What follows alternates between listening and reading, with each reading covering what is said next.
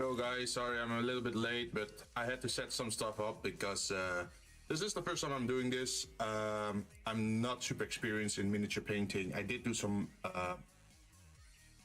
call it like architectural models, but you never had to paint those, so it's still a little bit different. I did get all my stuff out, so this is actually the first time I'm streaming the miniatures, but I already made a start because I was trying to learn how to do it, right? And hopefully it will focus correctly, but I tried to go for like a Galbadian color scheme from Final Fantasy. It's not focusing at all, is it? Nope, it's not focusing at all.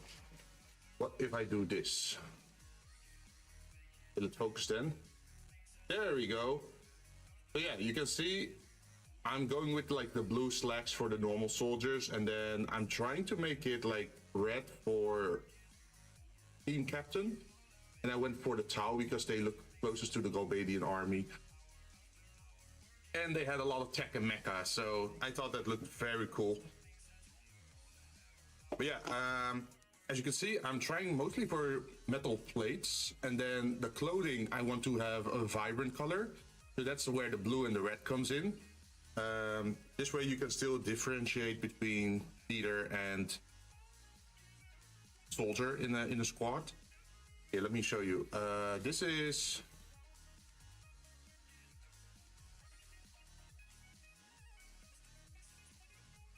an officer then, right? Of like a Galbadian elite officer, but now it's Tau.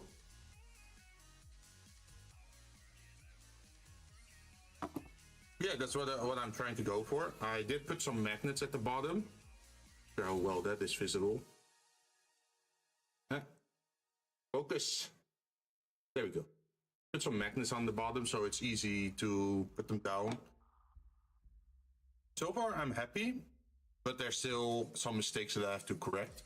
I got my painting tray here. As you can see, I mostly use blue, not a lot of red. And I think what I have to do today is I gotta find my brown, because I had a test tray like over here where I just tried out different colors, see what they looked like if they dried up. And well, I did make a big splash over here with the metallic out accident, but for the most part it looks pretty good. So I was just experimenting a little bit, so that's why I didn't stream it before. Let's see, I'm gonna have to I can show you guys this as well. I got this huge saving thing. See that? With all kinds of paint in there. And I dipped the top of it so you can easily see which is what color. It's not super detailed, my camera, but hopefully it's still good enough to pick up. I'm thinking of maybe trying to get a better camera for my desk cam if we're gonna do this more often, which we probably are. Hey, okay, how you doing? I was just doing my little intro explanation of what's going on. Ow, how could you? What did you hit me with? $8, man. Even till the last moment. Let's see, I think this was my, yeah, this is the paint. No, not the paint. This is the glue that I use, which is the Tamiya one that you also use for the what's it called? I guess it's like plastic cement. Yeah. By the figure, I dare you. The figure, have you, like, if I look online and I look in the Japanese store where you can still pre-order it, it would be $100 or so. Like, I think 120, 110 euro. If I buy it in Europe, it would be 170 euro. Goddamn, 170 euro. Because apparently they think people are willing to pay that. And it's already sold out in EU. But the nice thing is that sometimes people just buy a figure for their channel to make a video about it, and then they sell it on the second-hand market, right? Because they do miniature model, well, not miniature model, but like model reviews or like figure reviews, and then they sell it, right? Because I've been seeing that on the Japanese site as well, where they sell those figures for quite a bit cheaper, and they only took it out of box to make their review video, and then they sell it again. How's the saving account? Pretty good. It's pretty well stacked. Let me go find my phone. There's so much stuff going on here. When did you come in? Oh, when did you come in? Did you see the paint bottles that I collected over time?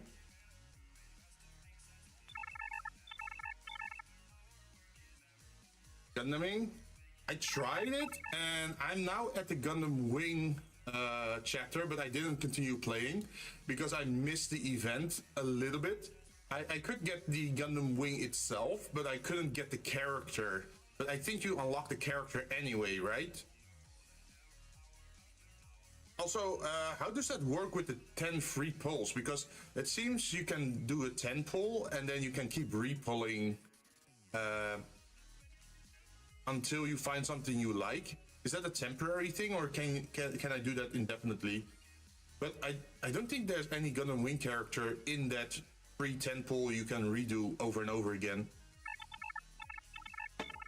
I think it's temporary. Oh, okay, so I do have to solidify my choice someday, because I just kept re-pulling, and then I checked the drop rate on all this stuff, and I saw there was 0 Gundam Wing characters. I was like, oh man. Here, let me actually deposit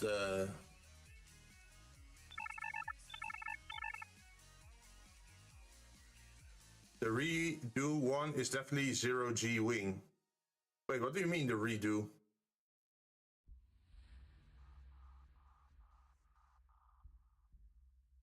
There's a redo?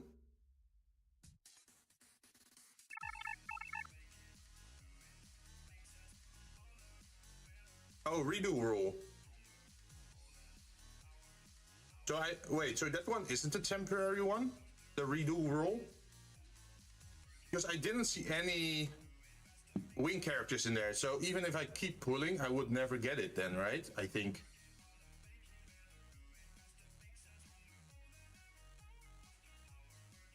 Anyway, I put it in. Our account is pretty stacked there, but let me show you my paint stuff that I collected. Look at this. Bam! All that paint. I've been saving up the colors that I want to use and try to get them whenever there's a sale.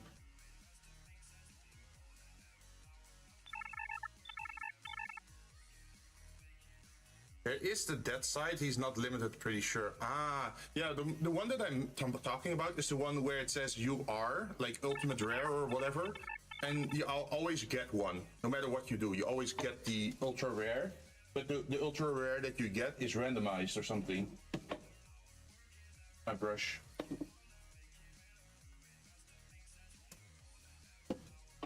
I have not touched these figures in a bit because I just did the base coat.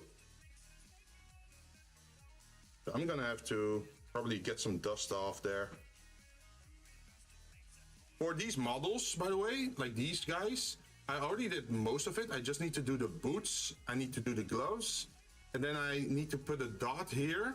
Oh, dot here. God damn it, the focusing on this thing. Let's see if I can show it like this. So you see the helmet here, right? I need to put the panel liner, this one, on the indent of his eyes, and then I have to dot a little bit of red there again, so it looks like it's like a camera or a red lens or something.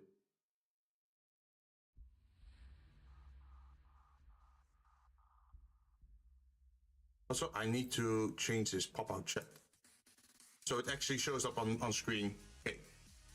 Could you say something just to test if it works? I hope it does.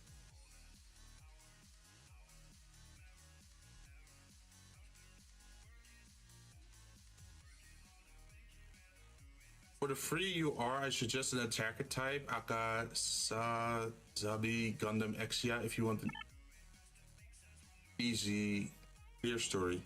Hey, there you go. Okay, it's working. Also, I never knew there was like a miniature and models category on Twitch. That's new to me.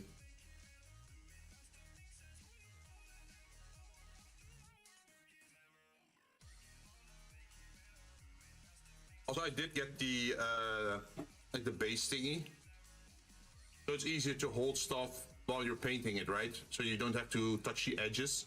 Makes it slightly easier. I really enjoyed using that one.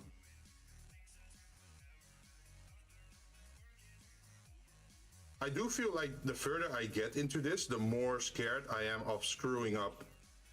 But I guess that's normal, huh?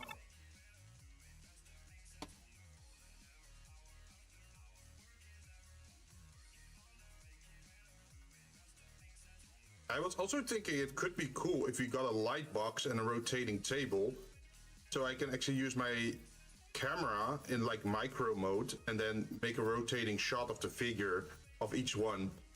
Do you think that would be cool as like a pre-recorded video to upload on YouTube site? So you can see like, oh yeah, this is the finished product. Seems certain someone fell asleep. Really? Wait, who fell asleep? Certain someone fell asleep. You mean John, or what's going on?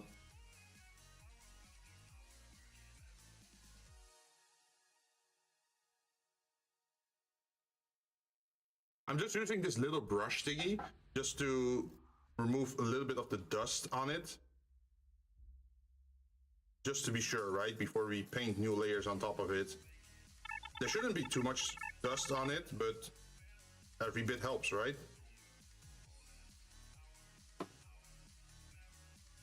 Who else? He did say he feels right. Yeah, he's been tired a lot lately. Understandable, lots of stuff going on. Hopefully he feels better soon.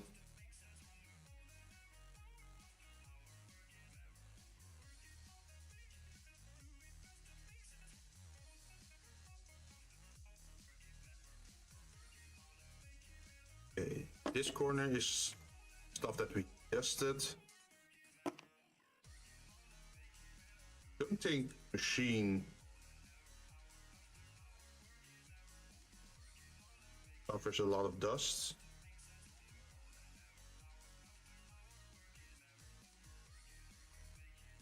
Can't harm to still remove it a little bit. If he wants to take a break, it's fine. Oh yeah, and he's probably gonna take a month break soon anyway. Seems there's some stuff he's gonna have to do to upgrade his permanent situation at the moment. I'm not sure if he told stream about that because I haven't managed to join his stream today or yesterday. Well, I lurk around a little bit, but I'm not always paying full attention because I'm also doing other stuff, right? But I'm just keeping his stream on or anyone else's in case,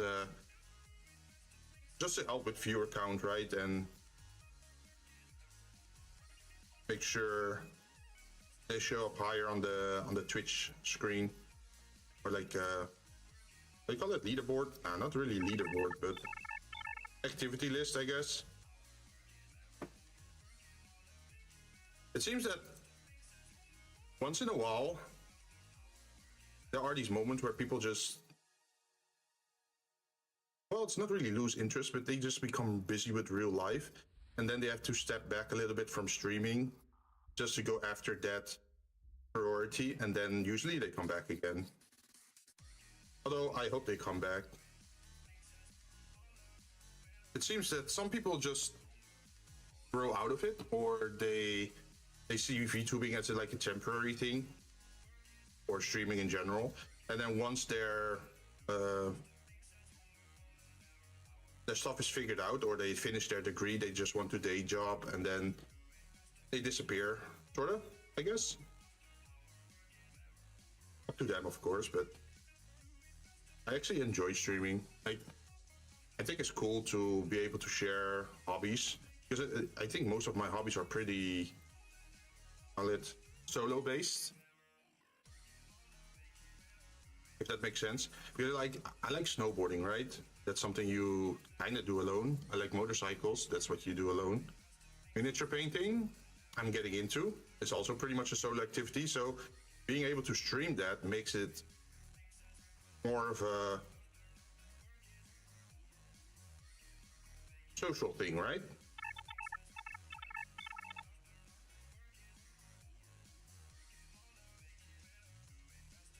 So in short, you don't have a friend. Oh, I do have friends, but the friends that I currently hang out with, they tend to prefer other stuff.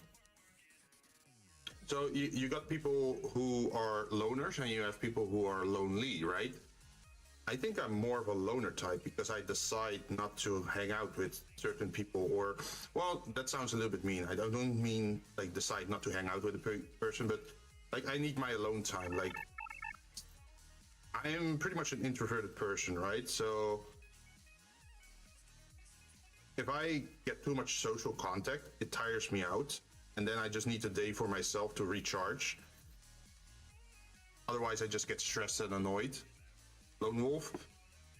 Like I still enjoy the company of people, but sadly, it just tires me. And it's not that I don't like people or whatever. It's just, even if I spend an entire day with people and I played board games and that sort of stuff, or like even if we're doing my hobby, at the end of the day, I still need to decompress and just do something for myself. Like even just watching a YouTube video or watching Twitch or whatever. And I noticed that my social battery also decreases a lot faster if I'm in a voice chat. So usually I don't sit in voice chats all day because you have to focus on the conversation going on, right? They want you to respond. But if I'm trying to focus on something or trying to do something for myself, then it just backfires pretty much. And I just feel more tired afterwards. Even if they're wonderful people, right? Okay, at least we removed the little bit of dust there was on there. So I should probably go find that leather color now. These are light colors, dark, not metallics. Where are you? Knew I had you. Oh, there it is. This is leather brown. It's a little bit on the bright side for my taste, so maybe we can darken it a little bit.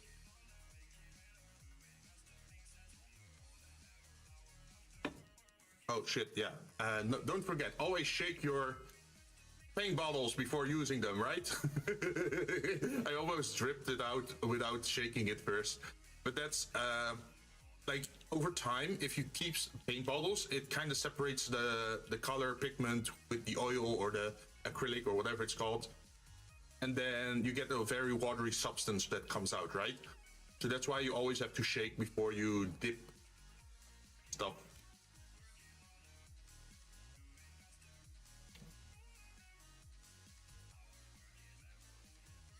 Oh, by the way, something other cool thing that I got myself is this stuff. It looks kind of weird, but these are miniature bricks. So I can use them as rubble for like diorama purposes. Like I can make a literal ruin where the buildings got torn apart. Legos, kind of. I guess you could kind of call it Legos. But the idea is, like, on the base of the figure, you could place here and there one of those bricks. And then if you make the diorama, you can add a lot of bricks. Like, you can build up a wall, but you can also, like, lay them on the floor or on the way, like on the road a little bit. As if it's, like, blasted to smithereens. And you can even break them, which is pretty cool.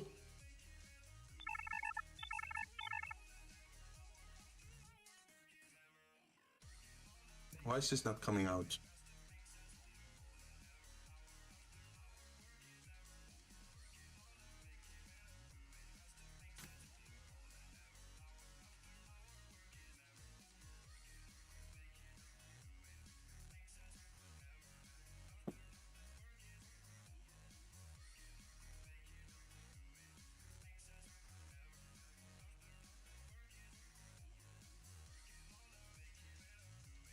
There we go.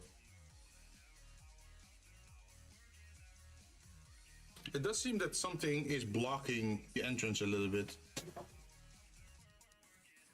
Do I have anything to poke that out? Yes, I do. Oh, yes, well, so you have heard the collab. Wait, collab? What do you mean collab?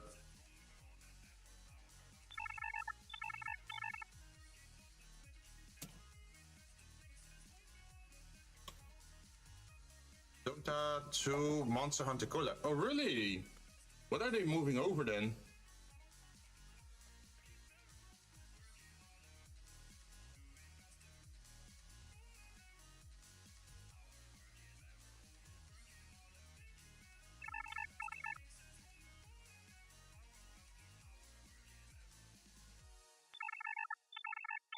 Cosmetics. Oh.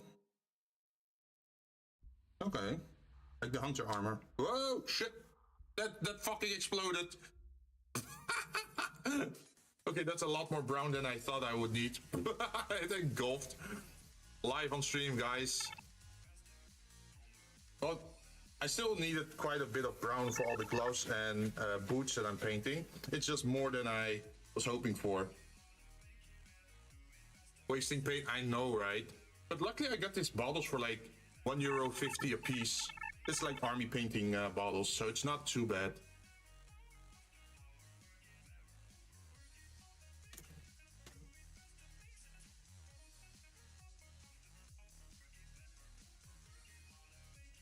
Why are you bringing brown? What do you mean being brown? I'm doing no such thing.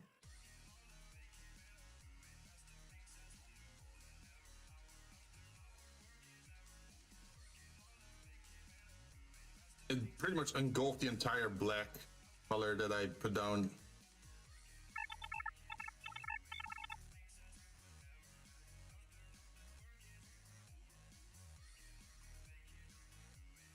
We are getting a little bit of the darker back though.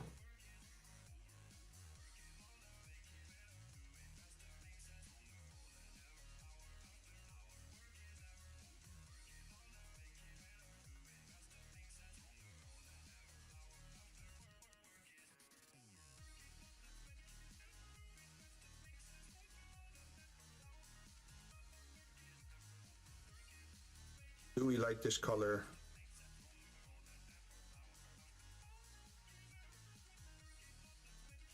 I think we need a... where is it? Maybe a little bit of red. The brown liquid would like to talk. Yeah, this is the brown drip, right?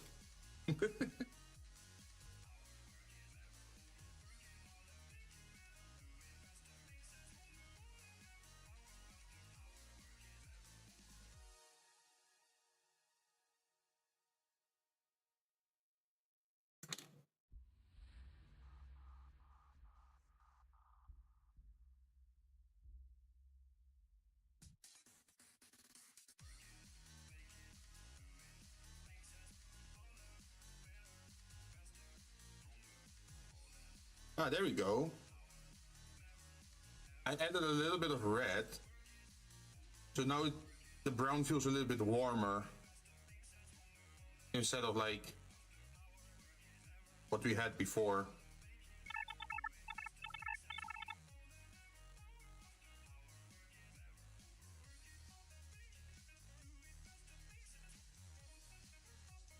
Cosmetic, I would say that's okay. They give base armor. You still need to grind to get them. Of course, they want you to pay for the expense. Ah. Wait, so what side is the collab on? Is it you're getting Dota armor inside of Monster Hunter? Or is Dota getting the armor?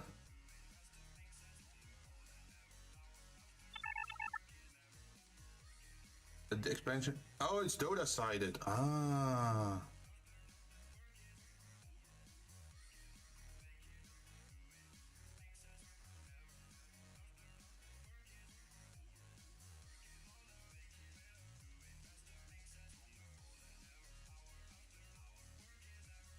See how that looks. Yo, I like this brown. This brown looks pretty good.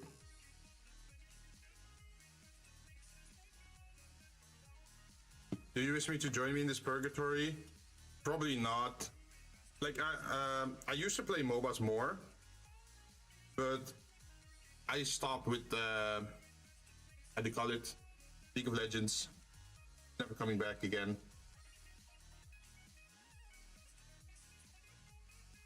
Oh, this is just gonna be hazy, isn't it? Wait, can I manually change the focus? Like instead of autofocus? I'm gonna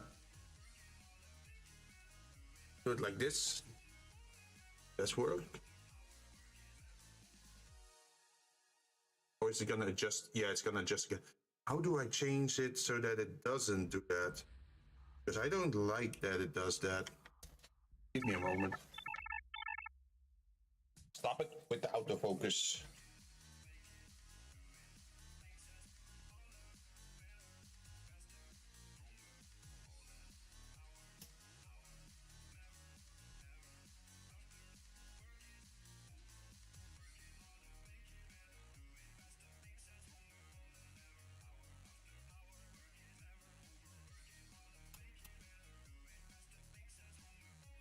Let's see what this does. You know, maybe one day there will be a return of LOL, but this time you and John too. No. Nope. That's not gonna happen. Never again. But let's see if I try to adjust the focus again. If it actually takes. Or if it's gonna autofocus again. Yep. Gonna adjust again. Oh well. Kinda sucks.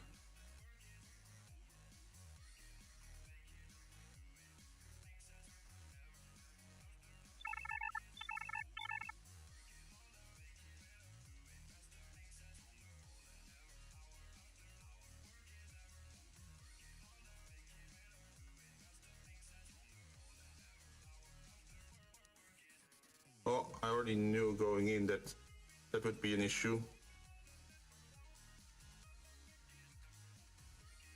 Focus. Focus. I did learn some from the water delivery. Speaking of which, water delivery stream. What do you mean water delivery stream? What's the water delivery stream? First time I'm hearing about that.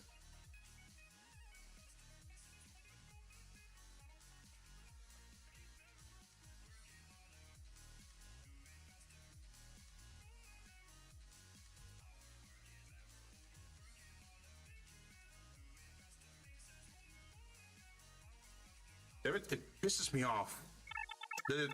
I'll keep auto-focusing.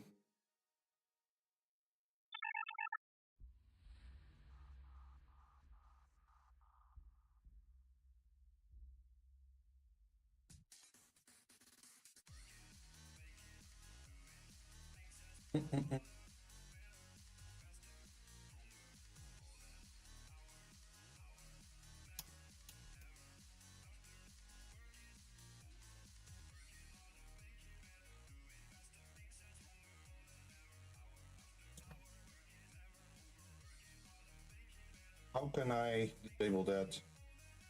Stop it with the autofocus.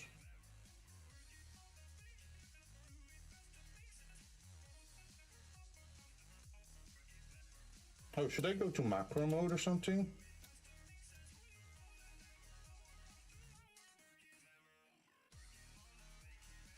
If I do this, will it focus on my hand? Yeah. That's stupid. I hate it.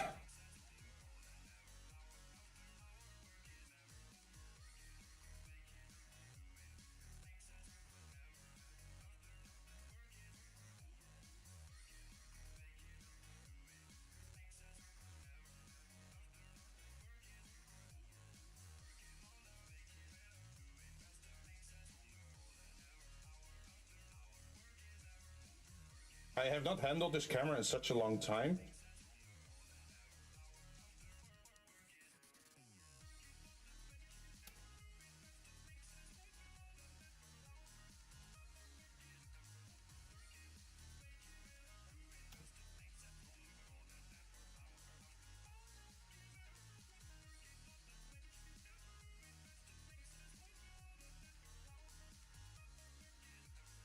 Does that mean I'm gonna have to look on my phone how to turn off autofocus on a goddamn old... It's a Filipino game? Oh.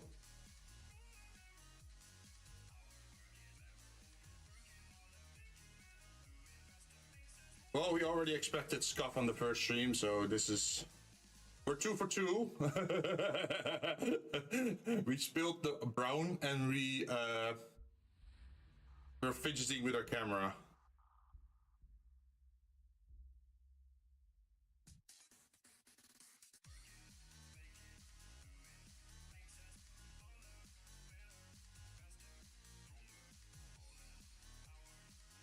Set the camera to manual focus MF mode, which is done through the focus mode setting, or switch the lens to manual focus if the lens itself has an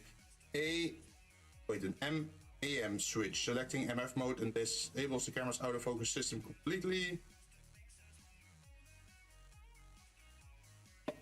Press the I button.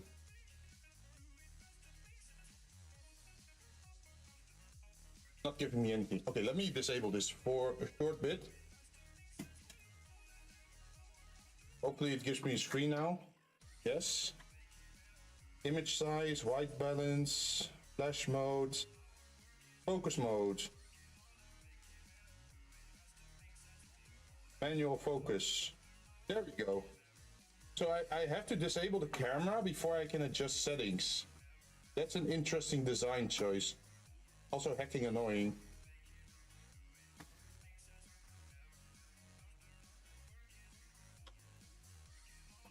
Give me my cable.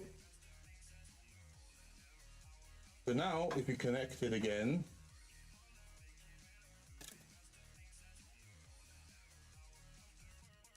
I should be able to move it so it focuses on my hand instead of the background, which is good for painting. At least, I hope. So imagine if I'm working around here, right? Then I adjust it around here.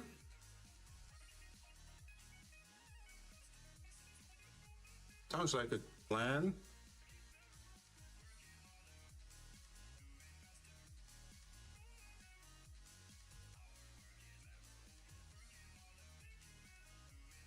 Let's actually continue. There's a lot to do today.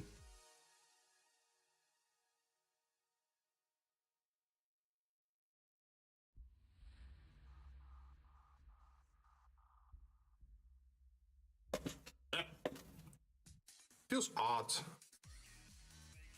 to have to work with your hands up like that.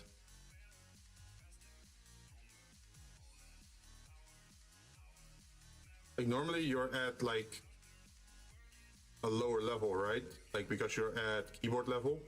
So having to put your hands up. Wait, can't I? No, I have to work up here because otherwise I don't see it myself. If I'm too far down, then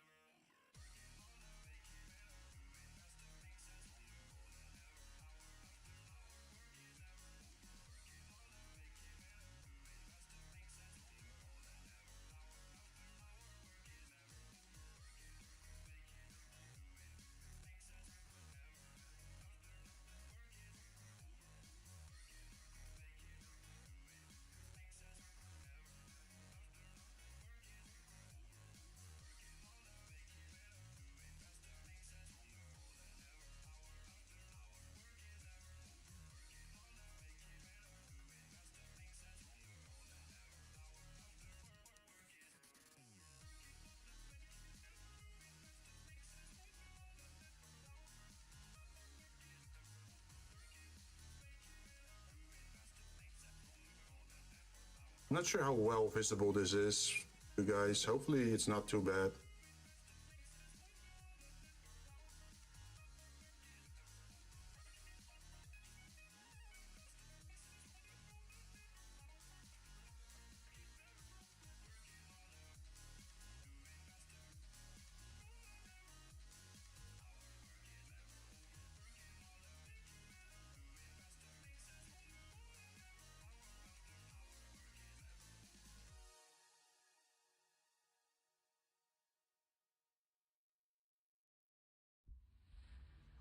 it.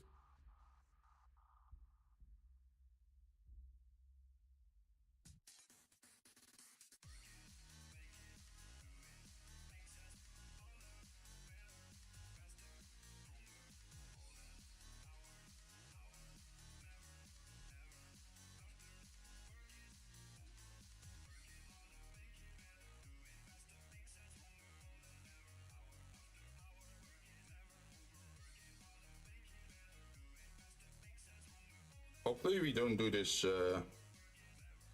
too messed up.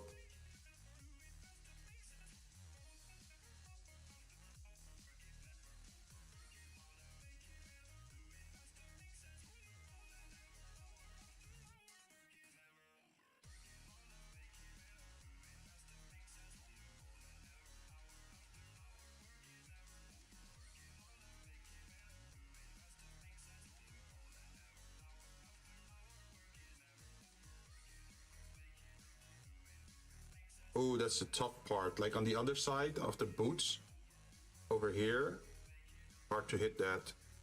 But as you can see, our base is still just gray, right? So we still have to paint our base as well. So if we touch it a little bit, that's not bad because we are still gonna add layers on top of that. That should hide our incorrect color use a little bit.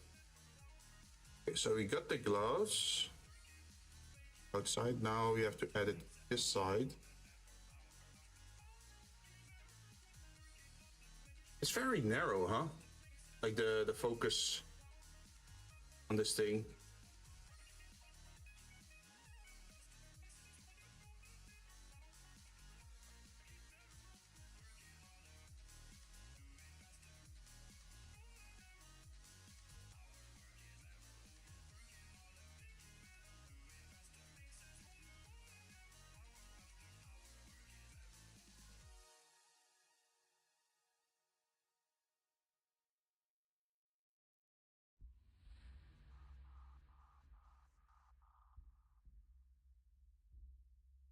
Sometimes I'm also heading out of frame because I just need to hit spot.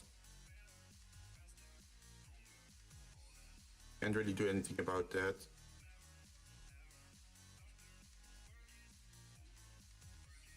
Okay.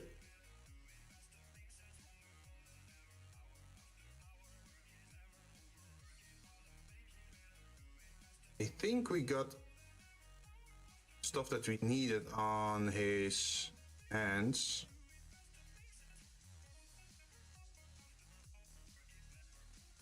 Both his gloves are painted.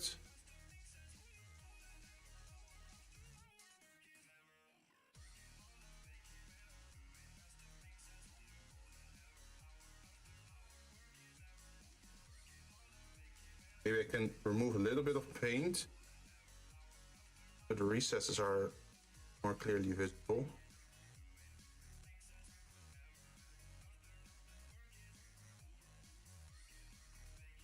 That looks decent, I think.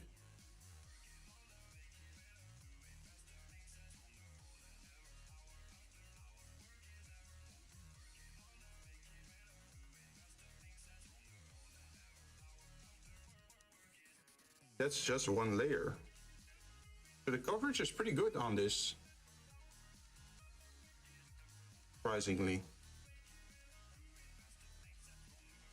Because sometimes they say like, oh yeah, you have to go over it multiple times.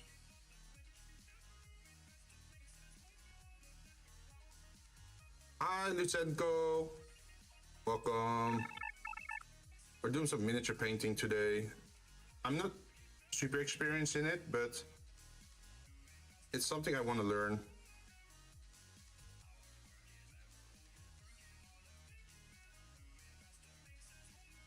So that's why I'm streaming it. Maybe people find it enjoyable. Most, right?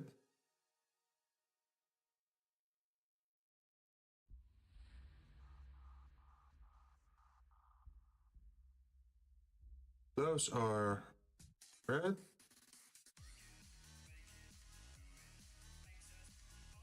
still okay. There's a one odd thingy about this.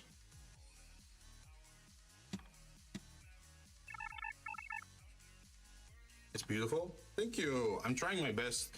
Like I'm pretty proud about this one. With the rockets. It's not done yet. Like you can see that the ground is still like gray. But I want to make it high contrast. Like I want to make it black.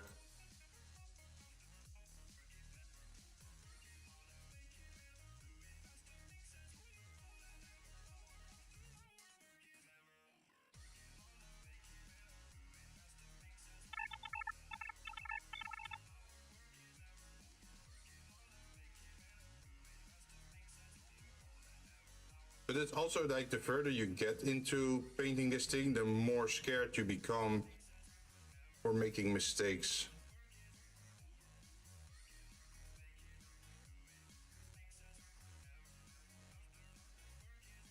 I don't even know anyone that plays Warhammer, I'll be honest.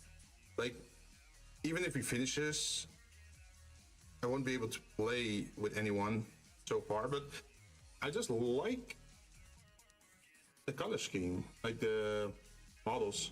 Like this one is definitely like sitting on a rock. He put his gun down and he's pointing like, yeah, we want a missile strike over there. And then he has like this little device in his hand to coordinate like where it has to go, like a communicator.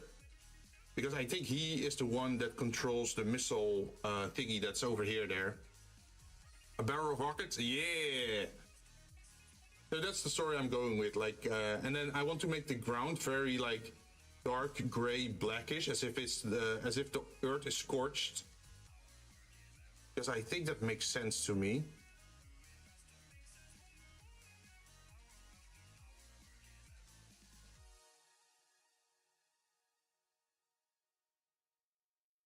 Like scorched by battle, right? If it's a burned planet.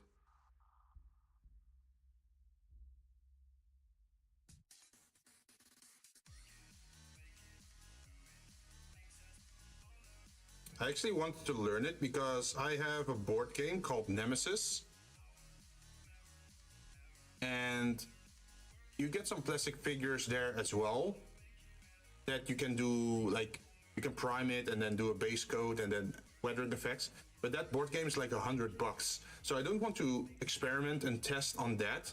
So that's why I got these creatures, Warhammer creatures from the Tau faction, just to learn and try out things, right? To see how well or how bad I am at miniature painting.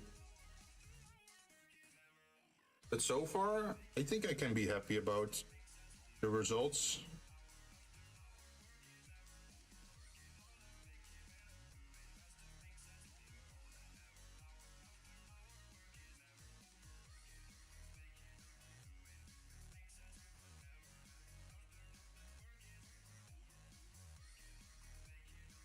See, fix the knee pad.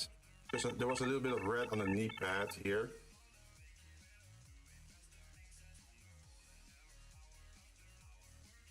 And we still have to go over it with, like, I think they call it a wash and the liner.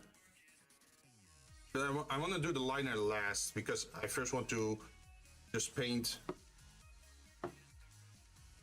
the leather on these figures. So, as you can see, this one is blue, right? So the last one was red because he's the leader of the squad. If you look from the top side, you barely see who the leader is or who the squad member is, right? So that makes sense, like, hiding-wise, that from the top, it's mostly gray. But from the side, you can see who is a captain and who is like a squad member. At least that's the logic I'm using with the Galbadian color scheme. So this is like a grunt, and then the other one would be like captain level.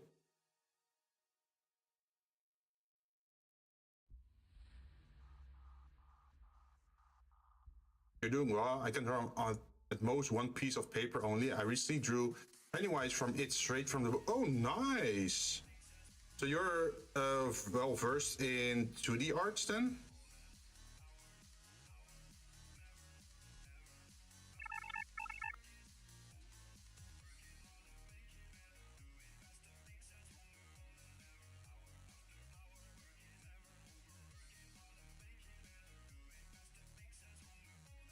Gray blue captain.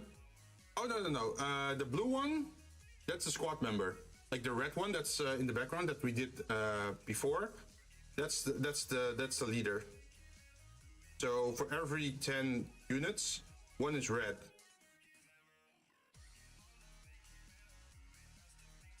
That's what I'm going with, at least. And in the original Final Fantasy VIII, you also had paratroopers and special troopers that used mechs and motorcycles, like cavalry, I guess you could say. And I was thinking of doing that for my flight units. Like if I get like the units with the jetpack or something, I thought it would be cool to make them, like instead of the blue, what we have over here, then they would be green. It's kind of funny because normally you would make the land units green and then the mechs and motorcycles maybe blue or something. But I guess in video game logic, a higher contrast with your surroundings makes you pop out more, makes you look cooler. That's why we have like Naruto running around in a green forest with an orange jumping suit. It doesn't make sense stealth-wise, but he does pop out.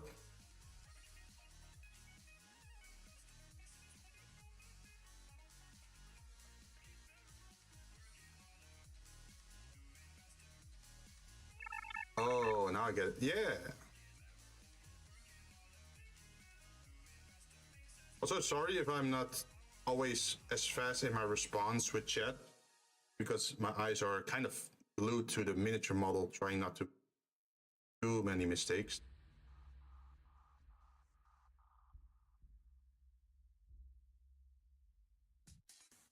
Now the camera is actually kind of useful because I can just look at my miniature on the camera and then it's way more zoomed out than what it is in real life. So I can actually see certain bits that I missed.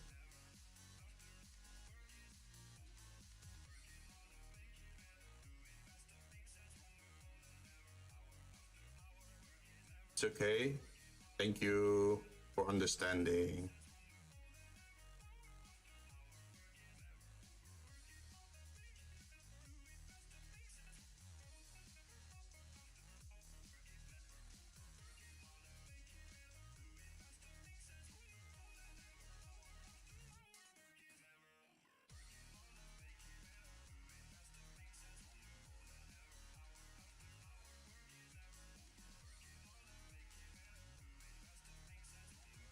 So the gloves on this one is kind of annoying because they're very close to the metal of the gun. You have to be very careful not to spill too much, I think.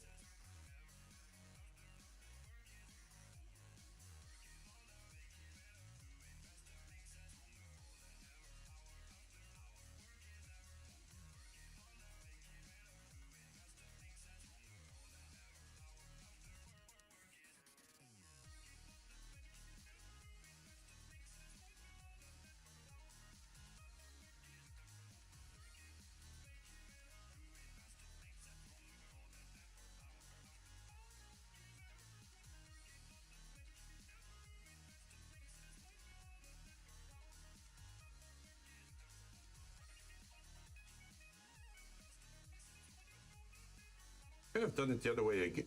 Well, like first do the gloves, then do the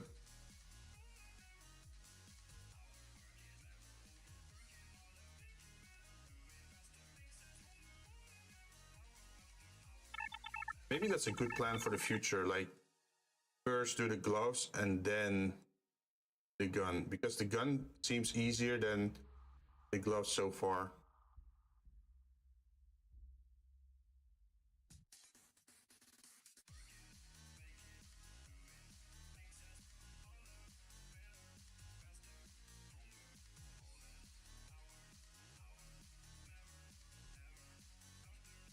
Also, this song has been repeating for a while. Let's disable that. There we go.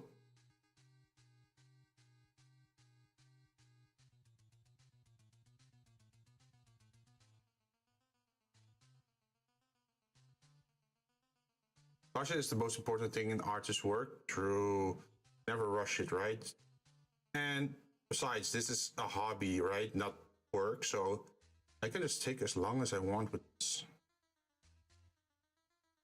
Like, I did notice that I'm really enjoying this. It's like I'm setting everything out. I'm just focusing on doing it well. And it doesn't matter if it takes me 3 hours or 4 hours, or I'm done in an hour, whatever I'm happy with, right?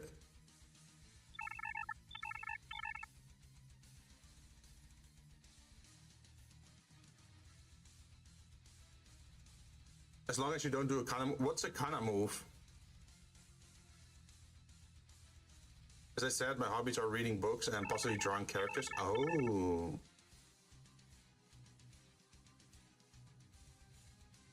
Hi. So have you published anything, or do you write like, well, fanfic sounds a little bit bad, I guess, in most people's ears, but do you use original characters, or do you write your own? Just out of curiosity, I'm asking.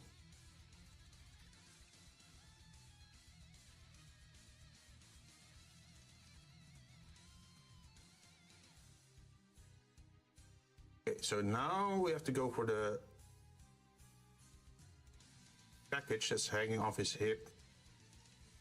These things, like, I'm not sure how well you saw that, but there's like this little hip pouch that you can still make brown as well.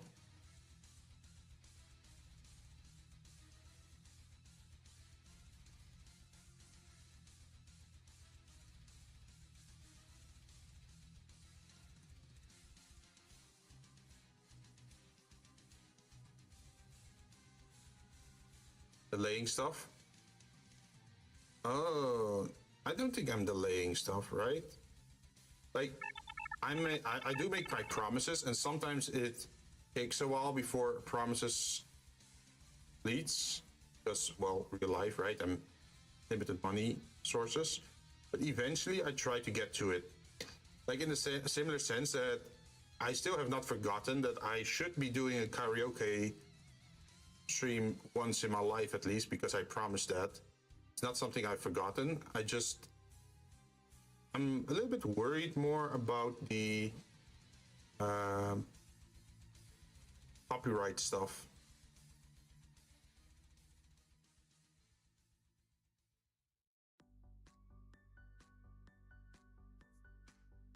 I think that looks good. Got some round pouches. Oh, I see some blue there still.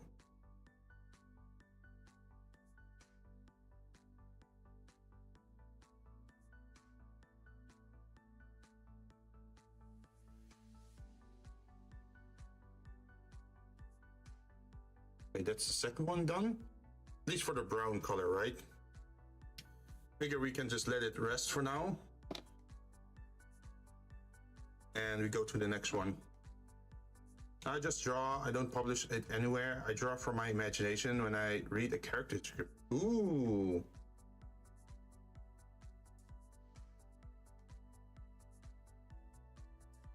So which characters did you cover then? Like, which characters get you inspired to write stuff?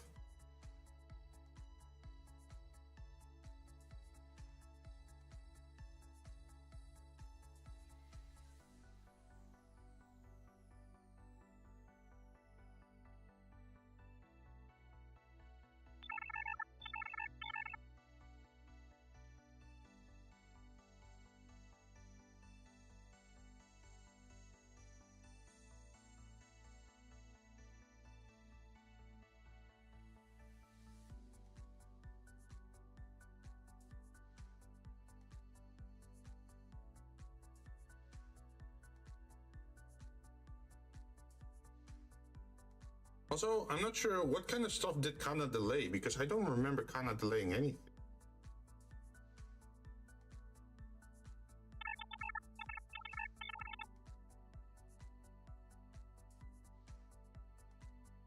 Could just be my shoddy memory.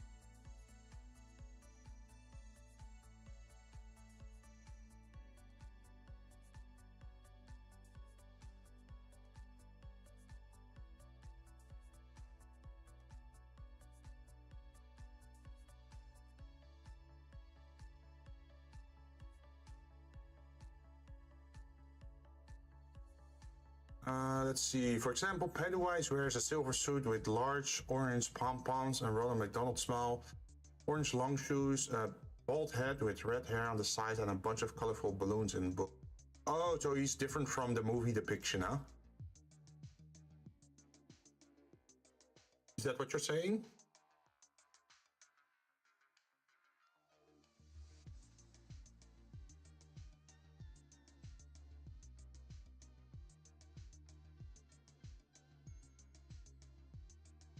Yo, I love this song so much. It's such a vibe. But the title sounds so depressing. Well, it sounds in two ways. Like, no one's around to help. Sounds like a cry for help. But it also sounds like, well, if nobody's around, then I'm gonna have to do it myself.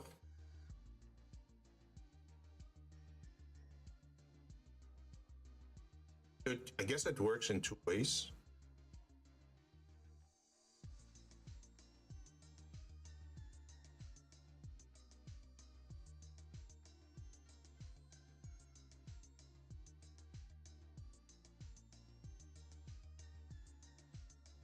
Also, if I understand correctly, what I should do next is use the liner first on the parts where I want it, and after the liner, I should use the wash.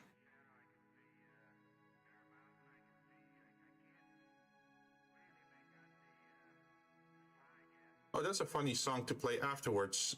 No one's around to help, and then immediately after it says, "Don't worry, I'll always be here for you." That's kind of funny.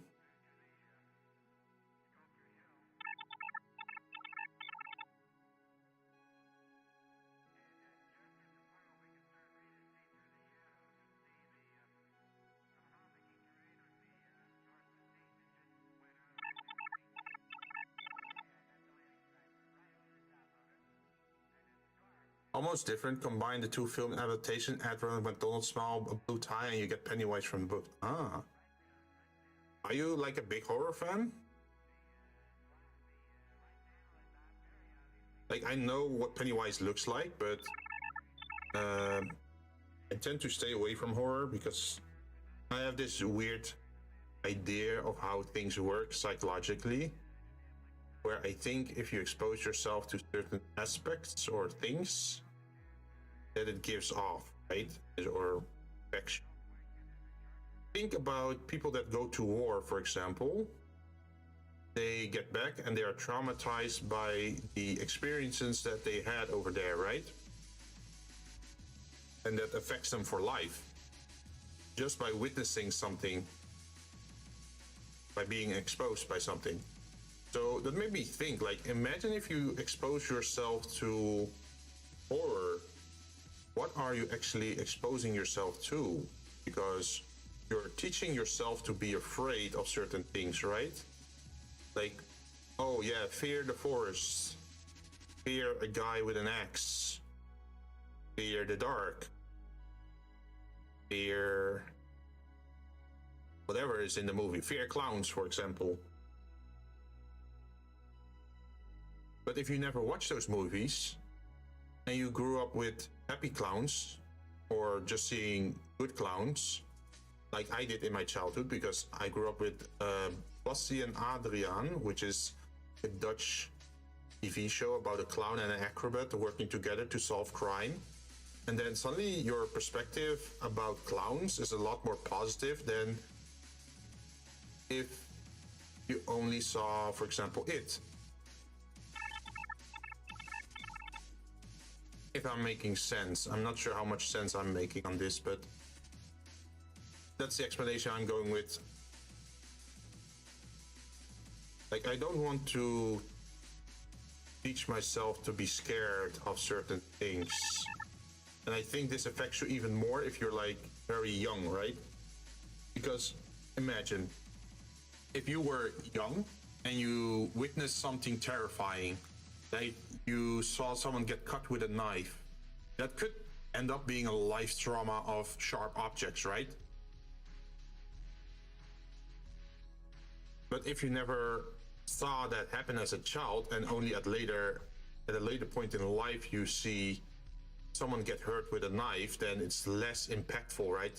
And you think like, oh yeah, well, yeah, that could happen, but does it affect me that much? In similar ways that like people who grow up in a happy household, they don't witness a lot of screaming, right? In their parental home. So screaming doesn't come up in them, and they also don't have like a traumatic response to people screaming. At least I think.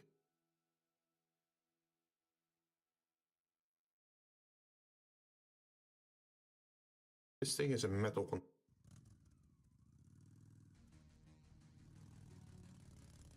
sorry, I'm getting off track, but that's just some stuff that I've been thinking about.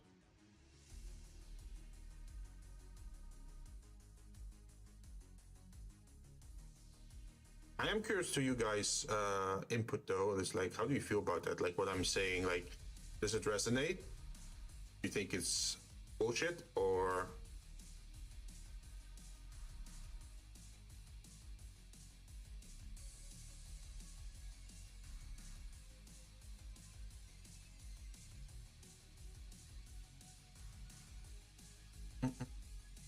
He has brown gloves, he has brown pouches, he has brown feet. Also, I still have to do the thing on the muzzle flash at the front. I'm gonna do that later.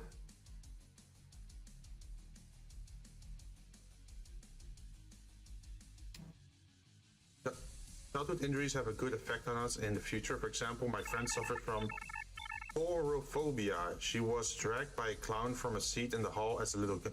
Oh, yeah. So I'm guessing, what does phorophobia mean? Like, is that the fear of clowns, or is that the fear of being grabbed or something?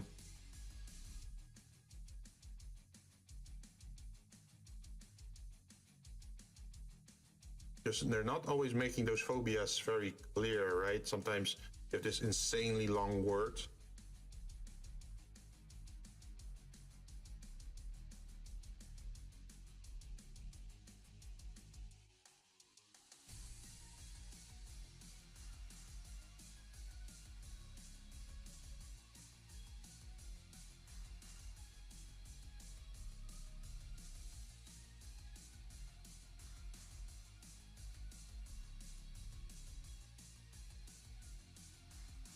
And it's hard to remember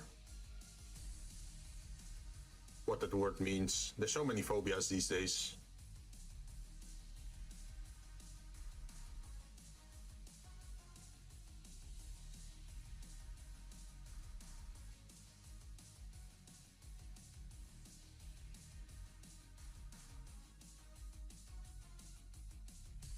Phobia is an unofficial name for clown. Oh, fear of clowns. Okay.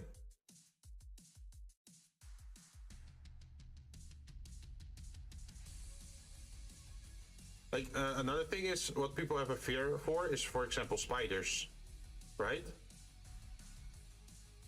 But then I wonder, is it maybe because they witnessed spiders at a young age or something, and they got creeped out by it?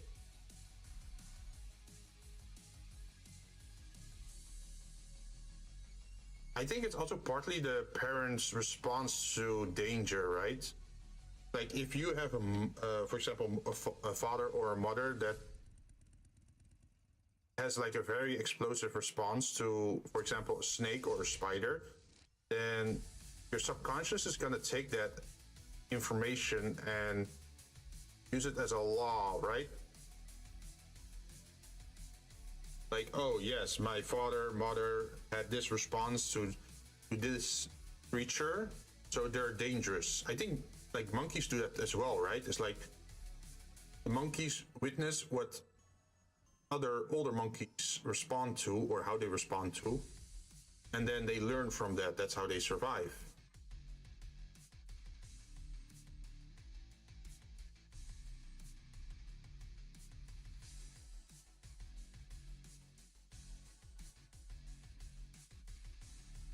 I think there's logic in that.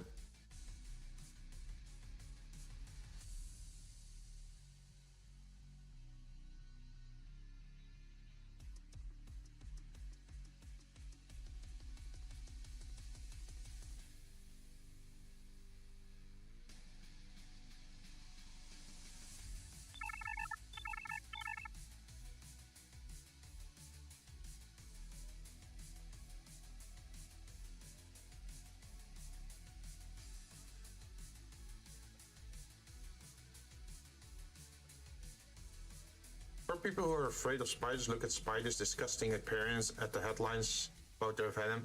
Oh, yeah. So, for example, I think maybe there's something true to that theory, because here in the Netherlands, we don't have poisonous spiders, right? So, I guess for most people, it's like, oh, whatever, right? Like, don't mind, they're harmless. But I guess if you grow up in Australia, then it was much more of a worry.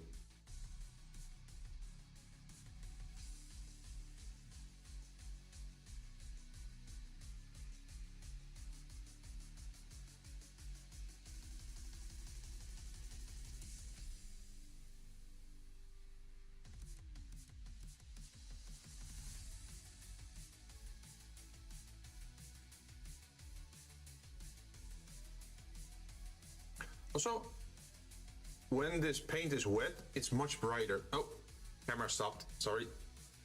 Let me set that. So when it's wet, it seems to be brighter, but once it dries up, it becomes darker. Let me show you. You see this one? Seems to be darker somewhat. Not by a lot. Oh, hands. Yes, hands. Just don't ask for feet, okay? Promise me. I'm trying miniature painting. How you doing, Kana?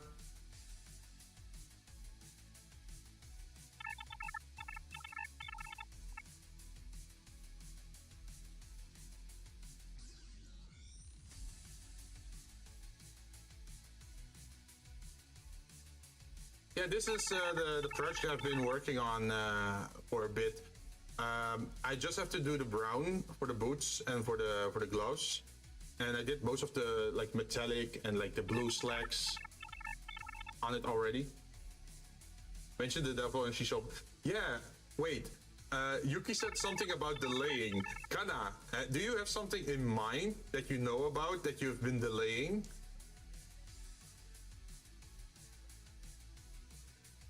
Because I can imagine you delaying something.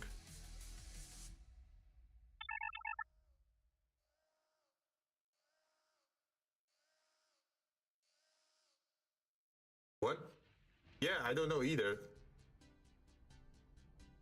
Yuki, you're gonna have to explain yourself. Or am I throwing you under a bus now?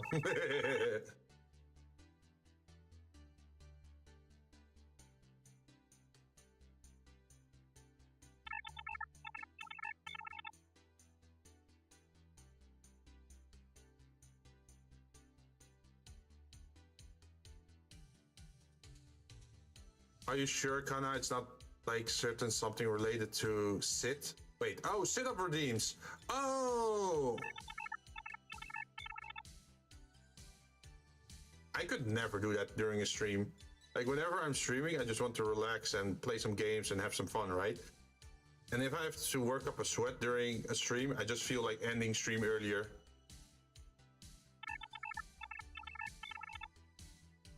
If I spammed it a minute ago, I had 26 of them, and each... Yo!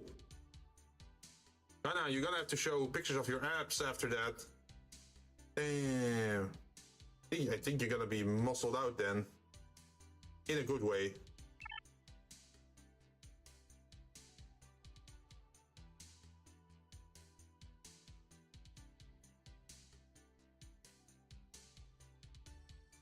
How do you feel about muscles? Like, are abs something on your radar, or is it like, not that interesting?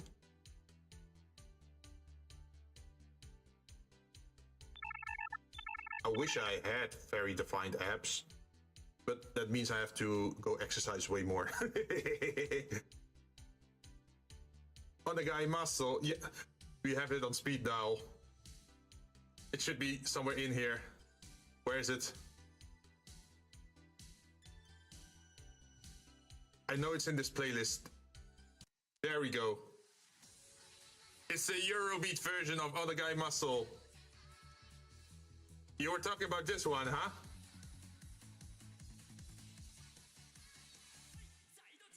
Cider Testo! Like when I saw this anime, I really felt like, oh, I should exercise more. Did I do it in the end? No. Well, I did get a subscription to like a public pool here where you can exercise by swimming. And I guess that still counts as a full body exercise, right? Because you use your limbs, well, your entire body to swim essentially. And I think per day I do at least 6,000 steps. I'm always cycling every day because, well, I'm Dutch, right? So we cycle everywhere. I don't really use my car for daily commute because it's close enough to just go on a bicycle, which also saves me a lot of gasoline costs. Muscles aren't important to me, just being physically fit is enough. It's all about performance then. It's not the visuals that matter, it's the performance.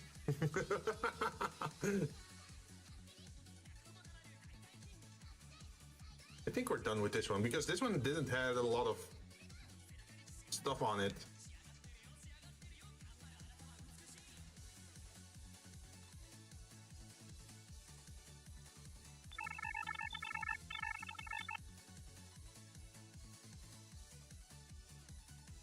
You know it. That's so cursed. The hamster face.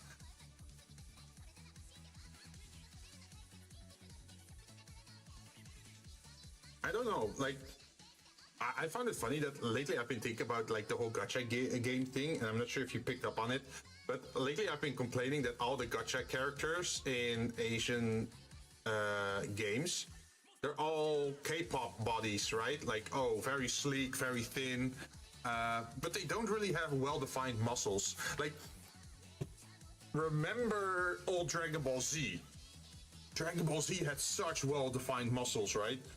Like Goku and Vegeta, and especially once they hit like Super Saiyan 2 or Super Saiyan 1, damn, a lot of artwork was done on that. And then they slimmed down for like Super Saiyan God or something. And then there was the peak design of Broly. Like that thing was just absolute mess. And I was thinking like, it's so cool if they returned more of those type of characters.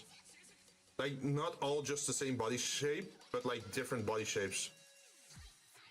Because I'll be honest, the man shapes are kind of boring in gacha games. Like, for women, you have so many different, well, already you have like bust sizes, right?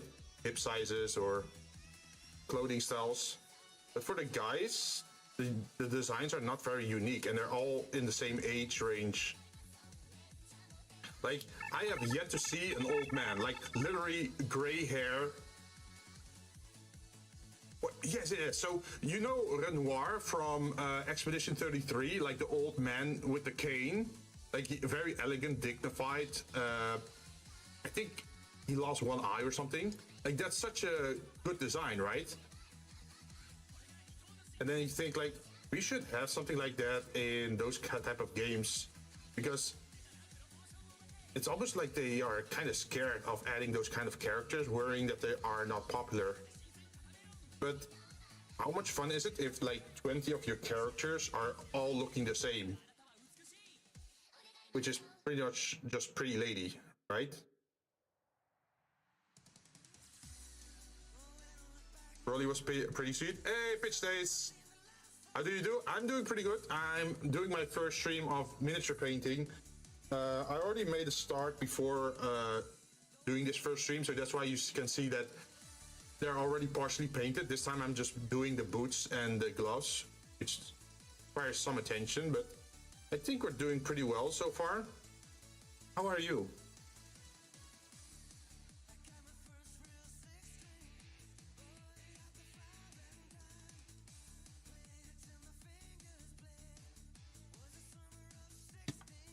That's also a classic song, Summer of '69. Broly was pretty sweet. I haven't seen the movie, but from what I've seen around, seems a better character than the. Oh yeah. So in the original version, Broly is like an absolute demon, personality-wise. In the Super Broly movie, he's still a monster in power, even more so than the original Broly, but they changed his personality in a very good way. So if you want to watch what's it called? The Dragon Ball Z Super Heroes movie, you first should look at the Broly movie. Otherwise, you're gonna get confused because it continues off from it. So true, men in gacha games are either Shota or lean body type. When do we get ugly bad? No, not the ugly bad. Okay, I'm fine if you have I'll just say it, like if you have like a big fat fuck that rolls around the battlefield, like I'm okay with having one character like that. Like even like Overwatch has like the big guy with the shotgun, right? The beer belly guy. And then you have like the anorexic guy next to it. But it at least makes the cast more interesting in an actual visual way, because you also have those games where they say like, oh yeah, we have a very diverse cast, and then they say like, well, this character is gay, and this character is trans, and this character is this and that, but then they're still all looking the same. I think I care more about like seeing different visual styles or archetypes. Or I remember a time when like in character bios, instead of like doing like the gender thing, like well, not gender and sexuality thing, they instead gave blood types. Do you guys remember that? Like I know in the official guidebook for Final Fantasy VIII, every character had their blood type mentioned. I think I messed up a little bit there on the base, but that's fine. We're still gonna paint that rock. That comes later.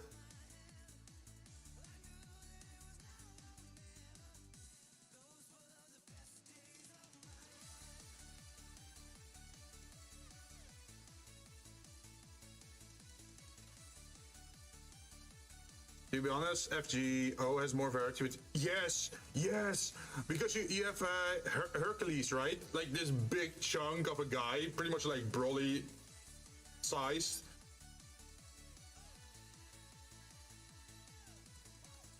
Yo, another character that's well defined, Aoi Todo from Jujutsu Kaisen. When he rolls up, damn.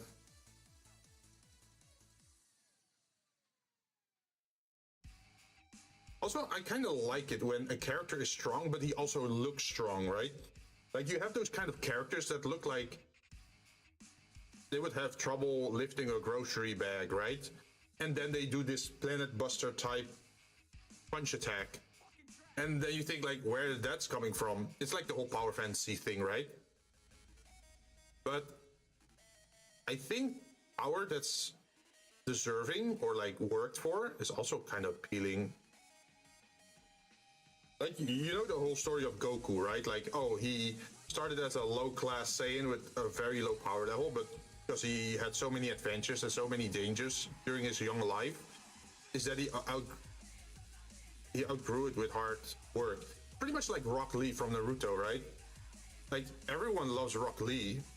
Originally, they thought he was a dork, but seeing him not give up and pursuing his dreams and actually putting in the hours to get where he wants to be, I think that's really inspiring.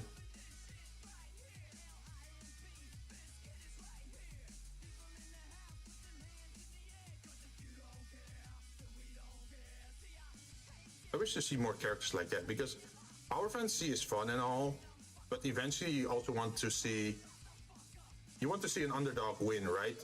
By sheer hard effort. I feel like they're doing that less these days.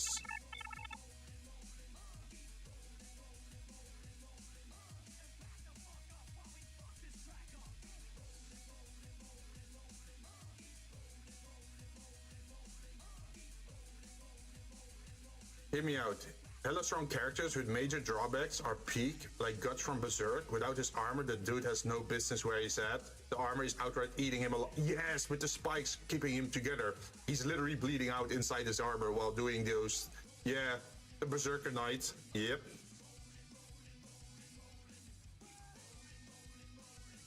That. And they're even warning him, right? It's like, yeah, you should not rely on that armor too much because it's actually fucking you up.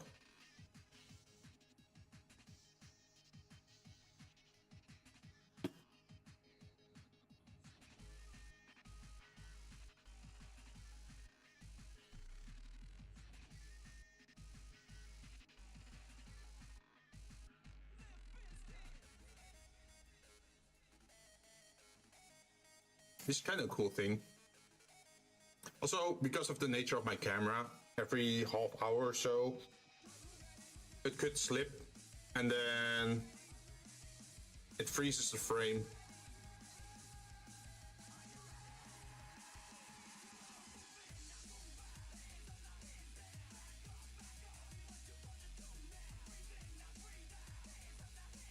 I think this is a remix, right? Yeah, Voodoo Biscuits. Yeah, I think this is a remix of two modern songs. I like that when they mix like two songs like this.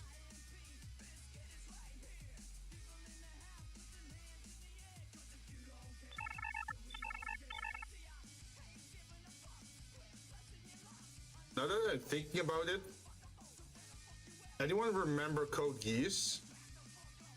The protagonist from it, like Lelouch. Like, he was a very lanky boy, very smart, but his physical condition was nothing. And they actually showed that in the anime. Like, he had to run away, and he was out of breath so fast, and I thought that was so funny. Like, it was an actual character flaw, and actually interesting.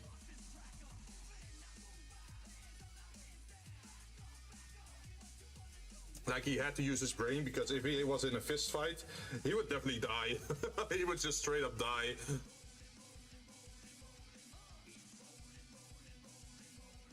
Okay, there's some bags you can see on the pants, but I want to keep them blue because they're part of the jeans, right? Or like the slacks.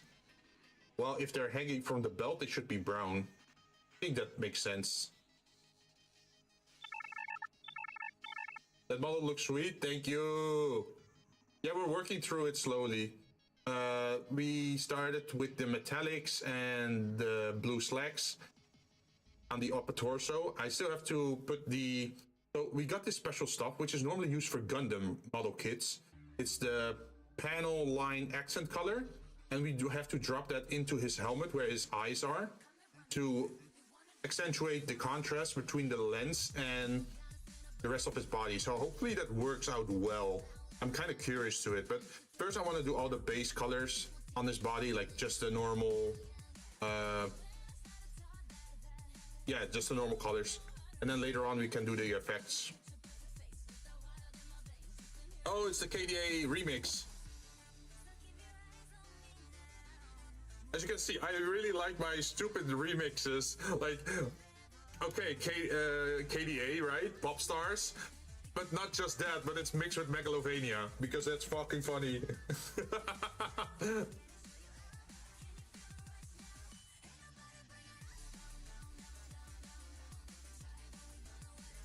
I used to be into something from ages ago, and it was from a site called SoundCloud, and I think most people would still know about it. But SoundCloud was a site where beginning artists or just amateurs could like upload their own creations, right? Their original works or their remixes, and people could like listen to it. It's like a audio YouTube, if you think about it. And a lot of people eventually made shitposting music where they mixed two completely different songs, and for some reason it would work. Or they would make like mega mixes of like a lot of songs being mixed together. And the nickname for that was called sound clowning. Clown as in like you're messing around or having fun with it. So that's where I got into like the whole interest in like having these weird mixes or weird songs. Like there's even like with Thomas the Tank Engine and then with some rap song. It's kind of funny. Oh, this is gonna be a rough.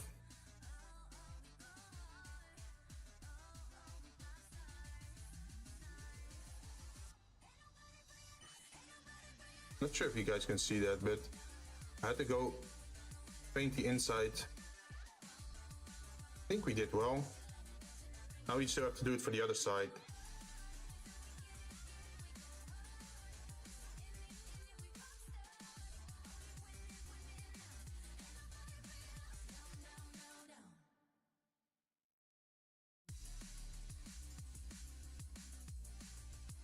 I do want to do the whole like micro photography thing later on to see what they look like up close, because I can't really see it well during stream, but I think that would be a fun thing to upload on YouTube, right?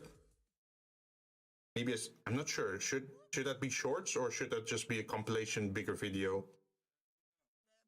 I don't really make a lot of recorded videos on my channel on YouTube, so maybe I should. Oh god, yeah, this is another shitpost song. Triple Q, he makes a lot of those.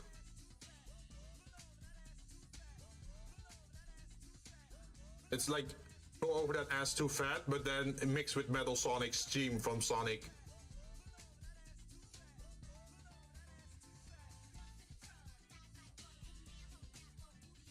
Like another song I have to find, or still get, is like Coconut Island from Mario Kart mixed together with Fresh Prince of Bel-Air.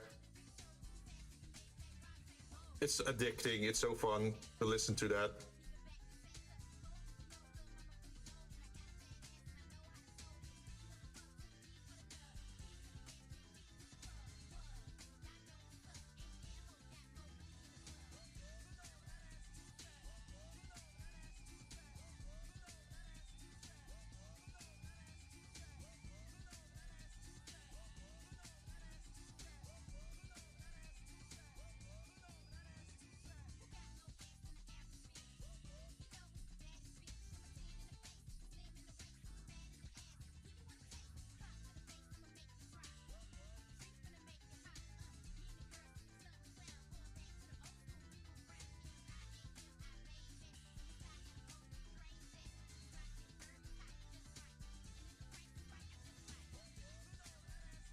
Also, Pitch, one thing I'm always thinking about is like how long we have known each other, and we visit each other's stream from time to time, right? But we still have to like play a game together, man.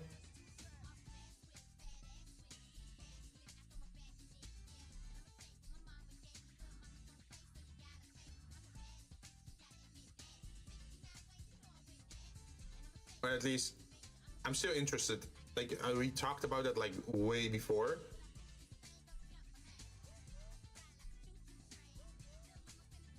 But we should definitely work on hopefully trying to find a game and a date or something like that. Because I haven't forgotten.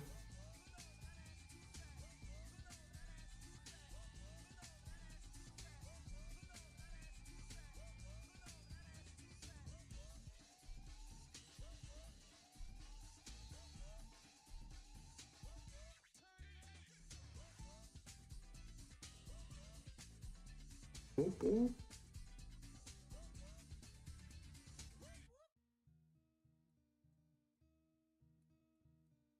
And then we immediately go to the next shitpost song.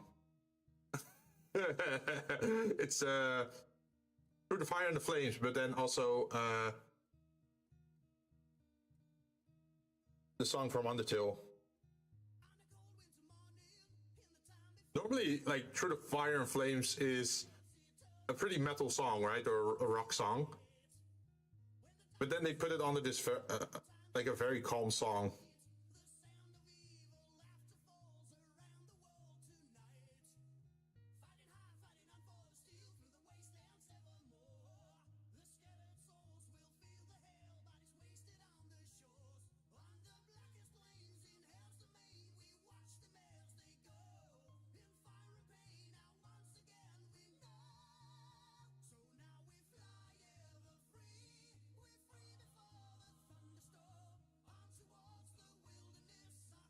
Carries.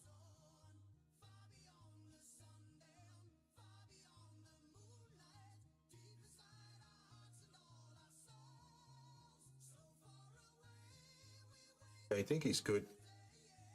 Up to the next one. 4 left. That still need gloves and boots. We're getting there, slowly. So this guy, I pose as if he's like reloading his gun. You can see there's a cartridge in his hand.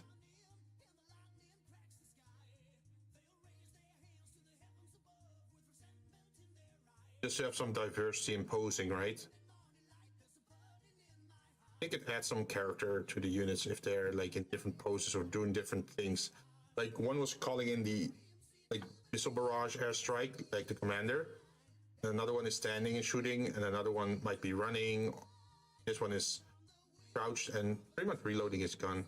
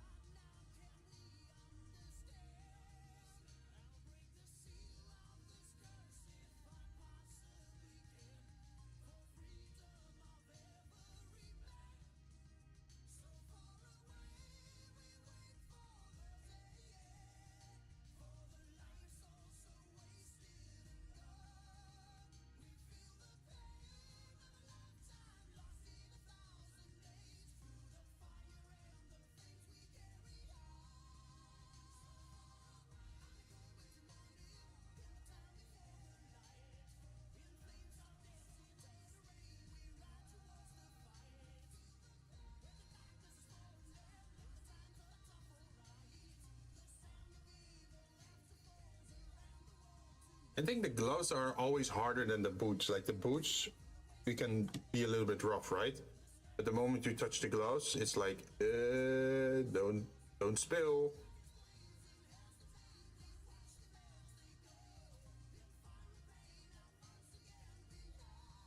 Don't mess up.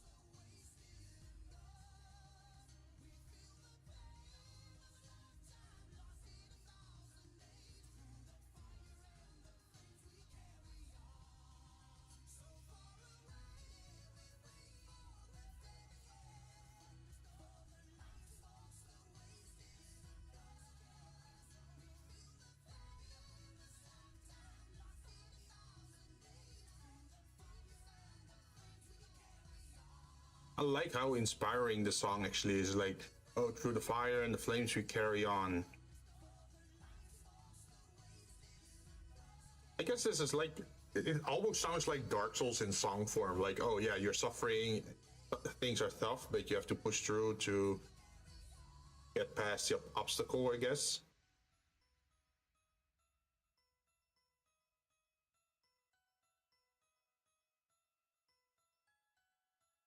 but it's not the high energy of the original song.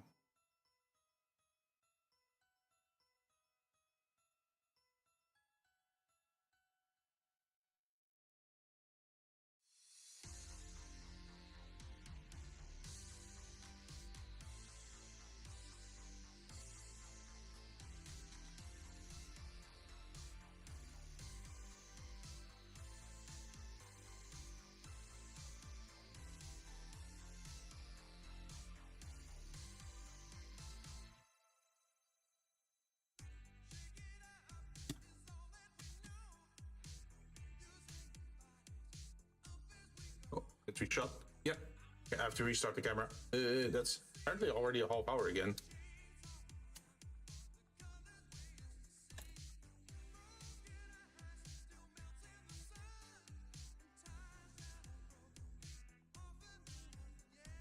I wonder what kind of camera you need to get this to like in HD, like, because you can see that my camera is still like not the best, right? It's better than a webcam, but I wonder what kind of camera you need to capture it even better.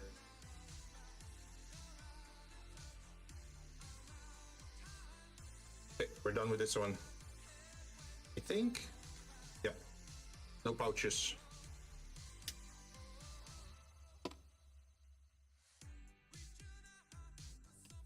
Also, since some of these things have like a muzzle flare thing,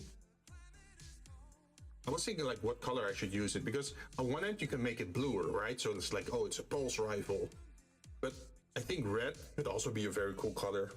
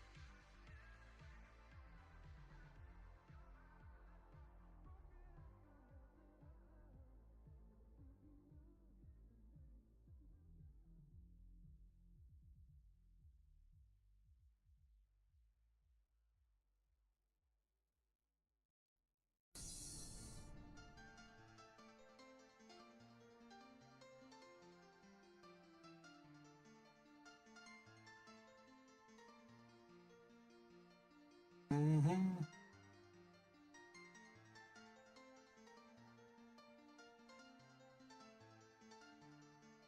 It's a sped up version of Never Surrender from Devil May Cry 4.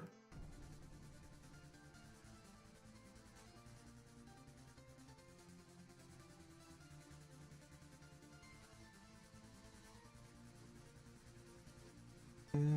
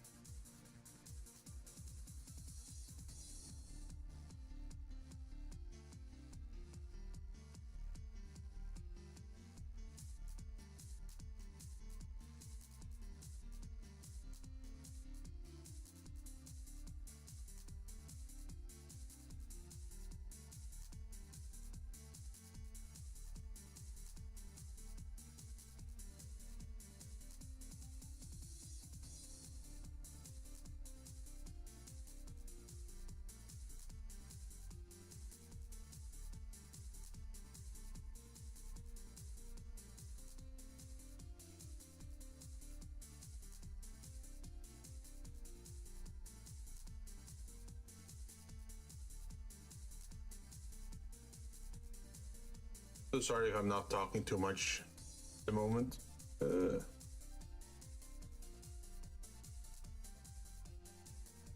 Hopefully the music makes up for it.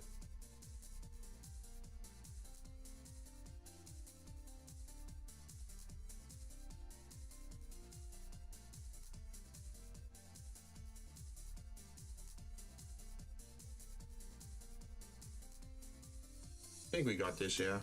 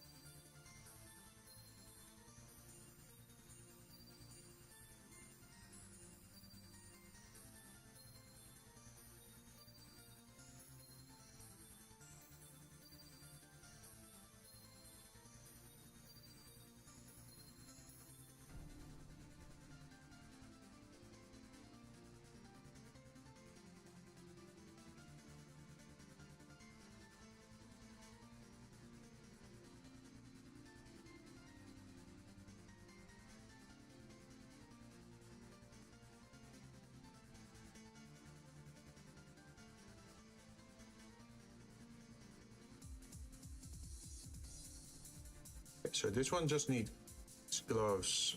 Oh, no pouches.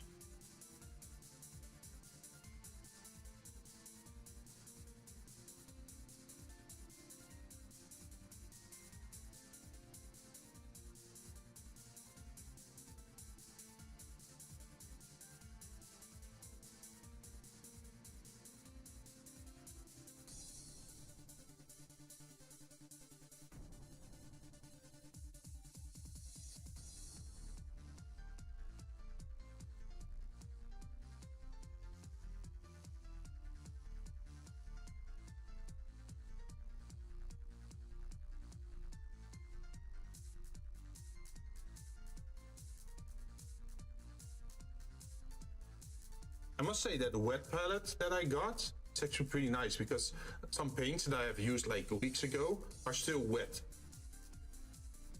I can still like well, it's not really reactivate, but reuse it, I guess you'd almost say. You notice you missed a spot somewhere.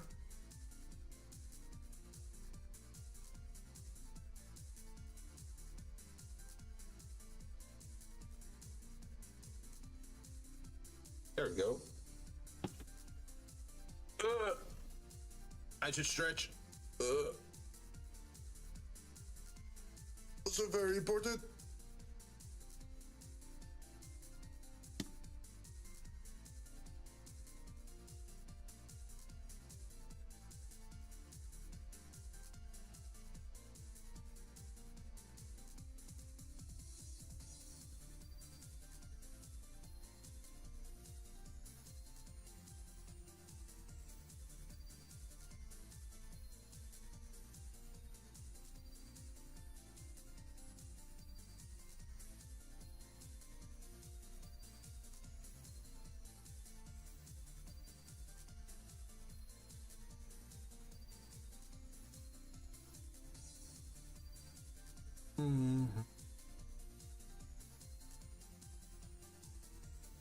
I wonder how this song would sound like if it had the lyrics as well.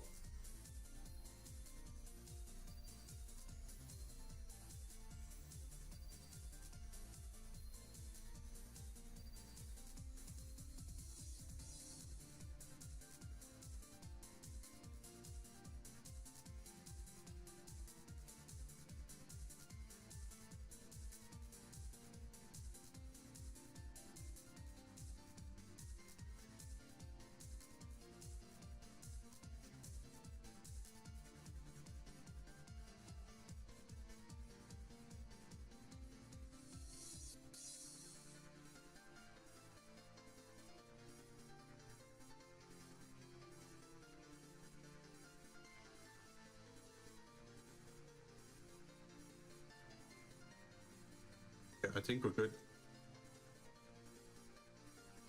Last one.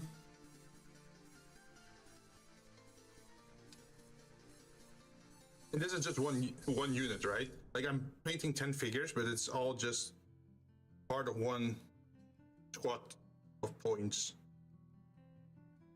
So if I want to have like breachers, like 2 more breachers, so you have 30 units, I'm gonna have to do this again. And Pathfinders are also sort of like it. But once you're done with it, at least you have all the small figures done, and then you can move on to like bigger figures, right? Like the mech suits or like monsters or vehicles.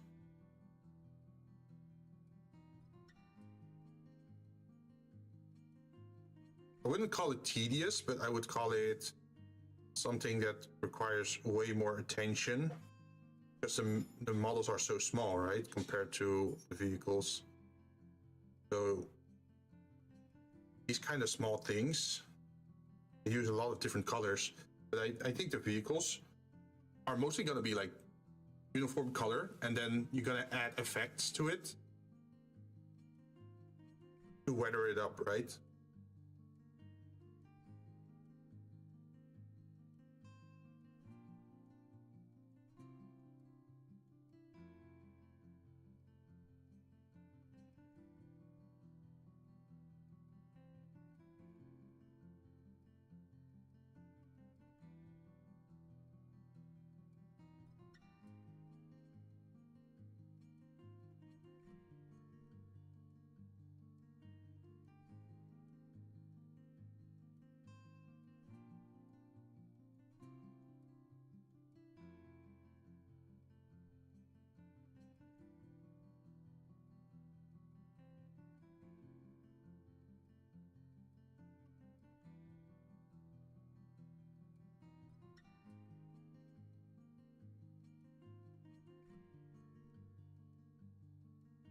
This song is from good old Melee, I think.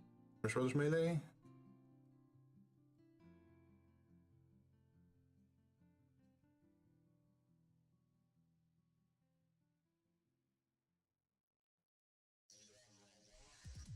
And we instantly go to like Hell Raven, I think. It's from Toho.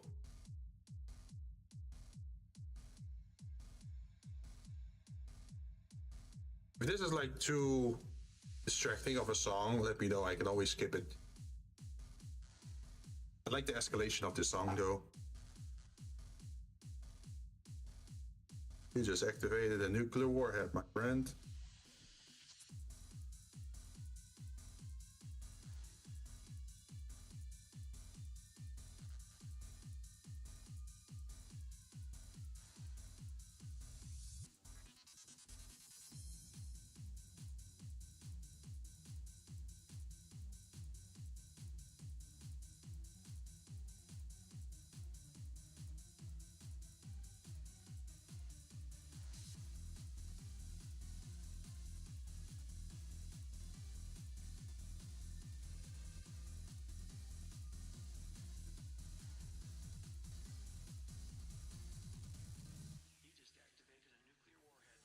There you go, see?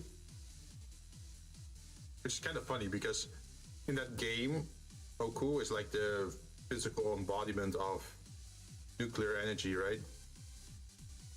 Essentially, you're saying like, oh yeah, you pissed her off and now you're gonna have to fight a nuclear weapon.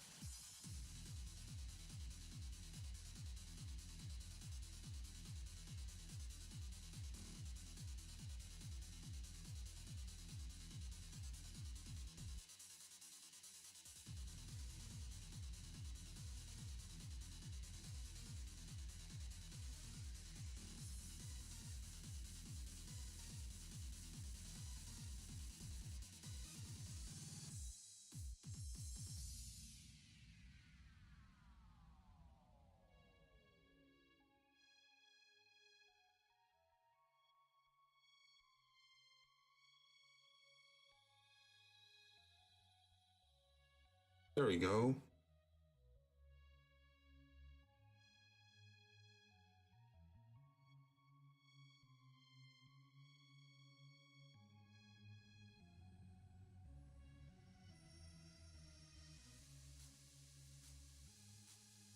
See, we did the hands, gloves.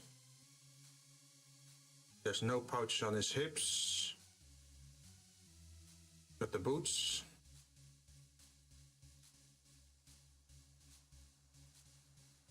I think we're done with this one. But that means we're now done with the brown, which is kind of a shame because we spilled so much brown here. Like, look how much brown we got. Oh no.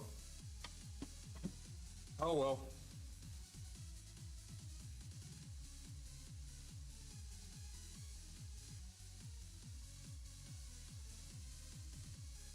And let's double check for the blues if we have any part fix.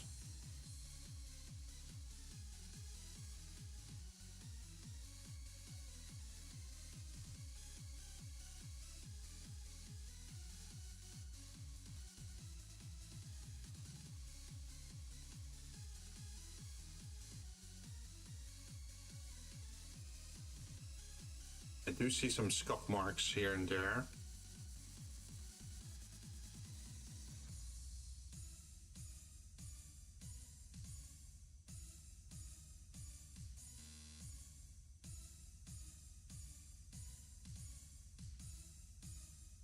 But in general, not too bad.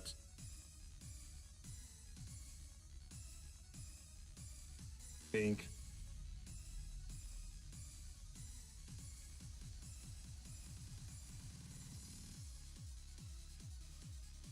So then the question is, what part are we gonna do next?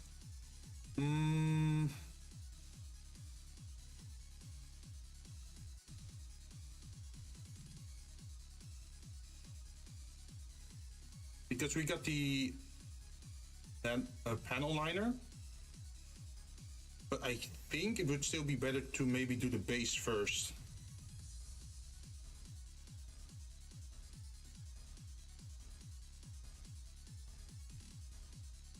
I think.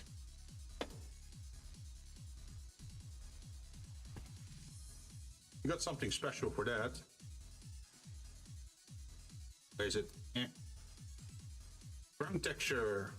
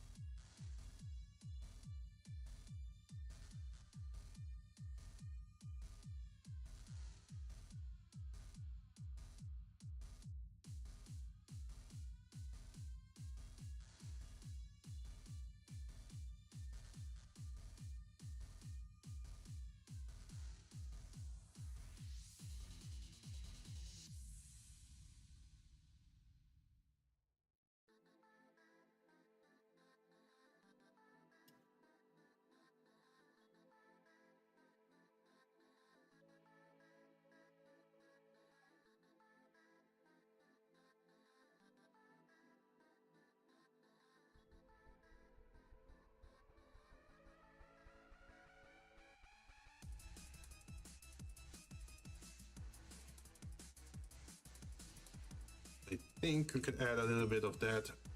This one.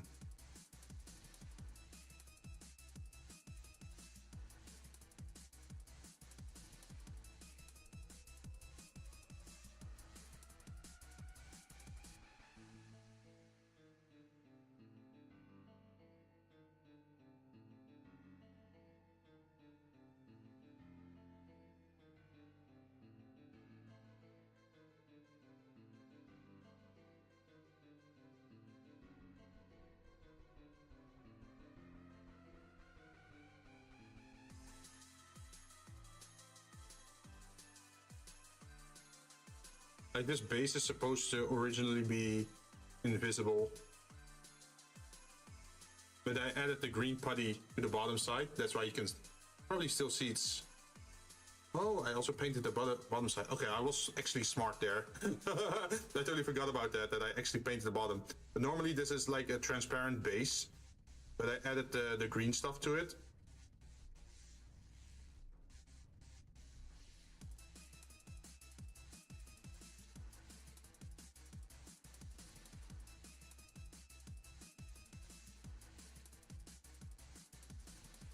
I think it looks kind of cool. You can still see a little bit of the green of the original thing there, but can't really avoid that, I guess.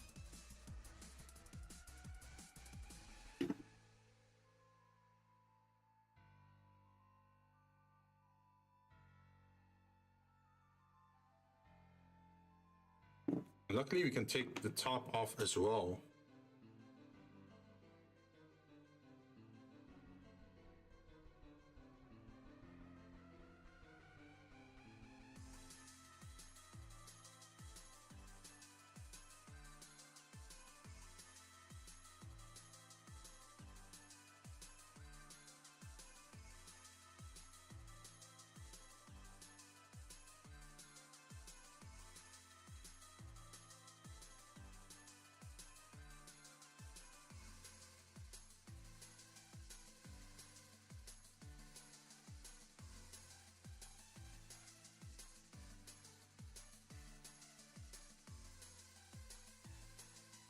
I do wonder what this will look like if you add a wash to it.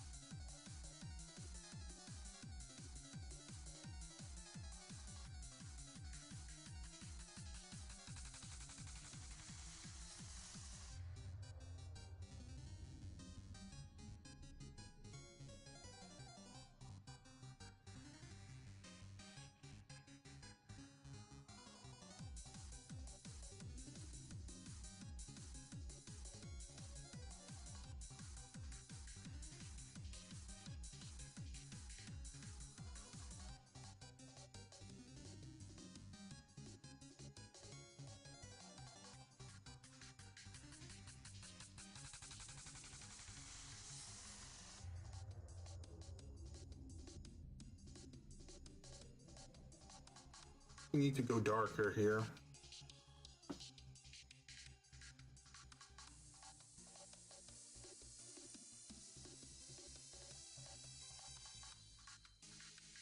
I should have some dark grays. You have a field gray, army green, color,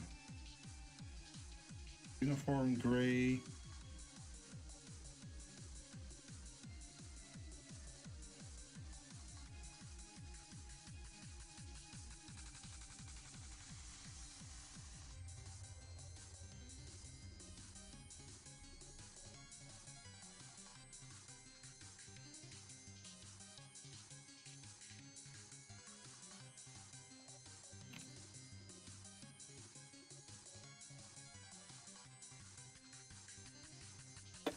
I almost feel like I should find myself a needle or something just to poke through the top layer so I don't explode a bottle again. Give me a moment, I'm gonna look around if I can find something.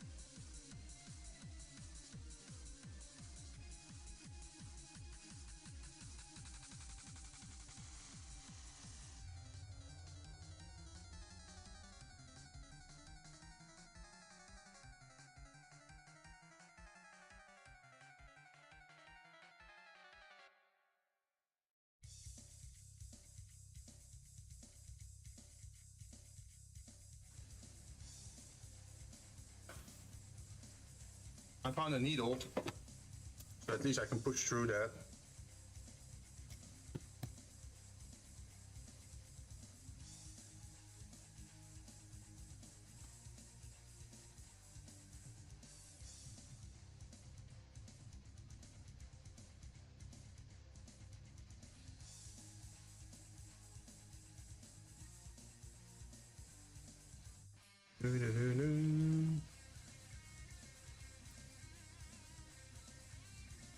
Yeah, this is Cherno's theme from Toho as well, but a very rock remix one.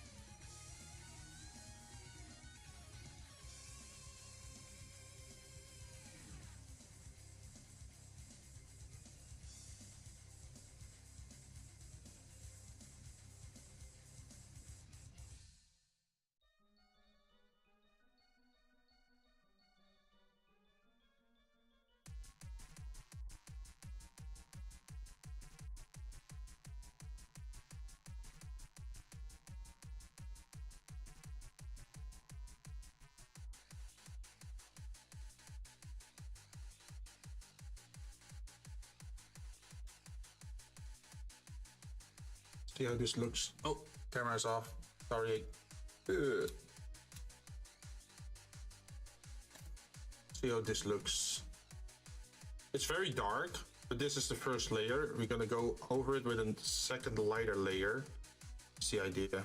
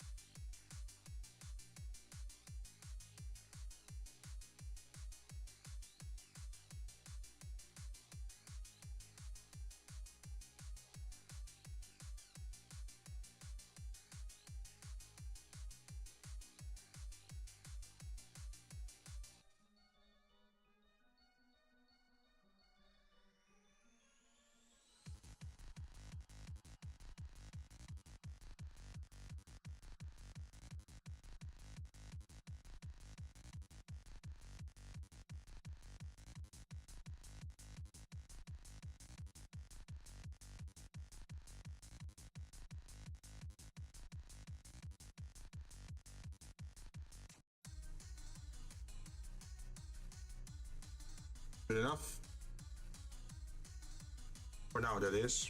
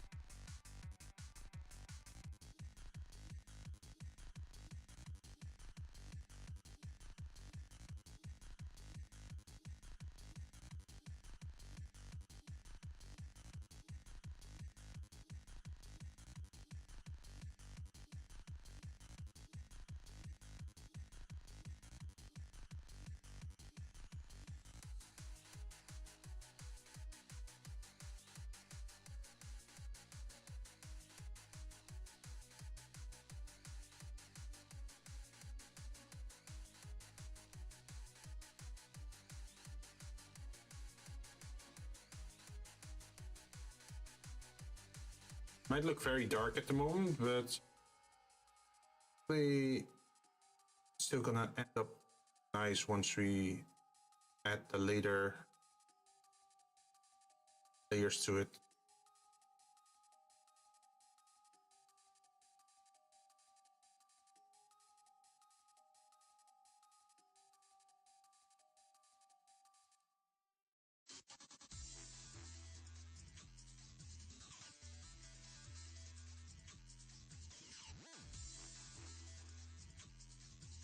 The last thing we're gonna do is make the black ring on the bottom.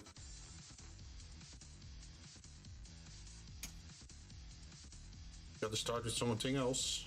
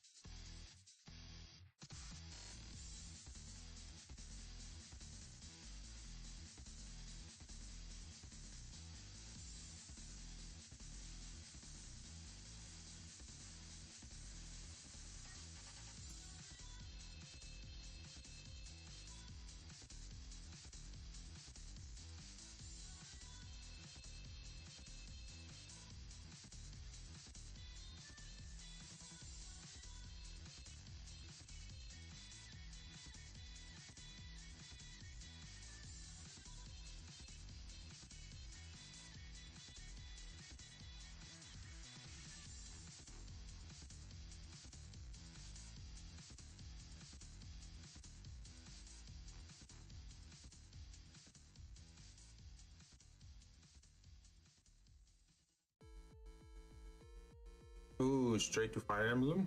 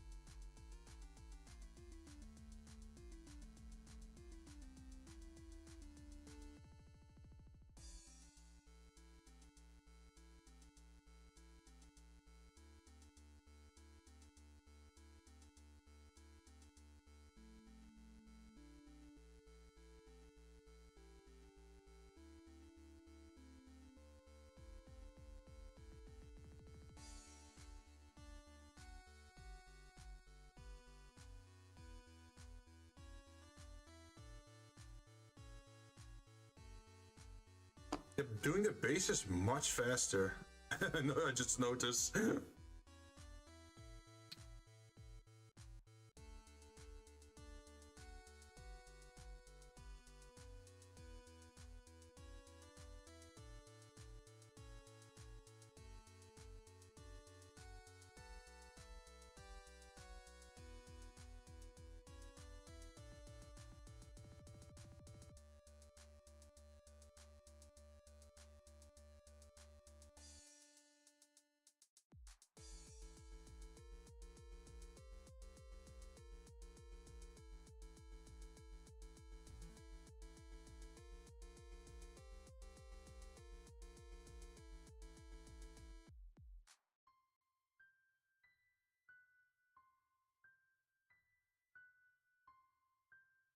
Ah, good old Lavender Town.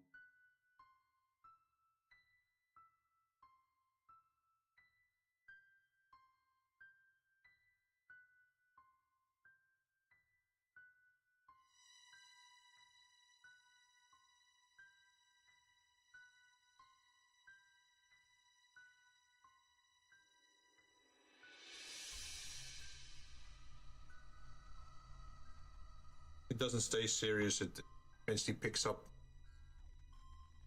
That's why I like this.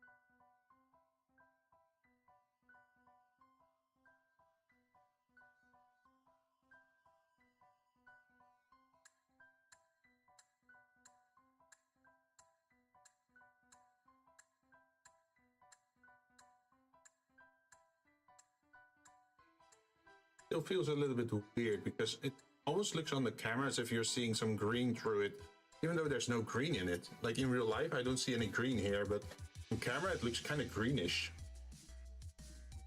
I guess it's the reflection.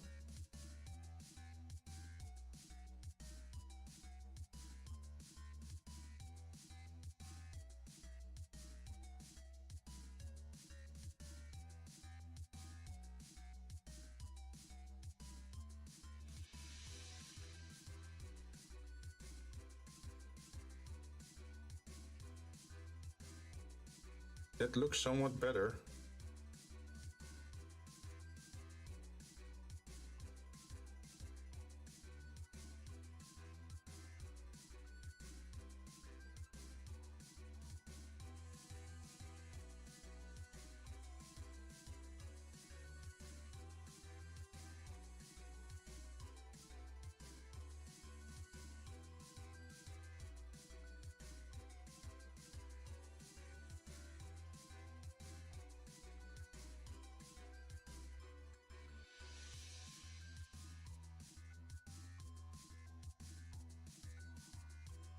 Yeah, maybe we should just wait for it to dry and then see what it does, if you need more layers or not.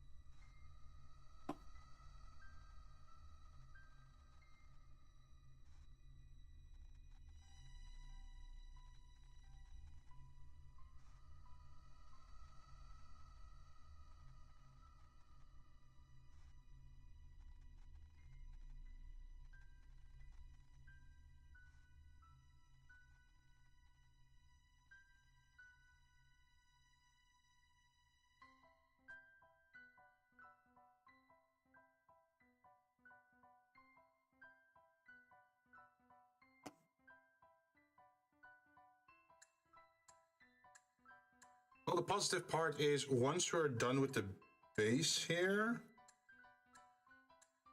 you don't have to get anywhere near that anymore.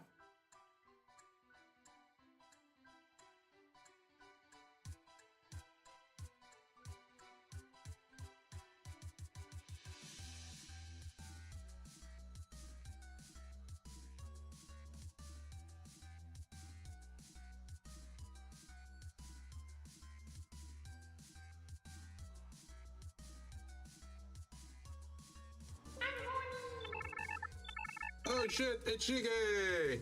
What kind of subscription I need for me glasses to see clearly?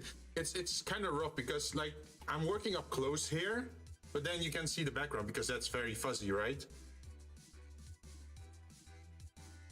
I'm trying, like I tried my best with the camera because I'm actually I hang up a DSLR camera, and then I can play a little bit with the focus.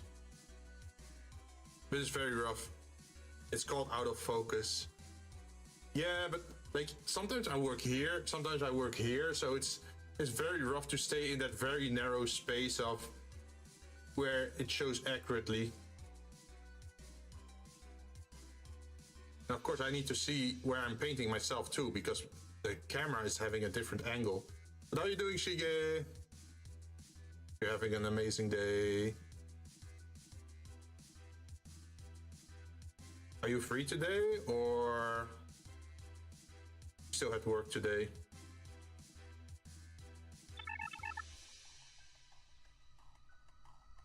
At the moment I'm mostly focusing on the top side of the base, because you see at the side, this area is very white-ish, right? But we can sand that down a little bit and then add a perfectly black layer last. But first we have to do the top side of the base. Increase the aperture. Really? Aperture?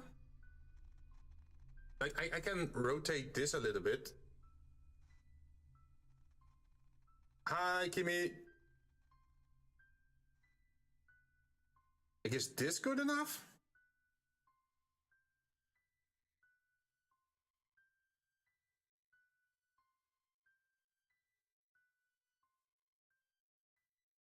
You're talking this, or? The apartment is like your iris. Uh-huh.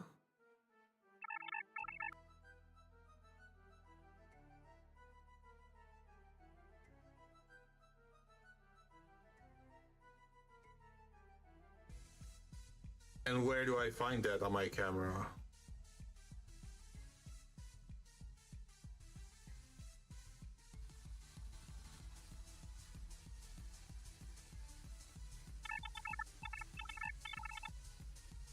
Higher the aperture, smaller the circle. Because I do know this one is like I can focus a little bit more, right? Like zoom in. But I'm not sure where the aperture thing is on my camera.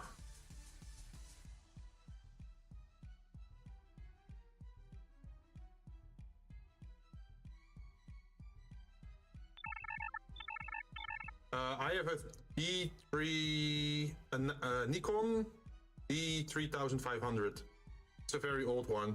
I actually had to make use of a special app Nikon introduced just to be able to use it, because every half hour the camera turns off to prevent it from draining battery. But I got like an adapter for it so that my camera is actually attached to the electrical grid. So it's no longer using battery at the moment. Pretty cool.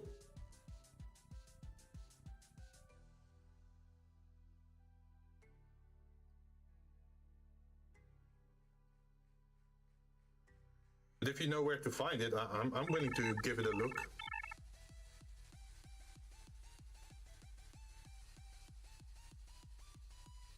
So what aperture trade is light, but it's different than ISO values, right? Because usually I mostly did stuff with ISO and the zoom and the focus, but I don't think I ever touched that part.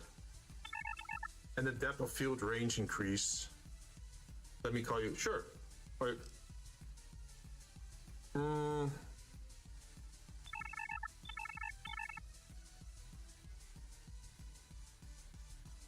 101 camera. Sure, go for it. Are you in my Discord or do you want to do a private? Oh, yeah. Do you? Oh, there you are. I see you. Accept. Hello. Oops. Can you hear me? Yeah, I can hear you. Can you hear me? Hi. Yeah, I can hear you as well. So, camera 101. Yeah.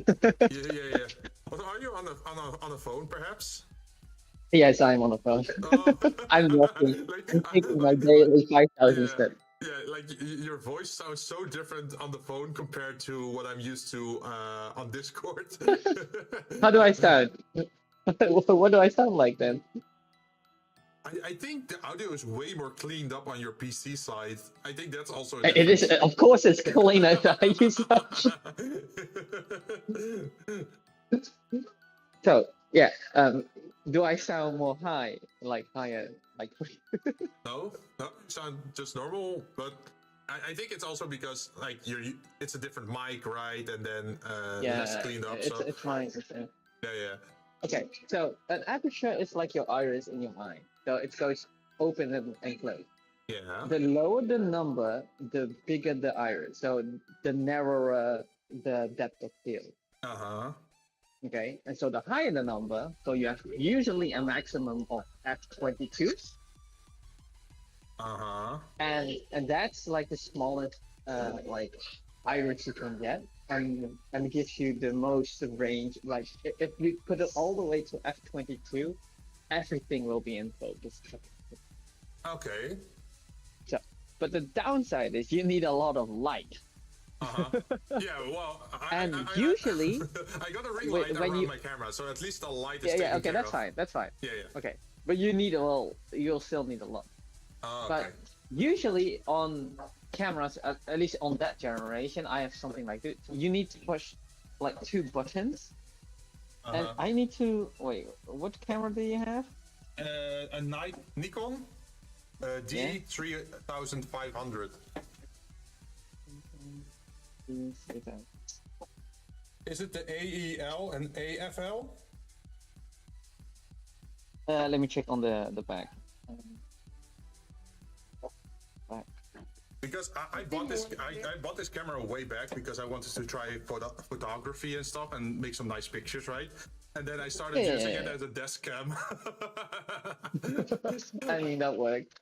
I actually made a bracket for myself so the ring light is around the camera. Let's see. You need to press and hold the plus minus button located on the right side below the camera shutter, and then rotate the rear button command down, so on the top. On the top side. Yeah. So you need, the dial like that goes left and right. Yeah. That one. And you need to hold the plus minus button. Hold the plus minus button. Yeah. This one. I don't know. I cannot see your screen right now because I'm on Discord. Wait, let me play. Maybe it works. Plus minus. I'm holding it. Okay, and then dial the where you, what do you call it? You know where your shutter is? When you take the picture, there's like a dial right there, right? I think so. Let's see what it looks like now. See, but now the foreground is very blurry. No, then you did something different, probably. Yeah, let me take a look again. Oh wait, let me see on the picture of that one. Oh, wait, is it on top of the shutter? You see a plus minus dial. Yeah, it's a rectangle. Yeah. It's a rectangle with a plus and minus like contrast. Like the plus is in black, the minus is in white. Yeah. Okay. And then in front of your camera, you see a dial, right? Yeah, on the lens, right? Yeah. And change that. So rotate that. So I hold the button and then rotate. Yeah. Okay, and then you will see a on your camera like f stop changing.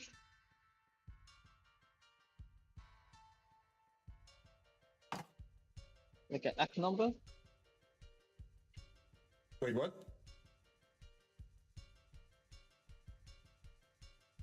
Do you see an F number if you change it? Oh, yeah, okay. So I have to explain one thing. I can't see the backside of the display as long as it's connected. So I have to disconnect it from stream for one moment just so that I can see the F number. Okay, give me a moment. Okay, so I press I see the information. I see F8 at the moment. Okay. Try to go F16. So that's like on one stop. Wait, you want me to go to what? F16. Exposure compensation, no. Flash compensation, no. Put it in manual though. Put it in the menu. Yeah, I'm holding that button and I'm rotating it, but it stays on F8. Wait, what's your lens? My lens is where's the... And by the way, your camera utility is off. yeah. I have to do that if I want to look into the menu. Like, since this camera is kind of old. Come on. God damn it, it's in an angle where you can't easily read what the hell is what it's saying. Usually it's not made for that. It's an AF/P Nikon R something. No, I need to know the F range. Like it should say like 3.5 and then you see a number like it should be like F22 and then you see a millimeter of the lens. So hi everyone, sorry, we're doing some troubleshooting at the moment to see if we can change. No, it's not troubleshooting. I'm making him troubleshoot. Okay, I'm getting the camera loose out of camera so I can at least see what the heck I'm doing. Okay, so the F disappeared when I disconnected the lens. So put it in M. It should be like manual. Okay, so what I got in my hand is an AFP Nikkor 18/55 millimeter 1 3.5 to 5.6 G lens. Wait, again. Okay, the 55 minute I understand that it's like a 15 by 30 what was it? 15 by 55? 18 by 55 millimeters. Oh, 18 by 55. Okay, it's a okay. That's 18 millimeters to 55 film length. I have a second I need to know lens. it after that. Oh, it's 1 and then double dots 3.5 dash 5.6 G. 1 to 5.6. That's the aperture? Wait, I need to search for it. I mean, I can take a picture with my phone of it, so I can send it on the... Oh yeah, do that. That will be easier. That's probably easier. Gimme. Gimme. Gimme.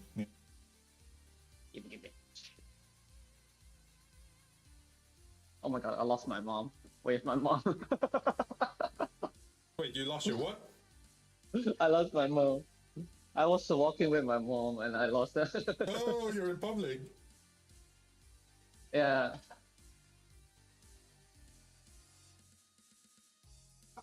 That's so amazing that you can just send stuff through your phone now instead of like having to do... Like, this is what I have. This is the lens that I got currently.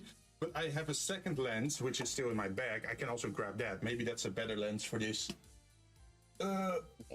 Because when I... The funny thing is... Oh, it's a 3.5 by 5.6. Okay. So that's bad, probably. No, it's not. It's not bad, but it's like... Oh wait, my mom is calling. Give me a moment. Yeah, no problem. My second lens is bigger. Also, I should be very careful not to knock off my lens because this lens is like, what, 200 euro or whatever. Where's my phone? Phone.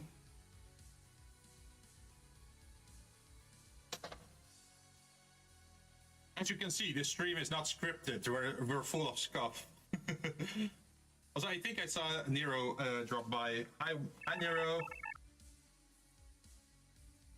Jinn is rich? No, I'm very frugal. Like I like to save stuff up. Like just like what I did with like the Black Friday stuff is like I always save stuff up, and then once I have it saved up, I can make a big purchase. But oh, are you back?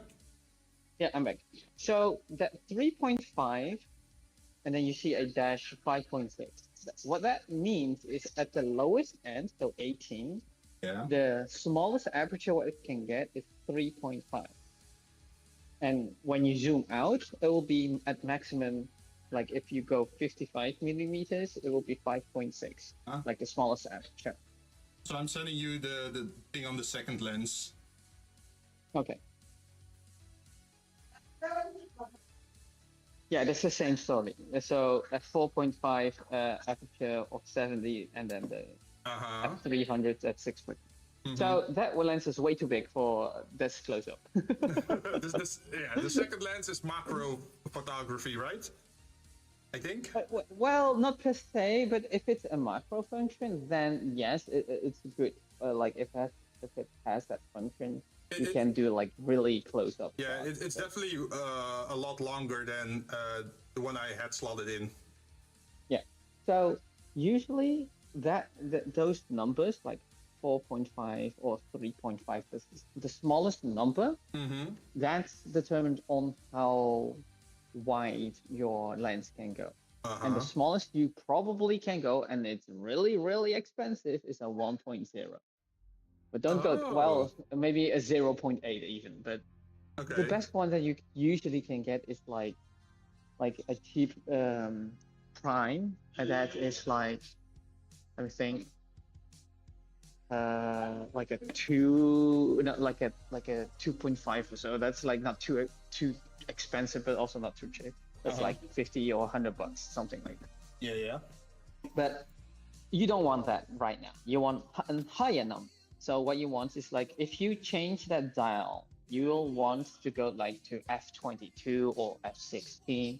f8 is fine too, but because you want more depth, so you want to see your foreground and background. You want to have a higher number, so like f22. But f22, you need a lot of light, like a lot of light. Yeah, yeah, yeah. Like if you go like outside and it's very, very sunny, your eye will go close so tightly so you can still see. But eventually it cannot go further than that. But that's why it's really good for a lot of light when using photography or videography. So what I want you to do is increase that number to like f16-ish. Let me try again. And yeah, and so the thing is that your background will, your background will be sharp. But if you put your hands too close, it doesn't matter if it's at 2000, it will be still too close, because it is a minimum range for it to be focused. And that sweet spot you need to find, and that's how far you need to put your lens like away from your desk. Let's see.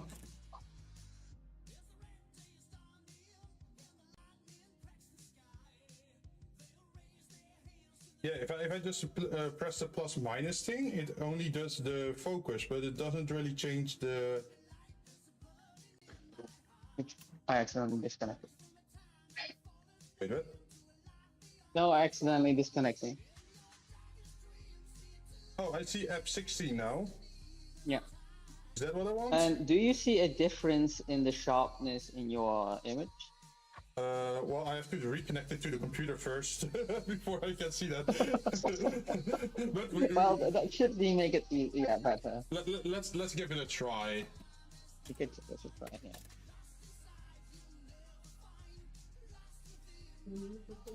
Okay, so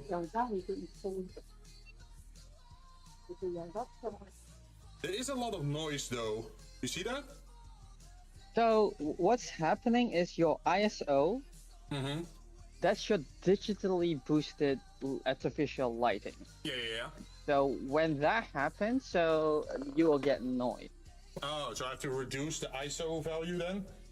Yeah, but the downside is you will need more light. That's why I mean you need more light. Oh, okay, okay, okay. Let me try that. Menu. Where is my So if ISO? F16 is still a bit too like too dark, go F8. You can try that. Maybe it's sharp enough. Like F8 is usually enough, but F16 is like Yeah, let me. like what in your I, case should be fine. let's see what it does now. Well, at least the pixeling is gone. I think. Yeah, I don't know this. Yeah, yeah. Like the pixeling noise thing from the high ISO value is gone. So now if I put something here, it is still vague though. If I put it very close to the. Yeah, and I think you try and change your focus on your lens. So the downside is that because you are very close to the lens itself, it will always be blurry. Oh, okay. And what you can do is um, get 10 lights in your room and put it on F22. That should be fine. You will be blinded in your own room, but the camera will be mine. No. I know what to do. So you know I have this helmet on, right? So at the moment, I'm streaming with my 3D model where I have the helmet on. Yeah. So I know what I should change if I want to stream with that many lights. Let me show you. But can you not do autofocus? There we go, sunglasses.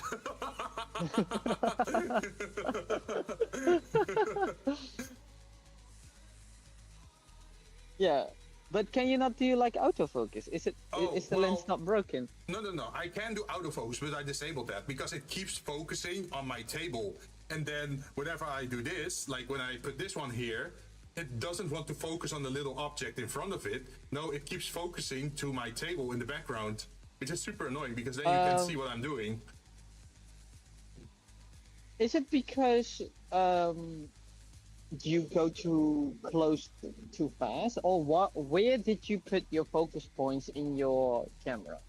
I don't even know if I can actually put those focus points myself. You can. Because it's always center of camera.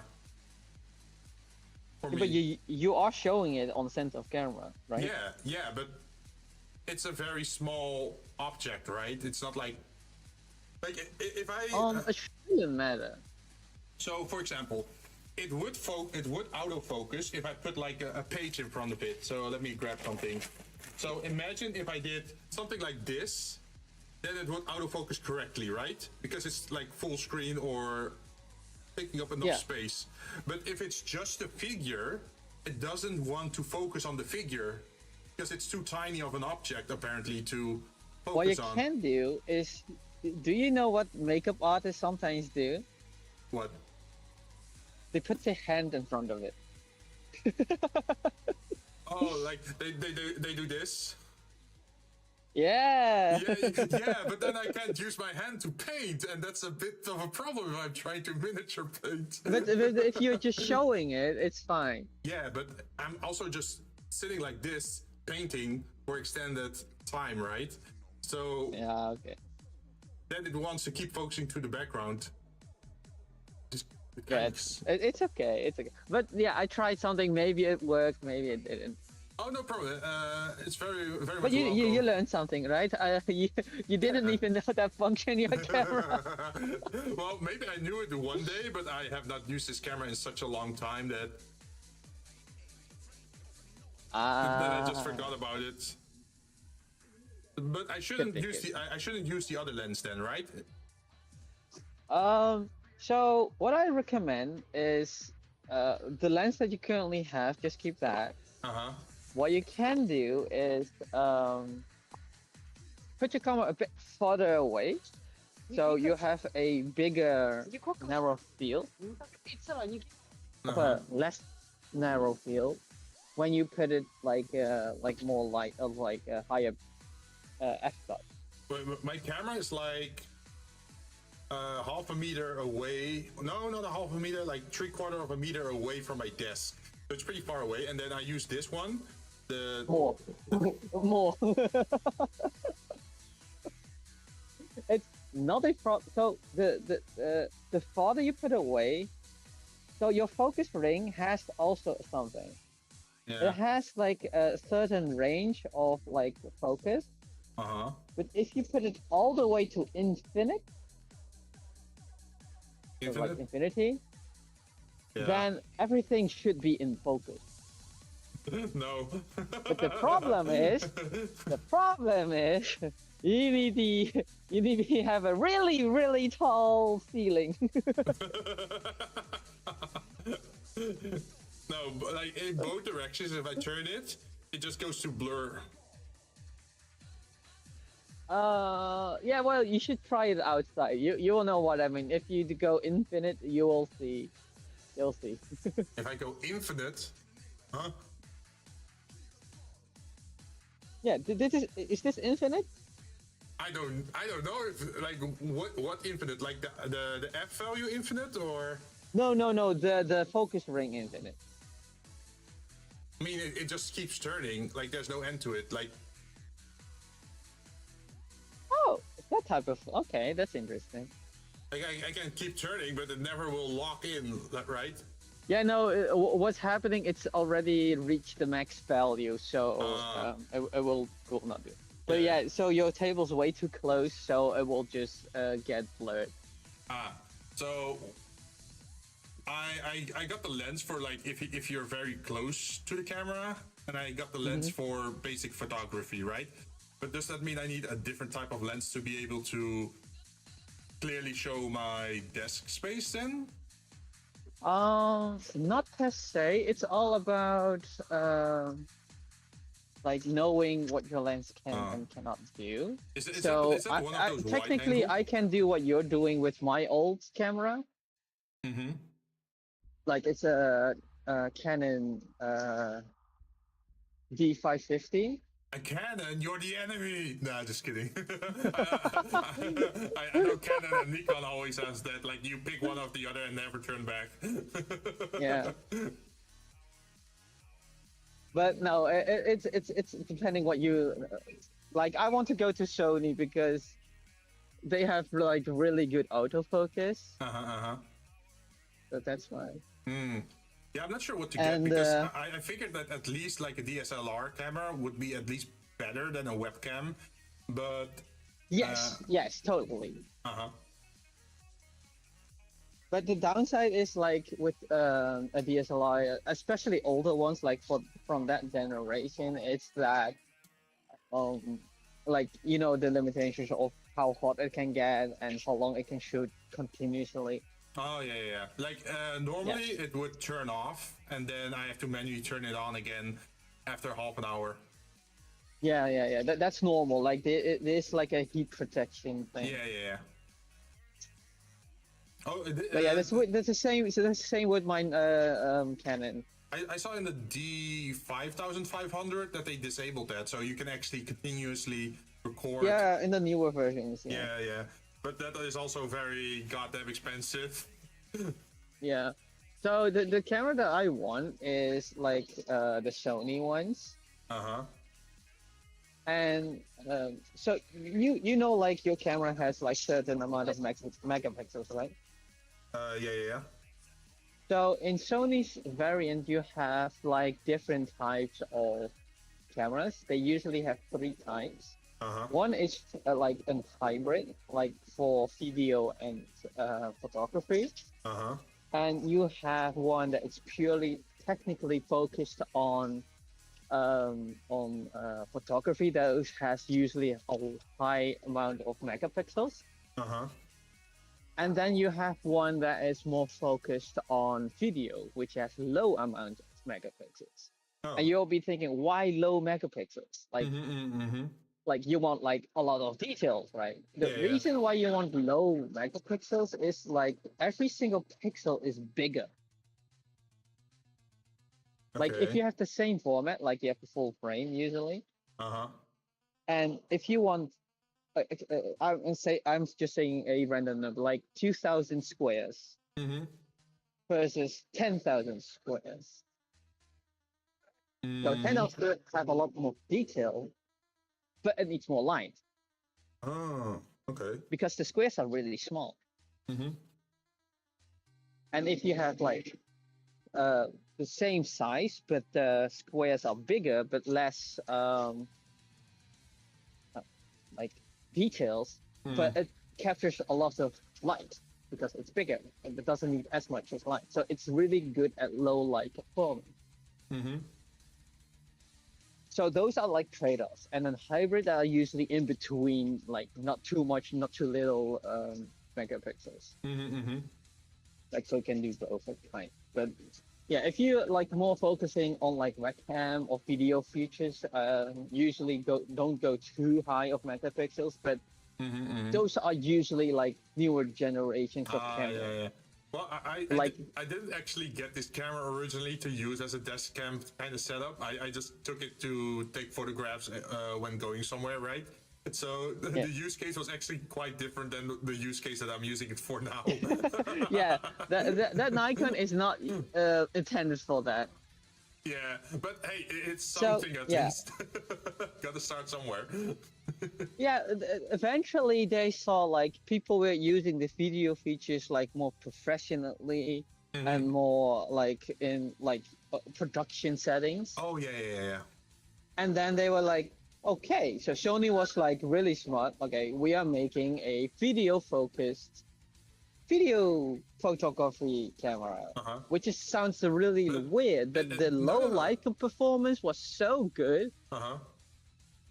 So low noise, no like it sees even better than your own eyes in the dark, and with no noise, which is so good. But it makes sense that Sony would be the one to do that because Sony also does movies and that sort of stuff, right? Yeah. So but Canon too. Canon also have like film grade cameras. Oh, okay. But hella expensive probably. Like I'm not really sure about Nikon, but Canon and Sony are doing a lot of those things. Like I do know that. But yeah, so if you can still get like it's like a Sony, what's it called again? And I think it's S line. Those are for like video, so you can get a older version, like maybe 5 years old or maybe 10 years old. Those are still really good. Okay.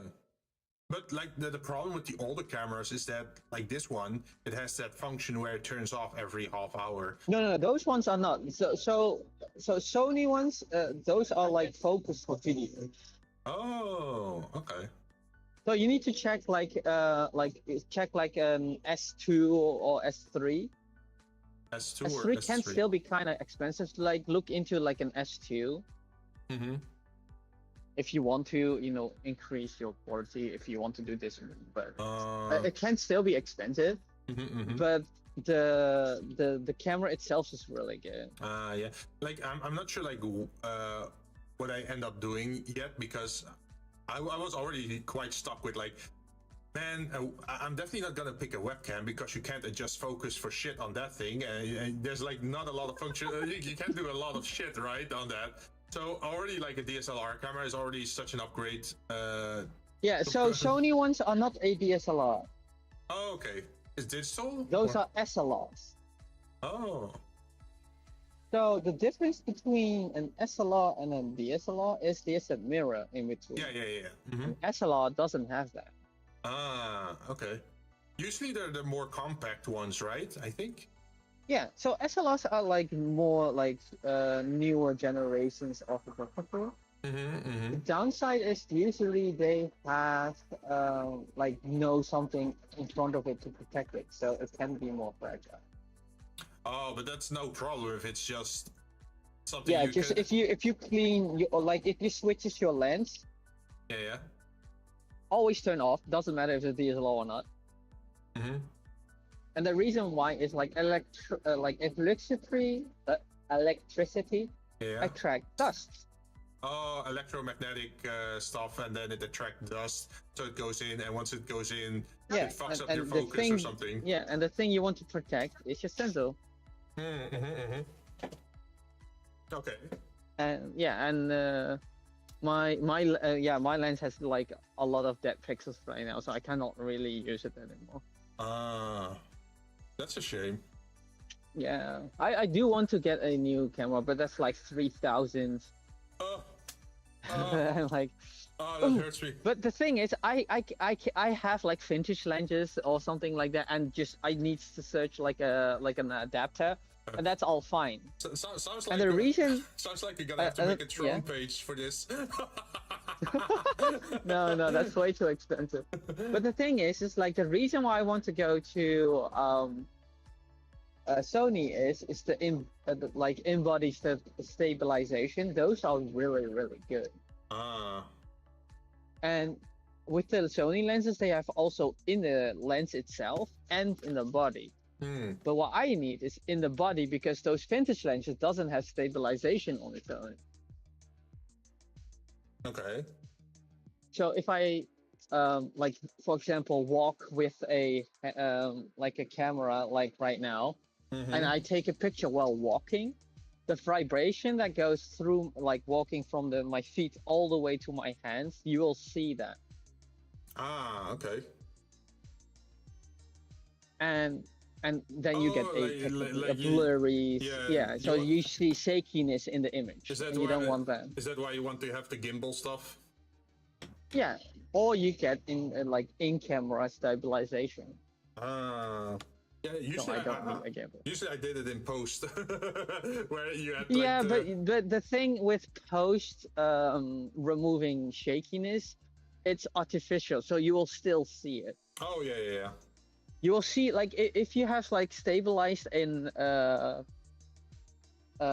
footage, for example, that has a lot of shakiness.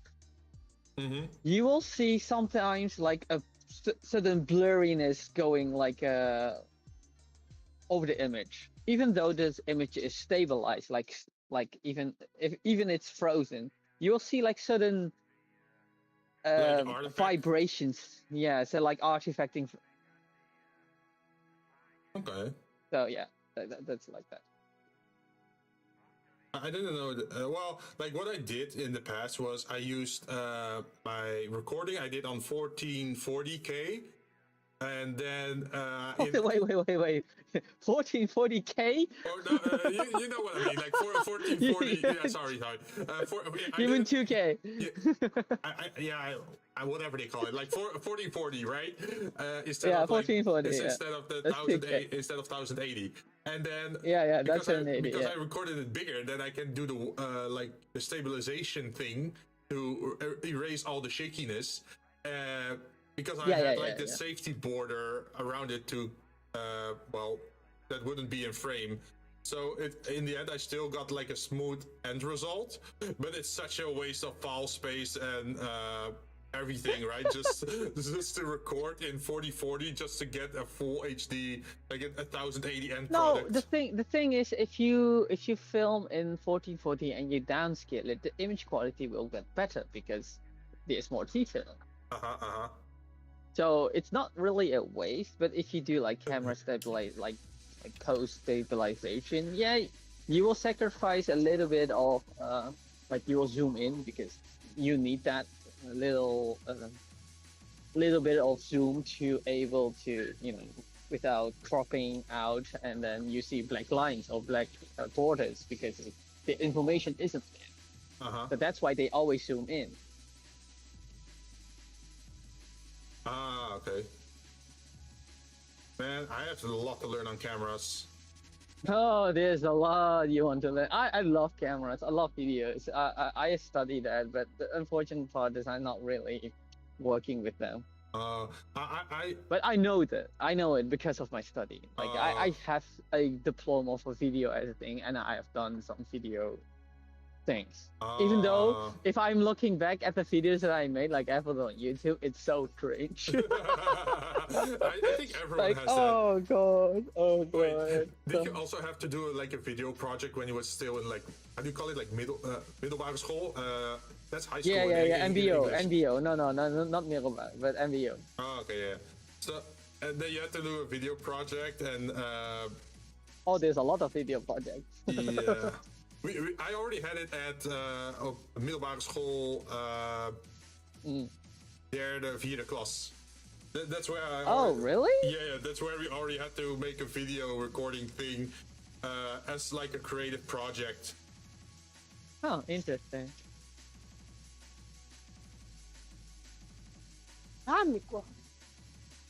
It's it was quite daring because back then we didn't have many cameras, so we had to be grouped in with someone that actually owned a camera. Oh, they rich. pretty much. Yeah. Yeah, I know that. Luckily, on our school, we could just lend camera. Oh, okay, that's nice. Even though every single person in class has his own camera, so because it was a requirement. We had- Like now, like I'm now thinking back, like, oh, thanks, mom and dad. God, I can't imagine if I have a son or daughter that goes like to there and I need to buy fucking cameras for them. Like, oh, my paycheck.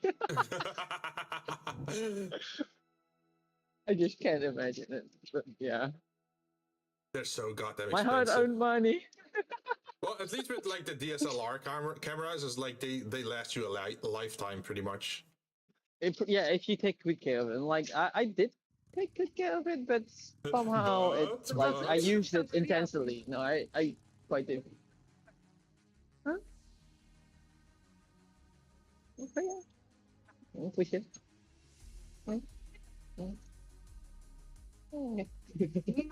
Okay. Jinn rich.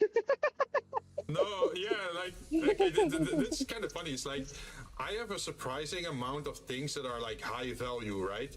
But that's because I always get shit on discount. Like even this entire Yeah. I did that too. yeah, like this entire year I've been saving money. Every time I stream, someone can do a redeem, and whatever number is rolled, that amount I have to put onto my savings account. And we have been doing that for a year since Black Friday, and now I can finally use it during next Black Friday to spend it on shit that I have been wanting this entire year.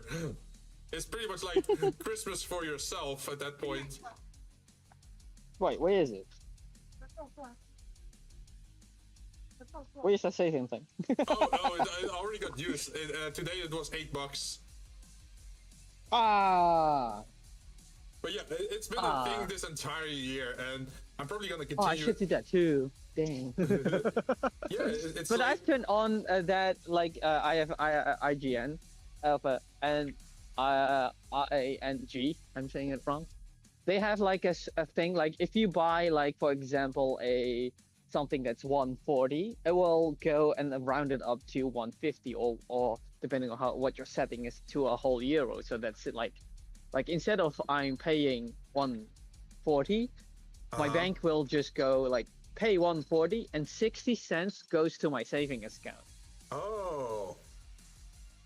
That's, So every time I make purchase and that's close to a round number, so it doesn't matter if it's like already a round number. If it's a round number, they will not take anything. But if it's like 10 cents or 40 cents or 90 cents, they will just go put it in my savings. hey, that's good.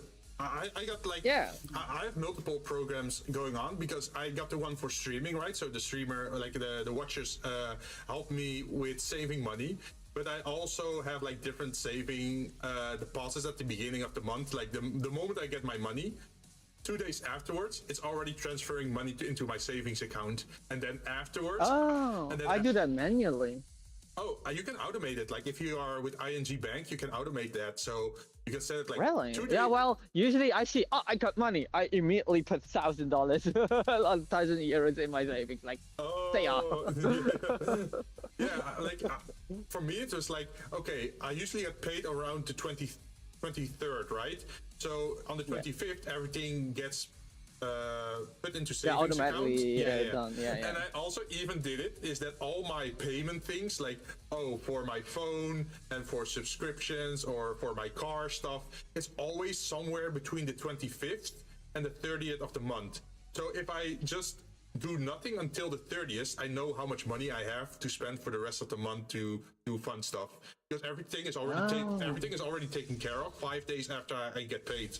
And that mine is all like different. So it sometimes helps. like, oh shit, I put too much money in my thing. Like, dang it, and I need to take out of my savings. Yeah, like I was so bad in the past with like saving money, because I was like, oh yeah, I got $800. I'm gonna spend it on shit. And then like 15 days later, it's like, oh yeah, your phone bill arrived. And I was like, fuck, shit. So that's why I reversed it. And I thought like, well, let's put the payment of my responsibilities directly after I get paid. So I at least know how much money I have left over for the rest of the month. And Yeah, I should do that. I should learn from you. And then I also have like this savings account for not really emergency funds, but it's more like incidental, unexpected purchases, where I think like, hey, sometimes you want to just buy something that's on sale or like something very special you don't want to miss. Yeah, I should do that too. So I've been I have like 10 savings accounts for Yeah, I should do it. Like I have only like 3. One is like for my car insurance, so I don't touch that. Yeah. And then I have one for my health insurance. I don't touch that. Uh-huh. And then I have one for like what the fuck happened to? And then one for like just savings. You know that. But that one I can take everything out of it if I want to. But that I shouldn't be doing. Yeah, I should make another one for like, okay, this is the streaming budget that I have. But if I need something, I should do that. I should do that. Yeah. Like, I should do that. Like I even have like a different saving goal account just for clothing. Like, hey, if I want to buy clothing, I just pick it from that savings account. Oh, do I want to go on holiday? Then I pick it from that account. Oh, if I want, do I have to do car repairs or car whatever? Then that's also a different savings account, and that's why I don't touch those savings accounts if they're not aligned. If they're not aligning with the goal that I'm using the money for, and that makes it so much better to keep supervision. Yeah, I should do that. Yeah, I should do that. It's a good tip for anyone, like even people watching. Yeah, it's good for everyone. Yeah. Like it's good to have a lot of different things, and you know, like for mine, health insurance and car insurance, like I do not touch that. But the other one that I have is like, I want to buy stuff, even though there's like too much in there. Like, oh, that's fine. But then if I just separate it, it will be like, yeah, I don't really have that much for that, right? And it's also handy to put your money into spaces where you can't easily access it. So I even have some money that I put away in like an investment account, and before I can access that money, it would have to take 24 hours plus before I get that money deposited into my account. So I can. Oh yeah, that's like that's too much hassle. Let them mind. Yeah. It's so amazing because it prevents impulse buying. Because I think like, oh, I really want this, and then if I really am transferring the money out of my account, I have like still 24 hours before it arrives, and then I can think like, man, that's such a waste of money. I'm gonna transfer it back in again.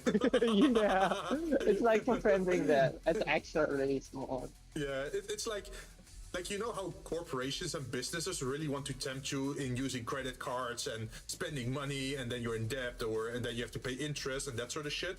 And this is my way to combat that. Like, oh, I don't have to think about impulse buying anymore because my money is locked up. I have to put in extra effort just to access it. Yeah, if it's a big amount. Yeah. Which is good, and it also protects you from if your debit card ever gets stolen. If my debit card gets stolen, they can only get $50 out of me.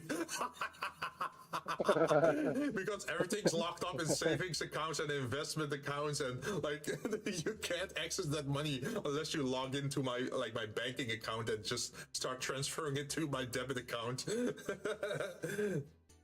This is so funny. But hey, it worked for me, so hopefully it also works for other people.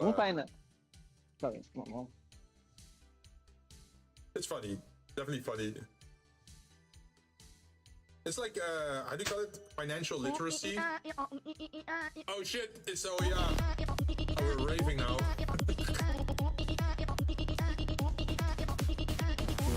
But yeah, it's good. I learned something from this dude about spending money. No problem.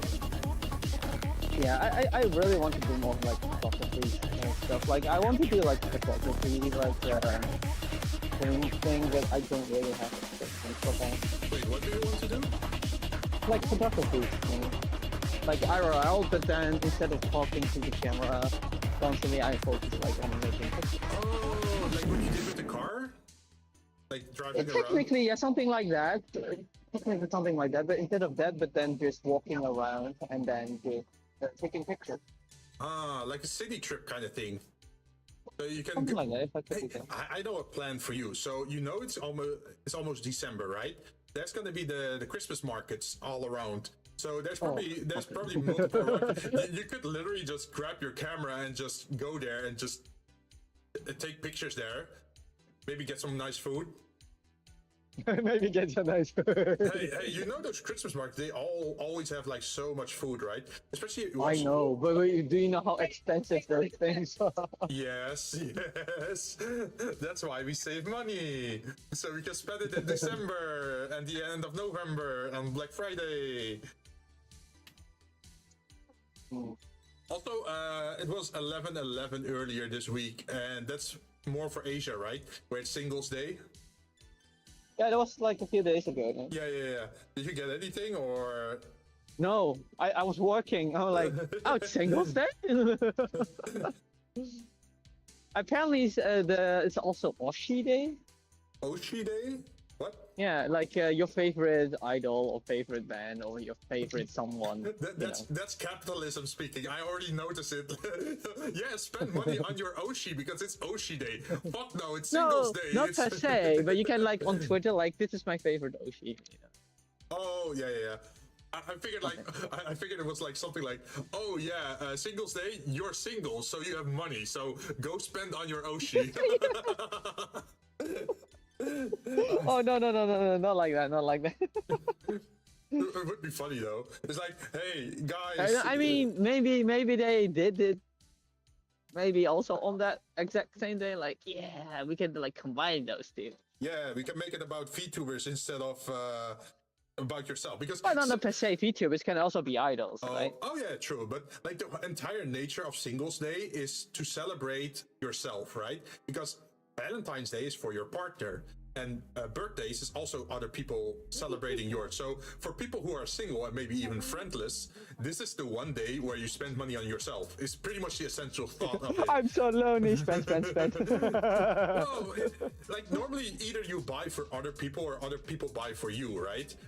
Gifts, that sort of stuff. So it's nice to have a day that's more about you giving something to yourself. Even if it's something small. Yeah, but I do that too often, even without that.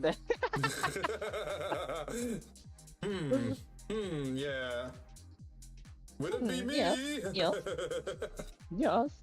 Hey, I've been very frugal this year. Like these models that I'm painting right now, they're actually. Did you 3D print it? No, I bought these during Black Friday last year, and I'm still painting them.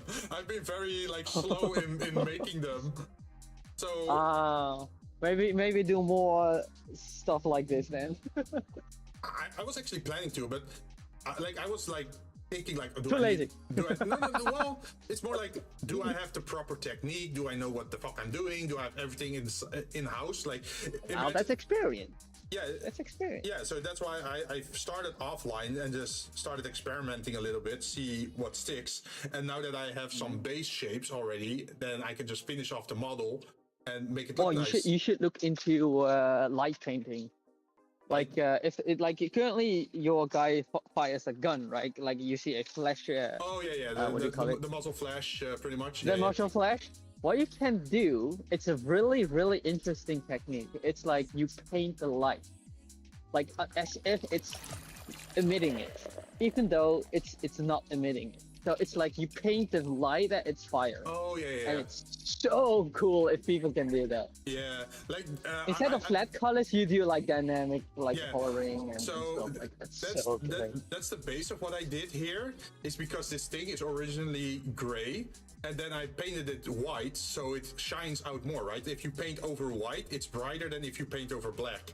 So that's why I made it white. Yeah. So this is like a base coat of white, and now I should add like the special effects glue later on, and I should have it somewhere here. Where is it? Where the fuck are my expenses? Oh, here. For example, this radiation glow. Which is, it's like a glow in the dark or something. Yeah, it simulates that kind of effect, but it isn't actual glow in the dark. I see. But it does make the color pop out a little bit more. So that's why you have to paint it white first, and then you go over it with like the glow effect.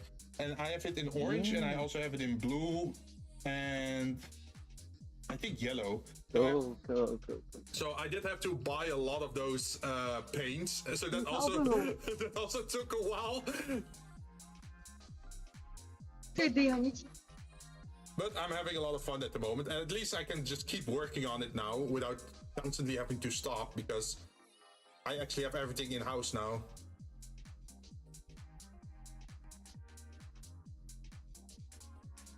Yeah, well, it's good to have fun. Very good. Yep. And that's also why I tried to clean up my living space a while back, just so that I have more space to put these things on display, but also to be able to store my paints and like all those other stuff. Yeah, I should do that too. Yo, yeah. There's so much stuff to do. Yeah, I had stuff from. I'm just lazy as fuck. I had townhouse documents from 2013, and I was like, why the fuck am I keeping this? It's just a wasted space. So I just oh my god, you're the same. Oh, it disappears in the big pile, you're and then the same as me. And then the big pile gets merged into another big pile, and then it goes into a box, and then you don't even remember what's in the box. Like that. Oh my god, yeah. Like I had my what's it called? My manual. Yeah. Of my what's it called? My camera. Yeah. Like since 2012. There was like in French, Deutsch, and some other language. I'm like, why do I keep those? I think. Like, what the fuck am I keeping those for? I have a theory on this. My theory is it's about memory. So you keep it to keep the memory alive, because you have a physical, visual reminder of it. But do you really need even the box still? Well, I throw it finally away, but I still had the box at the point. Like I'm like, what the fuck? Yeah, that's what I mean. It's like you wanted to have a physical reminder of something you once did, right? But you can also have other physical reminders, like, hey, you can take pictures and then print them out and put them in a book, or you can have magnets of things you did, or actually have the product itself that was in the box. Yeah. But I think that's the reason why, like, I grew up pretty poor, right?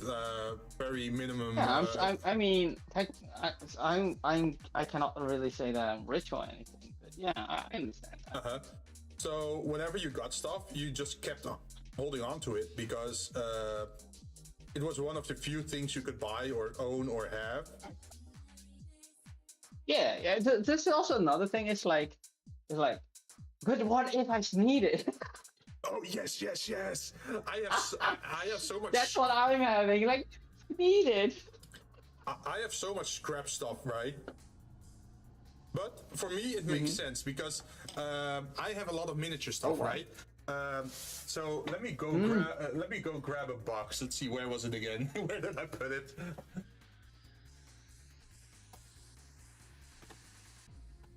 Here, I found a box. So, for example, I have leftover stuff that is this, which was used for miniature models for grass, right?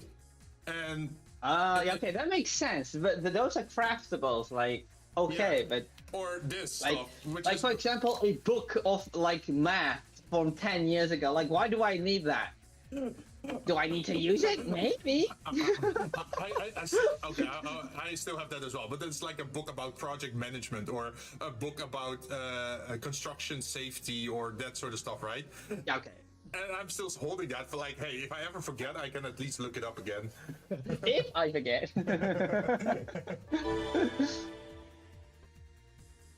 Oh, what happened? No, Hey, Nico exactly. dropped by. Hi, Nico. Hello. What do I call it? I just suddenly came in. You're more than welcome. It's like, it's fun to talk about this kind of stuff, right? Yeah,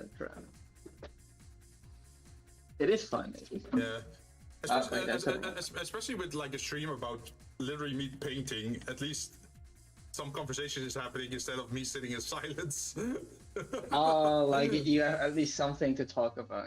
Yeah. Yeah, because like my eyes are Instead focused. so you're thinking you're boring, so I need people to entertain myself and others. That was also the reason why I upgraded my visuals, like my stream overlay, because on the top left you can constantly see like things dropping by, like previous artwork that I had ordered from artists, and then below it you have like a 3D scene that I modeled in 3D Blender, and that's animated. I should probably add some more things that I 3D modeled in the past, but I want to be able to show things that I made in the past so people can at least see something I did while I'm working on something new, right? Yeah, that makes sense. Make it a little bit more, how do you call it, like interactive instead of like a static image, because if you're just looking at a static image, then probably pretty boring. So I'm trying to make it exciting. Yeah, but also if there's a lot of things like moving and stuff, like it gives you like, oh, it's still life. Oh yeah. Well, you can sometimes like if people just suddenly stop moving, and like, is my stream frozen? Is it my internet? And you see a little thing spinning, like, it's still moving. Yeah, I did manage to do that because my 3D model or my PNG models, they all always have that glitch effect now, as you can see on the stream. At the top side, we have the song name, and then we also have the spectrum bar actually moving around. And even on the bottom right, you can see like, oh, those statistics and those bars moving around and the time. So I did expand a little bit on that, thanks to your filters that you shared. Those are super handy. Oh, have you done the 3D one? A little bit on the Fuki chat, but I don't think you can clearly see that because it's just a black void now over there. Because Chat? What is Pookie chat? Fuki, like if you're talking to someone, there's like a visual, right? Oh, Fugi! Oh, I'm hearing a P. Oh, Silently judging. Oh my god. No, not Pookie. That's not a thing you should say, especially against Indonesian. No. I thought you said Pookie instead of Fugi. Right, Yuki. You should not say Pookie, right? Wait, what is that? What does that mean? Oh no, I dropped my. Ah shit! I dropped something. Ah, where is it? So I think, from what I remember, it should be the female reproductive organ, so to speak. The urethra? No. The reason why I remember that is vagina. Because years ago there was this character called Puka, right? I think a Chinese character or whatever. It's like the girl in the Chinese dress, right? You know? Oh wait. No problem.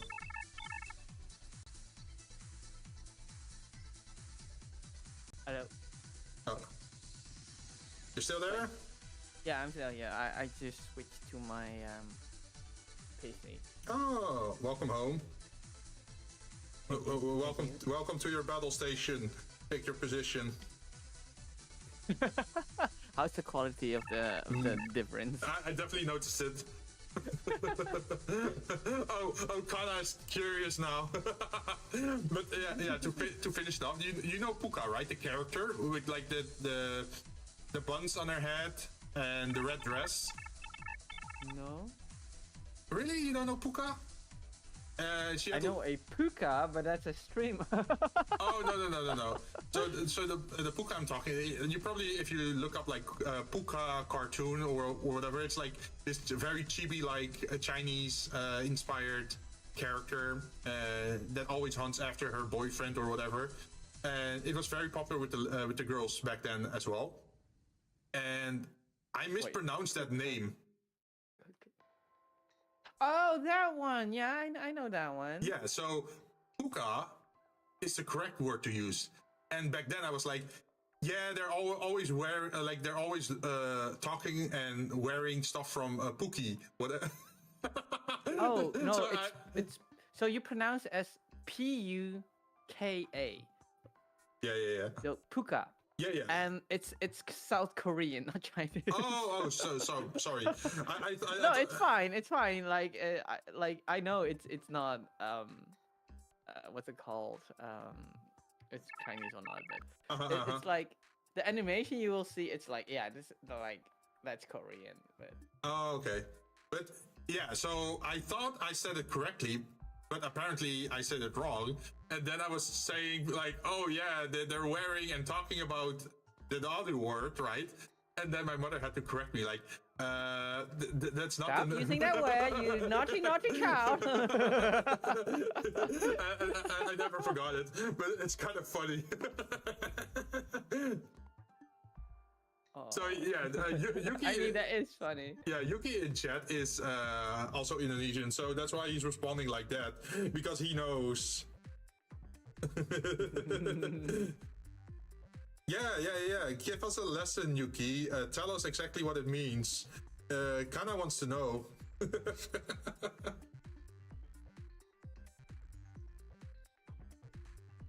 Share your knowledge with chat.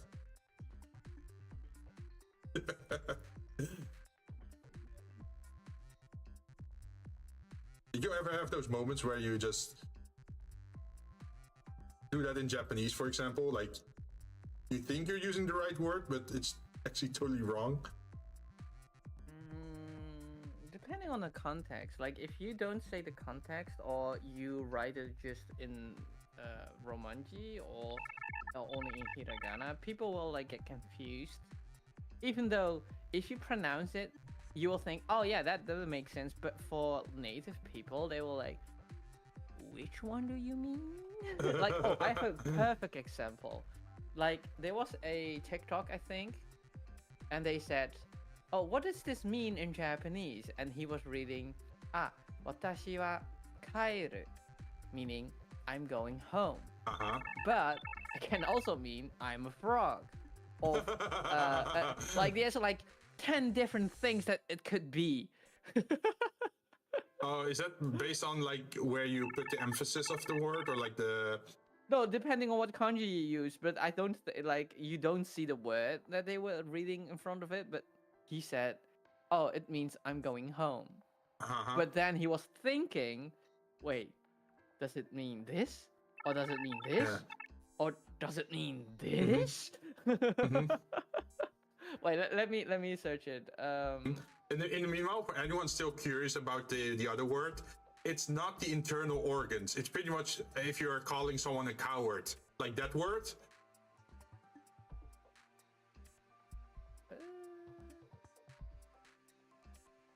That's what Pookie pretty much means, I think, if I remember correctly. Oh.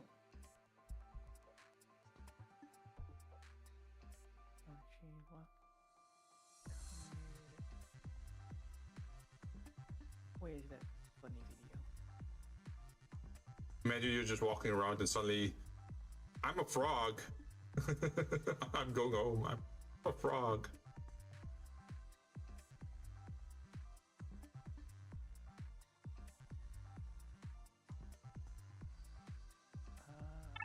What was it? Short. Where's my gray?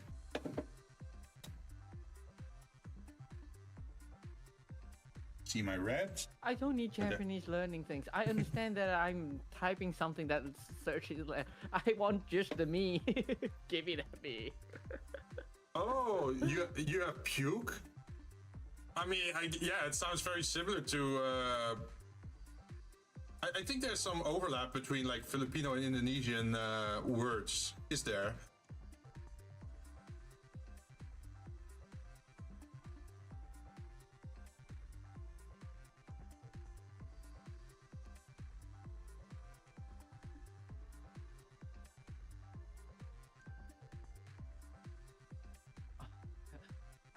It's finding Finding music.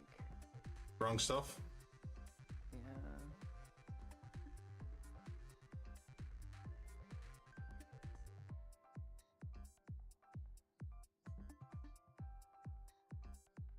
Oh wait, did I tell you guys that I? Should I tell you this? It's maybe more fun as a surprise, but I did. I mean, if I it's fun for a surprise, then just So- keep it that way, right? you know Bai, right? Like the Japanese site that allows you to buy stuff and then you can send it through them.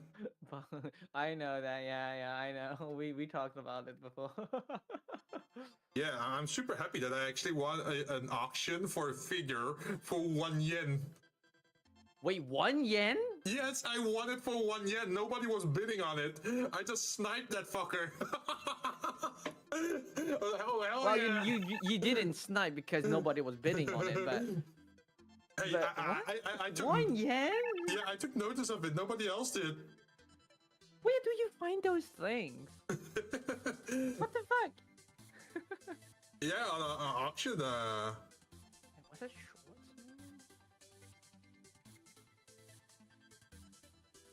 What even is it? It's a 1:8 scale figure even. So it's not even a tiny figure even. Like, what figure is it though? Let's see. Let me.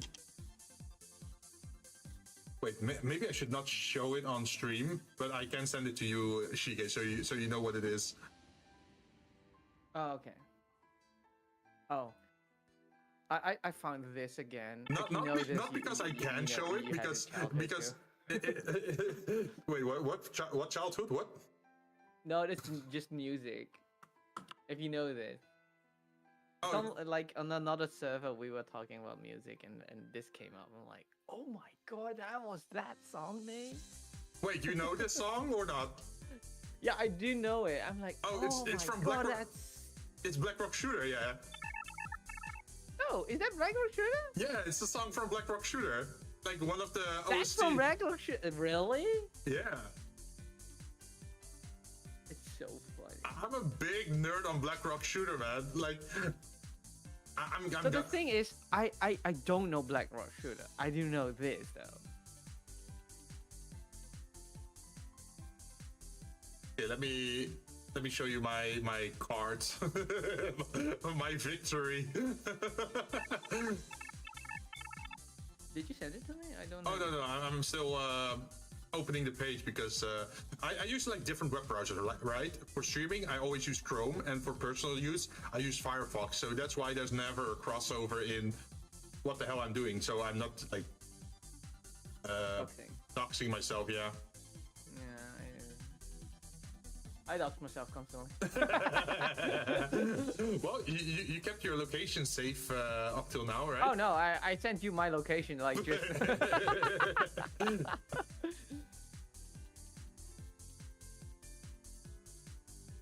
Okay, where is it? One. Yes. But I sent like a lot of people my address just because I trust them too, so that's fine. Uh-huh.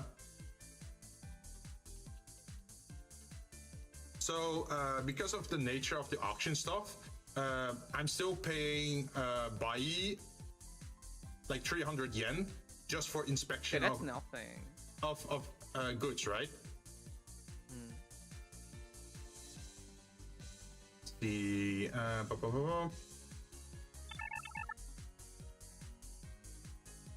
where are you? There you are.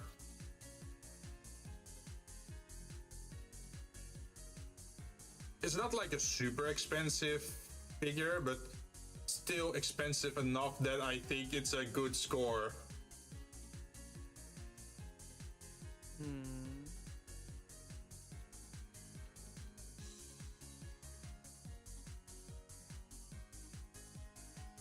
Oh, I don't know this. It's a new one. Like from where it is.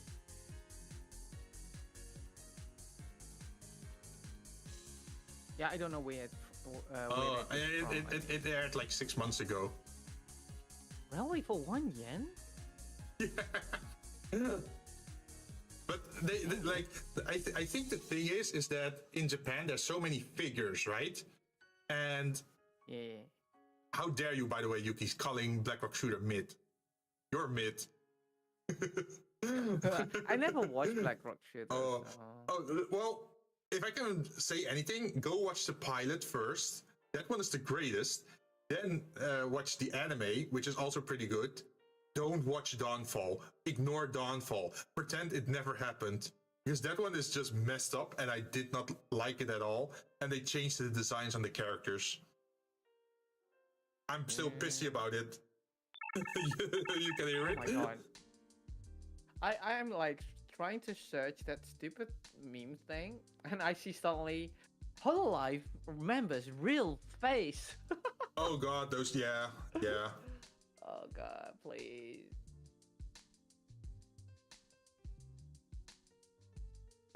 Yeah, I think some even just revealed it themselves. They're not really making it a secret. Wait, really? Who? Jason. Oh yeah, that one is like, yeah, that's like. You can't. That voice is iconic, and then she also just not always uses a 3D model, right? Or 2D model. Yeah. Sometimes she just uses it in real life, and then she's just making Gundam kits. Yeah, I know that. I kind of want to do like face things too, but like just to get rid of, not showing my face. What are you gonna do? Makeup tutorial or? Why the fuck is we go there? I done it once. Once. Hey, it could fit for the cosplay ideas that you have maybe for cons. And you have to think like you think, oh, makeup very girly, right? But no, every guy on TV gets his makeup done before they show up in like talk shows and whatever. I know that, especially Koreans. It's kind of funny that as a guy, you never really think about that or do that kind of stuff. But once you go into like media, like, yeah, people definitely use makeup for like recordings and live TV and whatnot.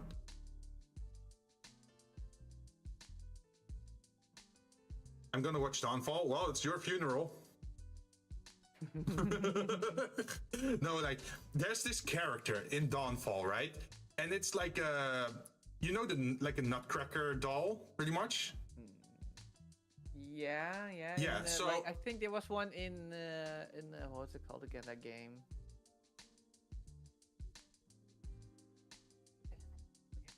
A really popular one. Honkai Saru or Genshin? No. The indie game that really blew up. Oh, is that the roguelike or like no, the we played it too. Something company. Oh, Little Company. Yeah, there's like a Nutcracker there. I don't think we ever played that together. We should though. Oh, we haven't. Oh, damn. Yeah, I don't think we did, but yeah, there's a Nutcracker there. But now imagine you have a Nutcracker that's naked and super muscular, and in his spare time, he violates girls. Yeah, what the fuck, right? And his name is Smiley, if I remember correctly. Whenever, like, when I saw that, I think it was like episode 4 or 5 or whatever, I just dropped it. I was like, the frick? Yeah, exactly, that. Should I share an image of that with you, Shige, so you know? No, thanks. No, you can't avoid. You have to see him. Oh.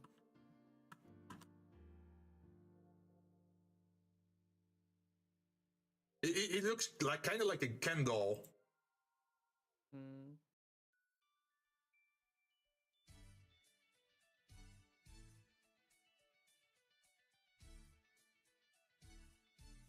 And it feels so out of place because Blackrock Shooter is all about like dark clothing and like very pale skin and then high emissive, high saturation colors, right? Like blue or red, together with the black outfit, and then the very pale skin, right?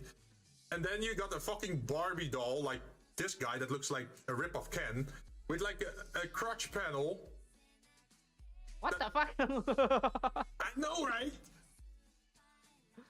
Luckily, I never watched that. Yeah, and you never should. You know, now you understand. Even the normal one. Yeah, now you understand why I'm saying like, don't watch that fucking show. Like they totally, they fucking ruined it. It's a stain on its legacy.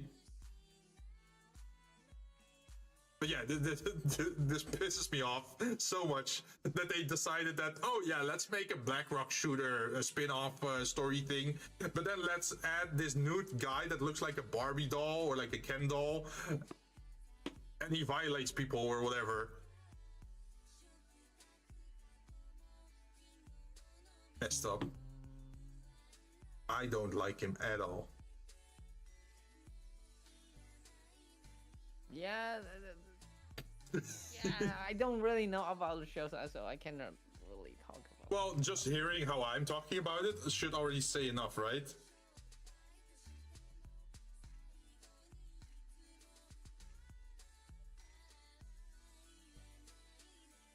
Have you played Ark, the new shooter? Oh, I looked at some gameplay. I've seen other people play it, but it kind of feels like there's a lot of assholes playing that game at the moment. Well, yeah. No shoot, no shoot. Okay, no shoot. Bam, headshot it. Yeah, but it's like $40. I'm like, nah. Like I played the demo like before it released. Yeah. And it made me dizzy. Like, fuck that. Oh, that's like weird movement stuff, or? Oh, another news. Have you seen the new Steam hardware? Oh yeah. I want that VR. I want a VR. Depending on how expensive it, I want that. I heard it was 1,200 though. Because it's its own separate thing, right? It's not just a visual thing, but. Yeah, but still 1,200. Like the old one is 1,000 though. Like, if I remember correctly, what they said is that the Steam machine, or whatever it's called, I think it's Steam machine. Yeah, Steam. Yeah. Steam, it looks more like a GameCube, I'll be honest. Yeah, it's like Steam Frame. It's called.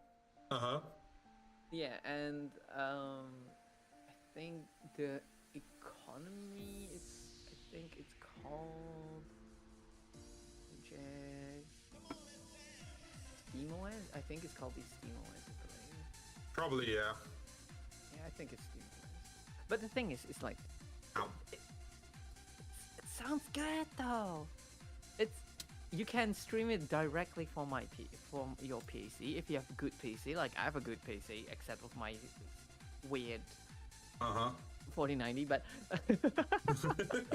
other than that, hear this guy complaining about a 4090. No, my 4090 is weird.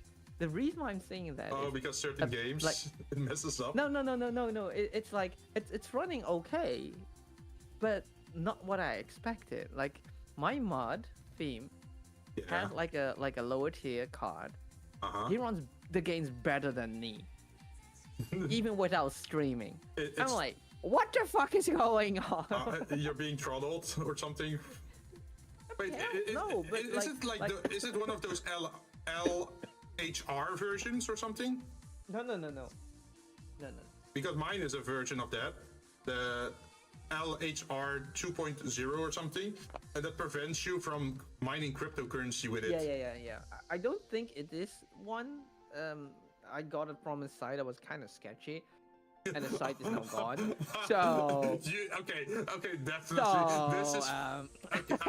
I'm just gonna say this. You know, there are sites where they just relabel shit, and even I know, in the software. But the thing is, it runs like a 4090. It smells like a 4090. But sometimes it runs differently than a 4090. How do you know how a 4090 smells like if you never owned one before? because I checked the stats and the width and everything. So and the box was everything is the same. But the thing is that Yeah, but you know that Chinese scams go a lot further than that. You can already see that. You know those SD cards, right? yeah, I know those. Yeah. So on the SD card, it says, "Oh yeah, this one has 500 gigabytes." No, of... I know. It's And it like says that on the label, but even if you put it in the computer, it says 500 gigabytes. But the moment you go beyond like 8 gigabytes of storage, Yeah, I know. everything beyond it gets corrupted. So, But this one, it says what it does. It does what it says, but slower. I wonder, maybe it's a 3090. No. Luckily not. It's not refurbished either, right? That maybe they just... No, it was not refurbished. Okay. So the thing is, the site is gone. They ran. They definitely ran with your money, man. They definitely ran. Did you ever try to check the serial number on like one of those official sites? It's very silent. Wait, sorry, I was watching a video. What? Oh, so have you ever checked if the serial number is correct for the card that you have? No, actually no. You might want to give that a try. Give it a spin. Let's see what comes out of it.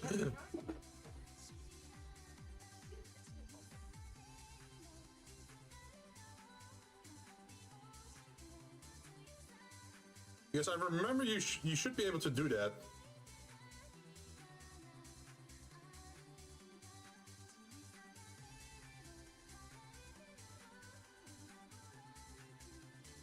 Okay, my serial number. Let me check.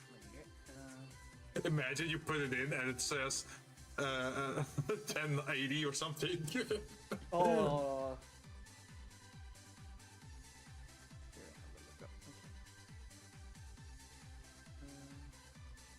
Well, probably not that bad, but...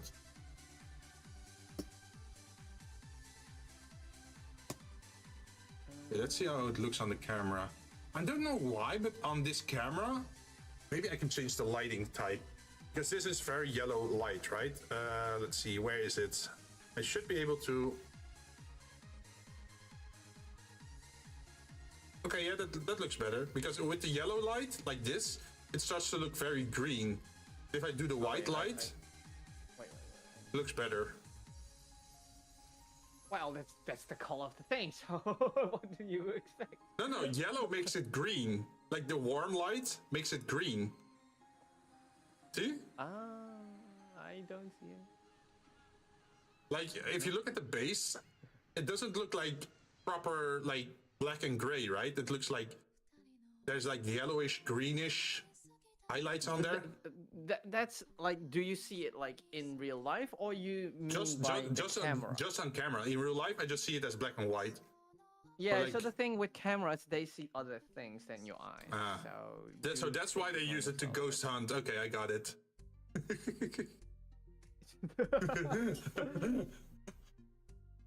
Hello, it's your boy. Hello. No. What was the quote again? Hello, demons. It's your boy. What the fuck is that from? Oh, you never saw that?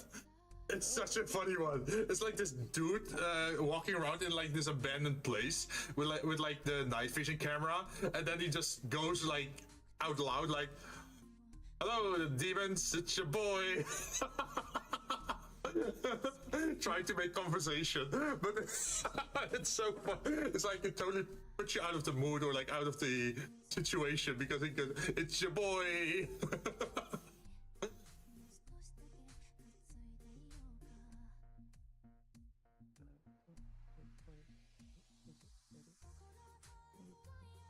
Oh, I could show off one other thing. No, I should not touch it. Can I touch it? I should do it, but I shouldn't. But I want. But it's more fun if I can. It's more fun if I can all show it in one go on like a separate stream because. Yeah, do that instead. Just wait. Mm-hmm. Just wait. Yeah, guys, you just have to be patient and tune in another time. Yeah, next cliffhanger, time on... cliffhanger. Wait, where can I serial number check? It should be on the box or it should be on your graphics card itself. Yeah, I mean, on the graphics itself, I have it, but where can I check it? You know. Oh, usually on the site where the card is from. Well, the site doesn't exist. No, Well, I bought it. No, no, no. So usually You you mean have Nvidia sites? no, no, no. You know the brand, right? So you have like Gigabyte or Asus or Yeah, oh, MSI. Oh. oh yeah, yeah. So you have to check on the MSI website, and you can even get sometimes you can get extended warranty on those cards, even if you have them like signed up or whatever.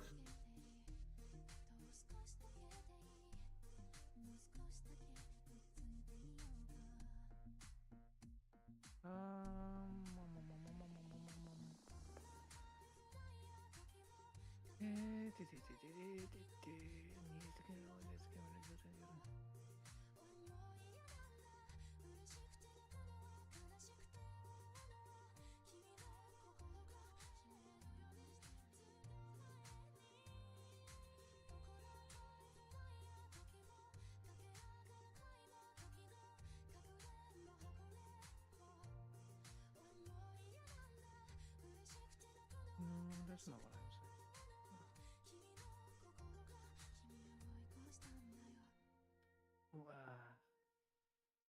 How to check status my check warranty stack clear.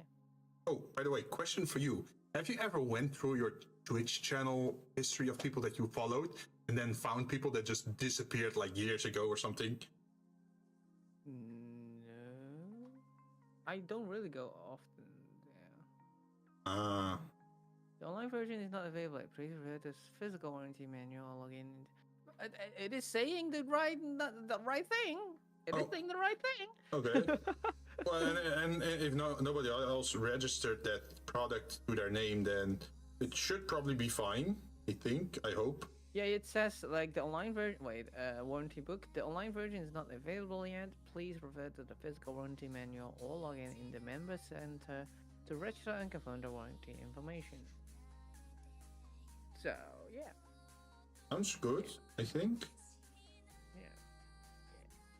But it's been like a long ago, so I'm really sure it's out of warranty. I don't know. Sometimes you can get surprisingly long warranty on parts. Like I have a power supply that has like an 8-year warranty on it. It's like a Corsair power supply with 8-year warranty. Well, my power supply. Well, I bought everything separate, right? So every single thing that I have there, has its own separate warranty. Yeah. Same. It's just fun to build your own system, pretty much.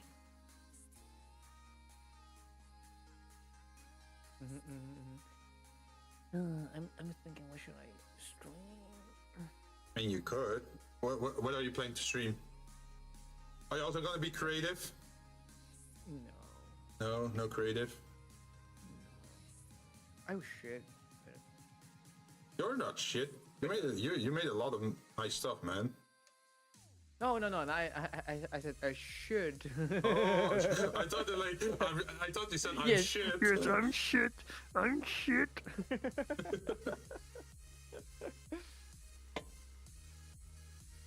Okay. I really wonder, like, this is a separate thing. So the things I sent, right? The letters and stuff. Yeah.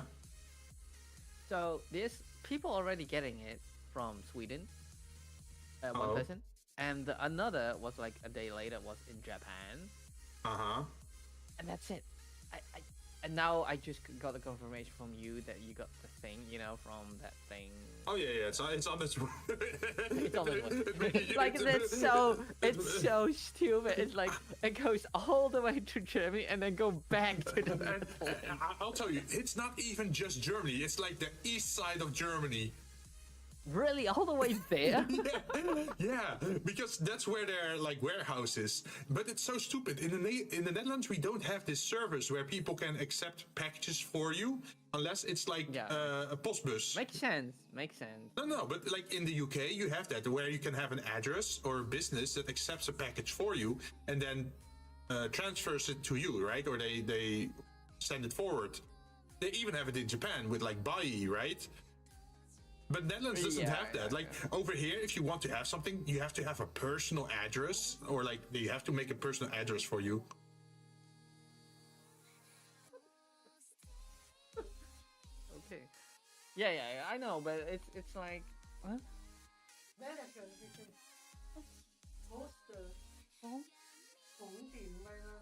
Đây là con gì nhỉ? Đây. Okay. Đây. Push there. Why?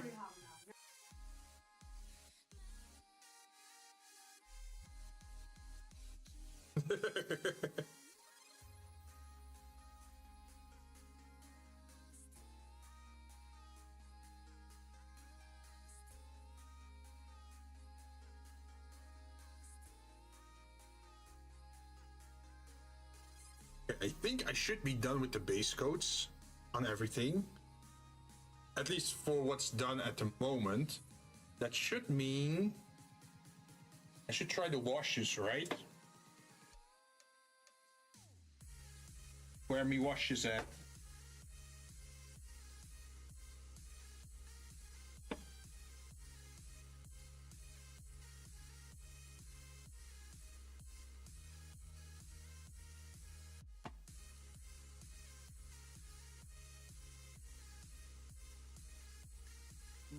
What shall I do? What's on the menu?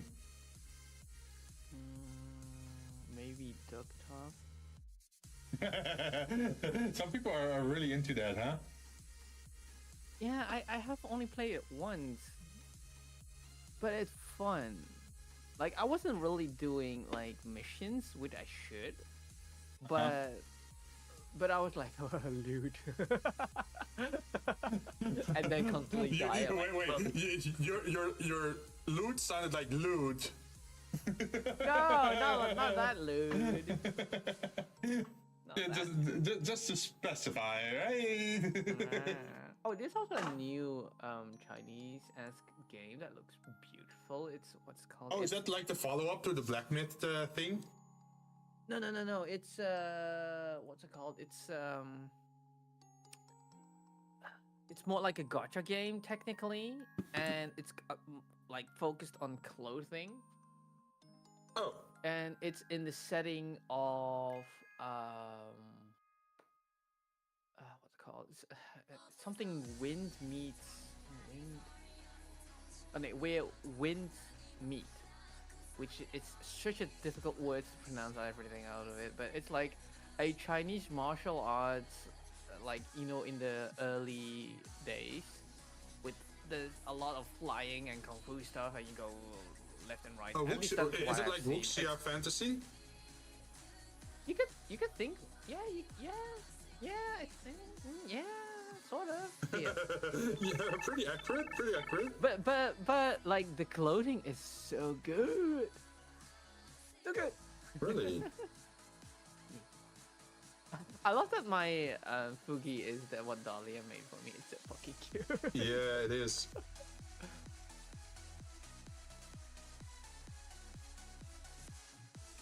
It looks so good. It looks so good. Is that the form you had before you turned human, or? Maybe. Could be. Could be. We're expanding the lore today. But I think it's also sort of like a Free Souls-like. It's not Let It Die, Mostly right? way of wuxia combat, yeah. So it also has like, I kind of want to play this too. I think it's like sort of like a Souls-like. I think what I've heard. And it is free to play, so And the thing is, you will do like 3 that's- hours of customization of your character, and then you play the fucking Oh game. no, it's one of those. It's one of these, yes. I mean, it does look really good though. And Midori is playing that right now. Who's playing it? Yeah, you don't know. It's another stream. You're not even giving me a chance to try and recognize it. No, you don't know her. No. Midori Sky. Yeah, I know her. You know her? Yeah, I follow her. Oh man. Well, See, yeah. Look see? at that. Look at that. You Look at that. Look at already- that. Look at that. Look at that. Look at that. You already went like, nah, no chance. He doesn't know it. He lives under a rock. Yeah, because you need to know it at one take, no other takes. Oh, one attempt. One One opportunity. attempt, and that's it. One attempt, that's it. I see, I see. If you don't know Shige, done. You're done. Yeah, pack your stuff, go home. Yeah, pick it up, go home.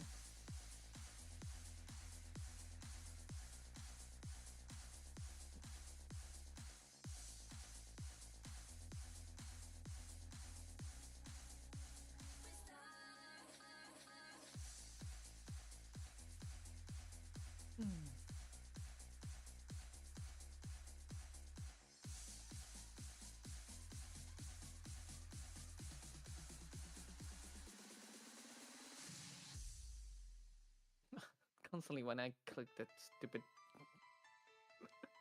What? when I click on your Discord thing, I see that stupid guy. I really, oh god, I constantly like, oh, what was this again? Oh yeah, that. Yeah, here, let me delete it for you so you don't terrorize yourself. Yeah, thank you. Yeah, thank you. I should have just spoiler tagged it, probably. No, it's fine. It's fine. Okay, there it is. It's gone. Your eyes are safe now, Shige. Thank you.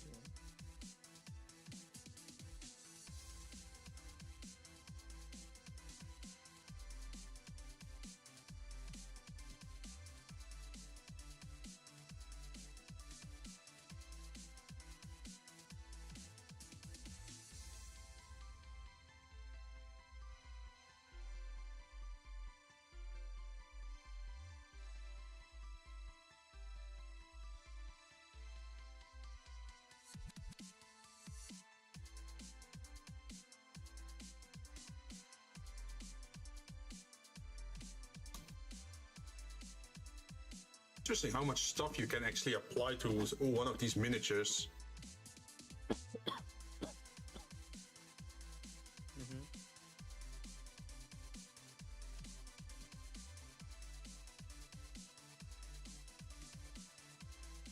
Like, it's nice that you now have like the black outlining because it fills the gaps in the panels.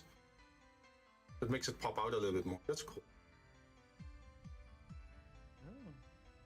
Guess I'm gonna have to go retouch all those other model kits that I have now with panel liner. Oh no, what did I get into?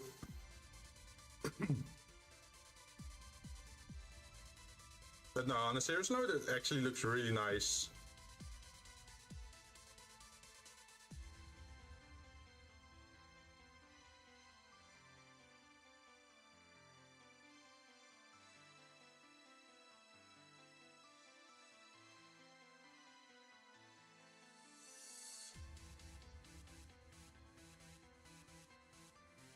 What should I do? You have this thing more often where you're stuck with too many options, like choice paralysis, right? I know, I constantly have.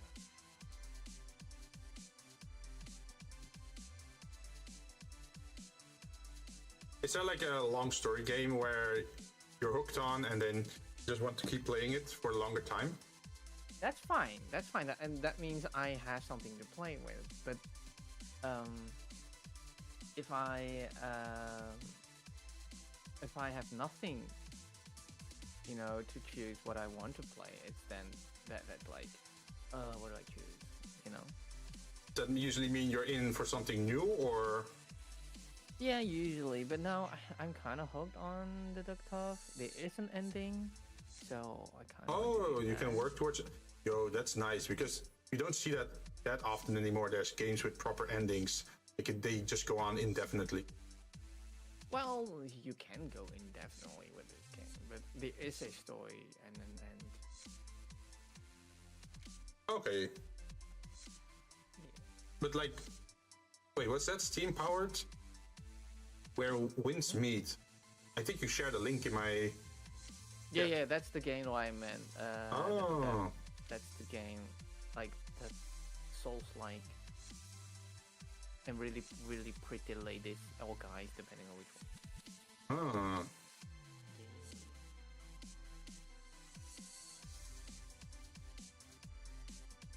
Gonna play it or? That one I'm not really sure, to be honest.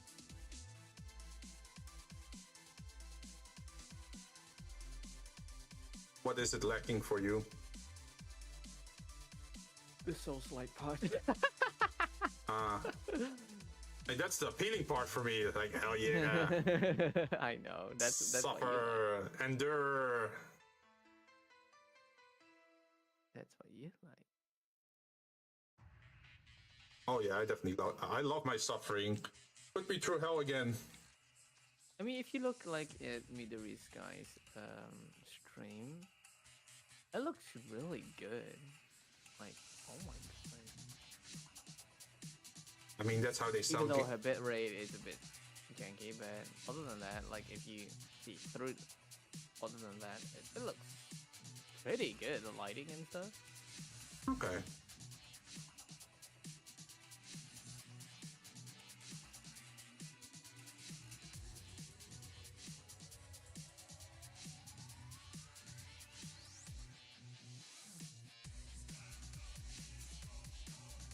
I'm not really a fan of the UI, though, what I'm currently seeing.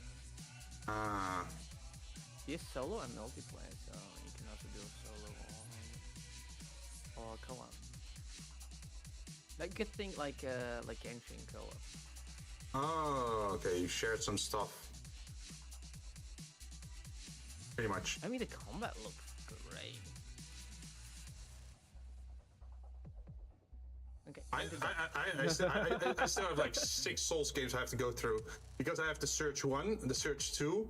I have Sekiro, I think. I have Elden Ring I have to go through. There's Neo 1. Elden Ring. I still need to do that. You gonna play it solo? I've played it, but it's like I need to continue. You have to find the motivation. Where's your motivation? As Virgil would say, show me your motivation. For me, it's like I literally grew up on Souls games. Although the first game was very rough. Yeah. So I actually started on PlayStation 3 with Demon Souls. Like the original one. And I imported it from America. Because I couldn't wait for the European release. That meant that I was also always on the American servers when doing multiplayer or like invading each other. I was the laggy fucker that was invisible. Because I was connecting all the way from Europe. So by the time you had a thing in the game where if you're a certain distance away from a player, you're invisible, right? So if you wear that ring and you have gigantic lag, by the time they see you, you're already behind them and stabbing them in the back. Oh yes, it was me.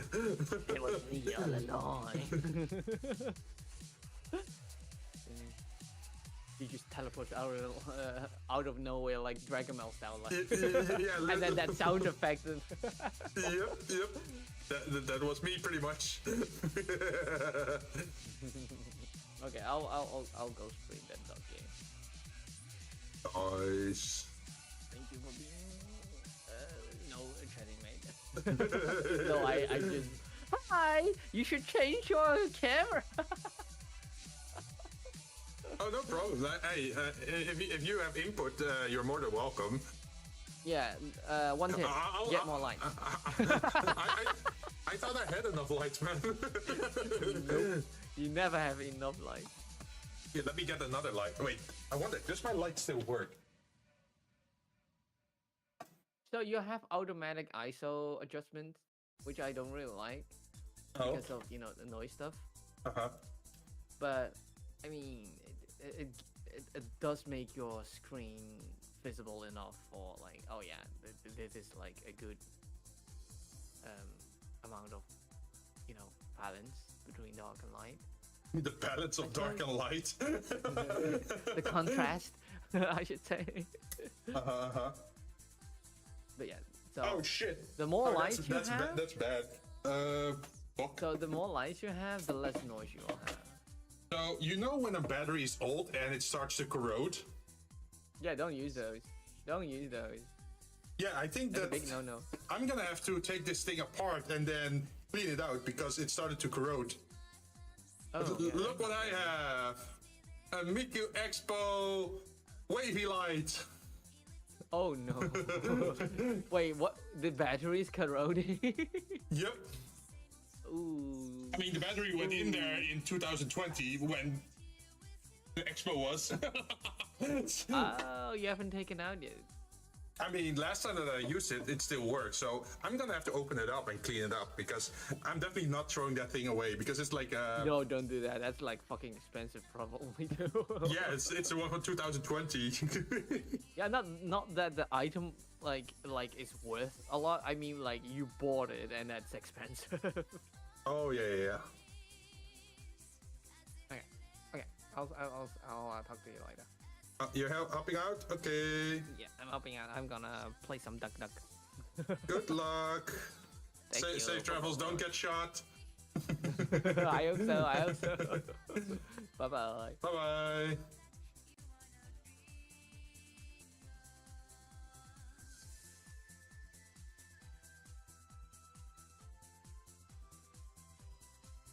Hopefully I don't fuck up too much with the panel light or like panel stuff.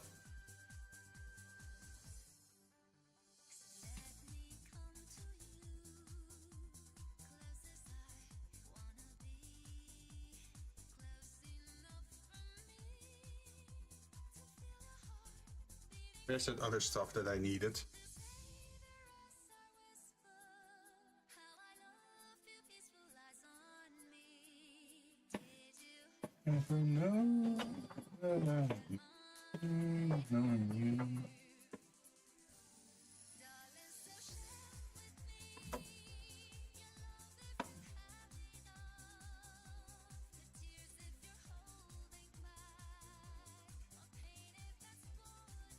So it's not these two. Where did I leave that other bottle?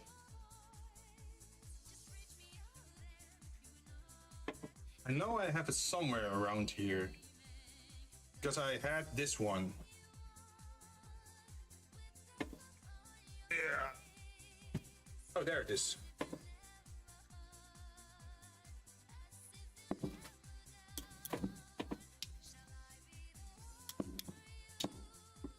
Oh, it's one of the child bottle things.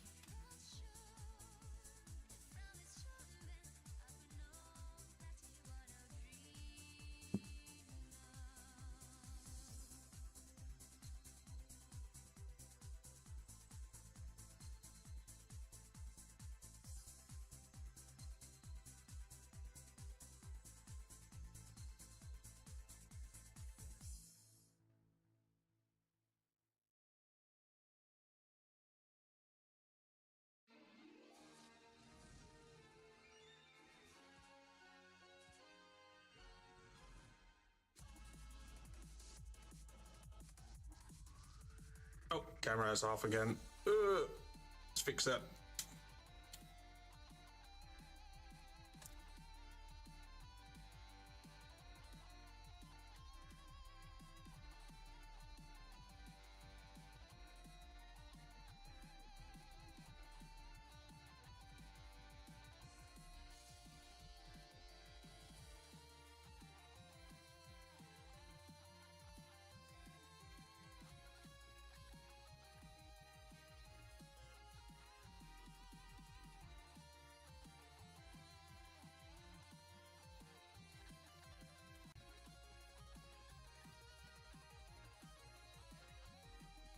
Shit, I'm still in the call by myself.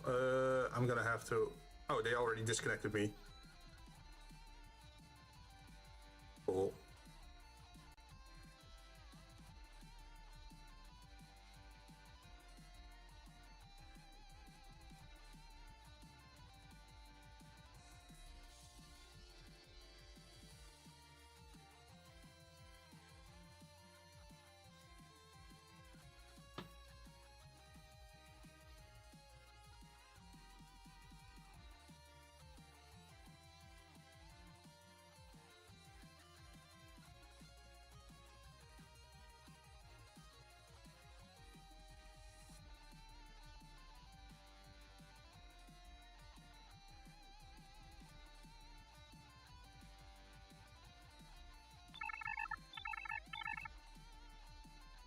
Hey, I did looking neat. Thank you. I'm trying my best.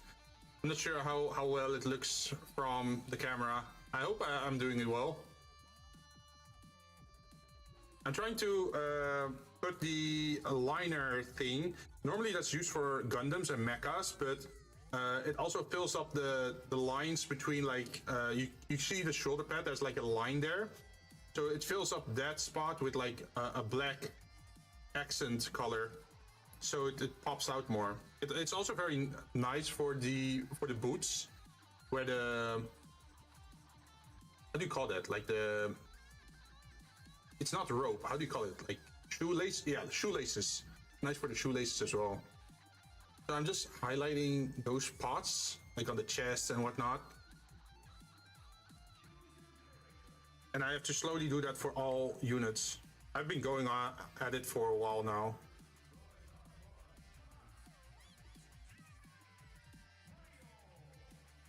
But we're slowly getting somewhere. And after this, I also have to put a wash on top of it, just for the metallic and the clothing parts. Because this is just for example, here, look at this. You can see the knee part, right? So if I dip it here, it fills it up. Fills up the hole. And then it pops out a little bit more. And then later on you can remove a little bit of the excess. So it looks really nice. But how have you been, Smucker? Sorry, I'm babbling on about this new product that I now found. But it's a little bit of a precision work thingy, so it's like a multi-step thing that you gotta do, because you have to fill in the gaps and then later also clean up the excess.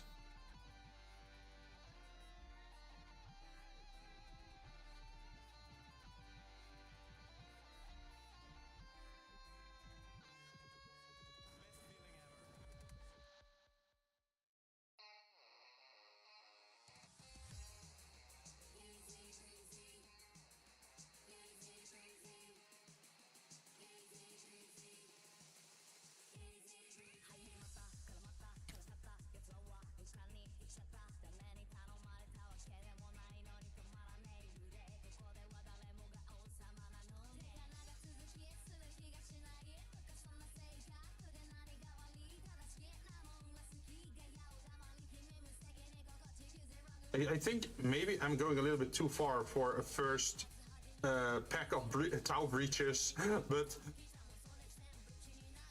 might as well start good, right?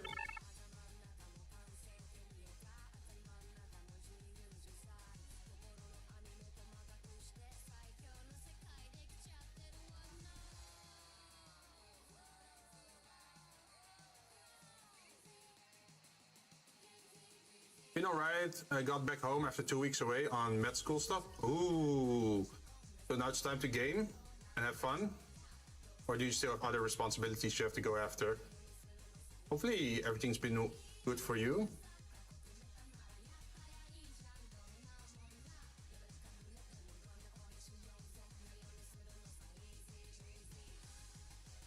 I must say, like, just having this thing in my hand makes it so much easier to actually hit the spots that I have to.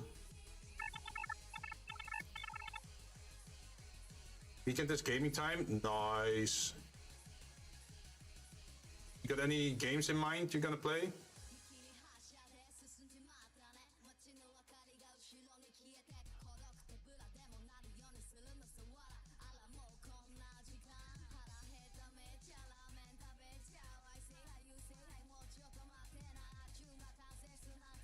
Oh, I see I missed something here. You see the shoulder pad? It's gray. While the others, as you can see, are all brown. That's a big oversight. But we can still fix that. We still have some of that stuff left from way back.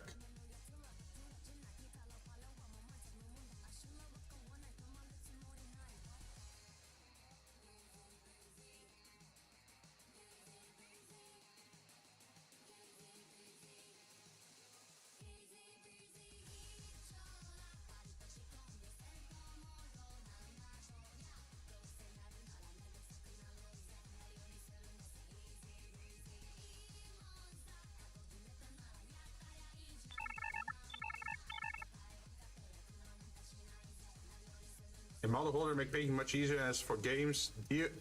Dispatch? Oh, is it Dispatch or Dispatch? Because I did hear about a game called Dispatch, which was pretty good.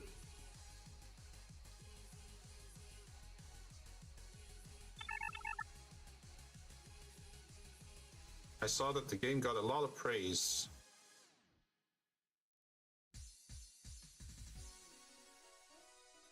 Okay, there we go. Fixed it.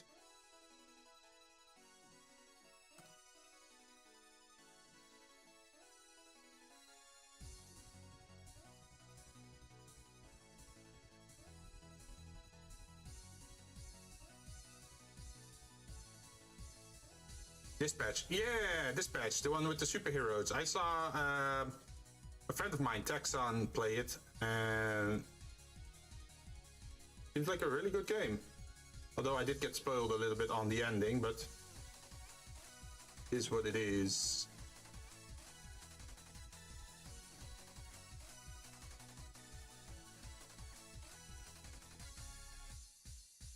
Shining.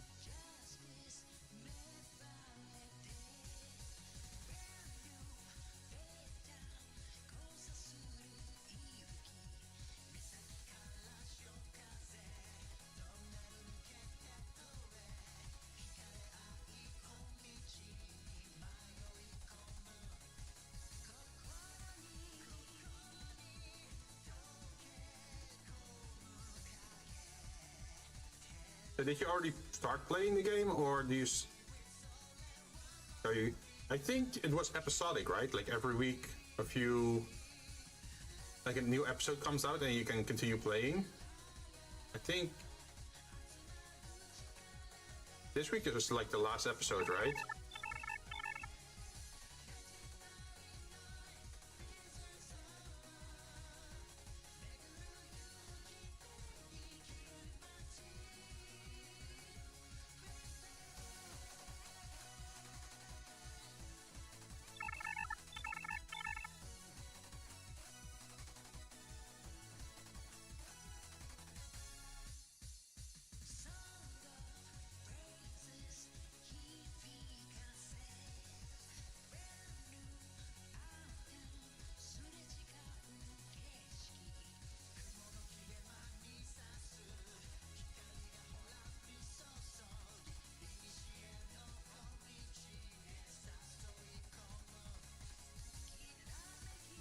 Yeah, finished episode 4 of it before I left for med school. So, so you still don't know the ending then, right? Don't worry, I won't say anything. Just gonna say it's... Well, I just saw one ending, right? Because I think you have multiple ways to get to an ending. Because your choices are your own, right? In that game, it's like...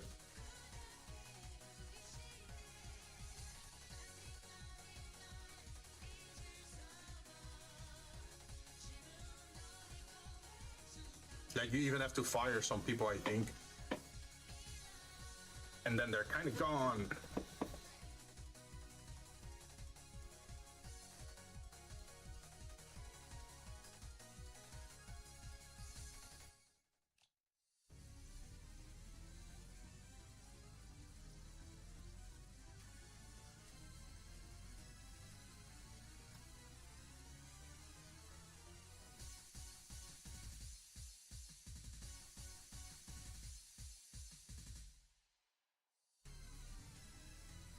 think that's number 3 now.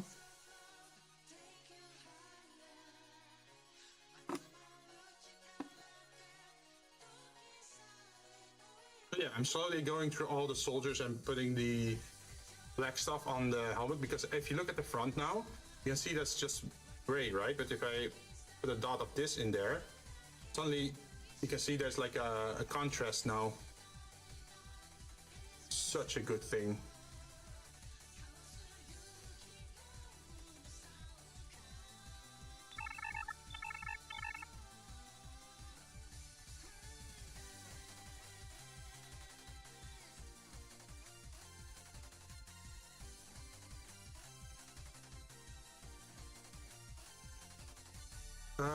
Oh, by the way, did I give you this? I have no idea. I can see what it is. It currently can't work with transparency. Oh.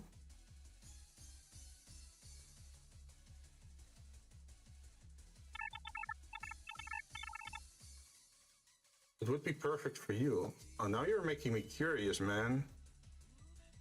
You just come by and say like, hey, you want this?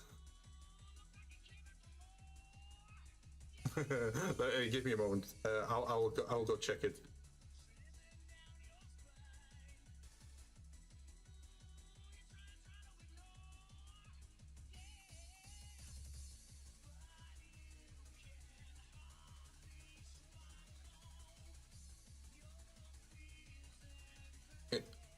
I have less and less space on my desk with all these paint bottles. Let's see if I can still maneuver my mouse enough.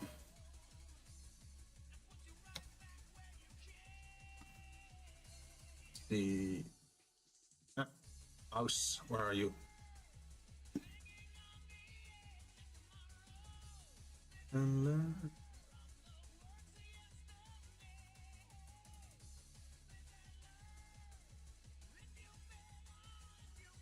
OBS. What does it do? Oh, you can have like a switch.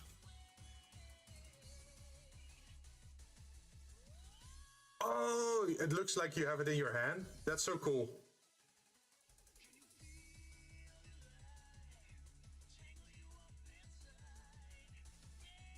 And it works with move value, so it's an actual 3D object. That's cool. I could see some use for that.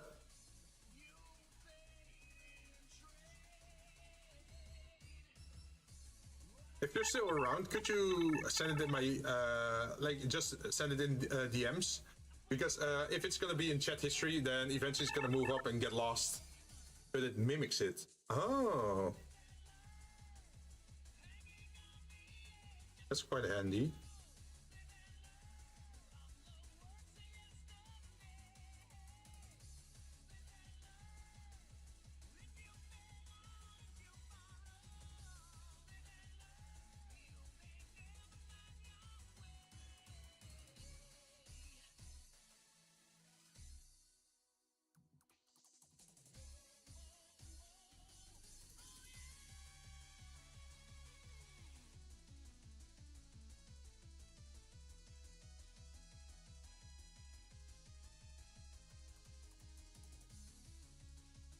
There we go again.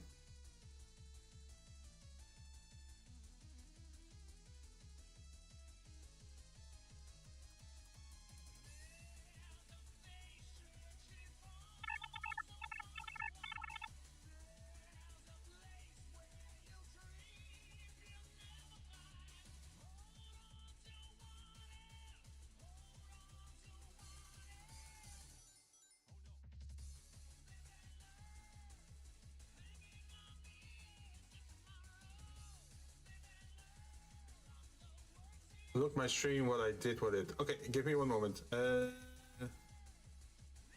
me finish my...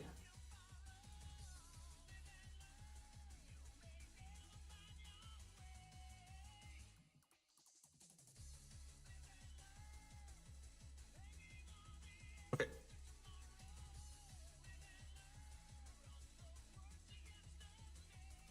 Where are you?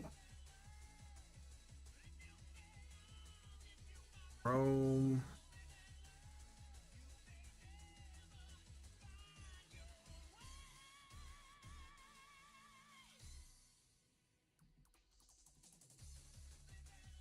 On, open up.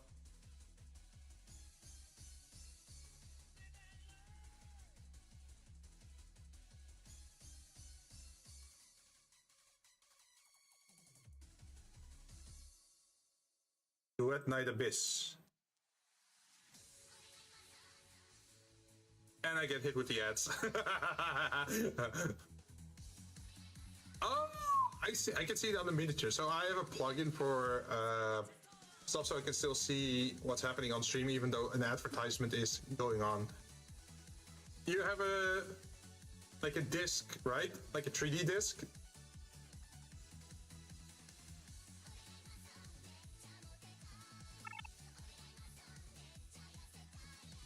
Oh, that definitely looks nice.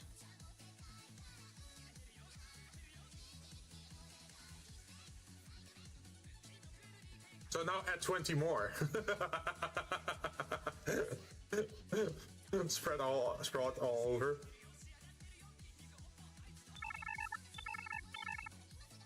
It's a combo with another plugin. Oh, they work together? Nice.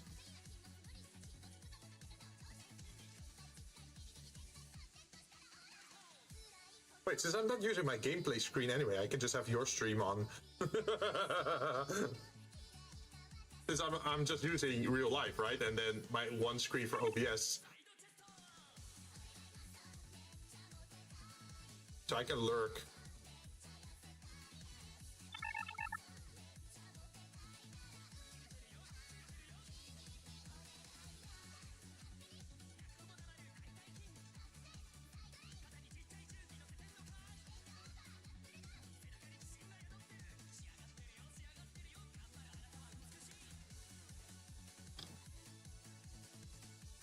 Hey, there's Mustache Man.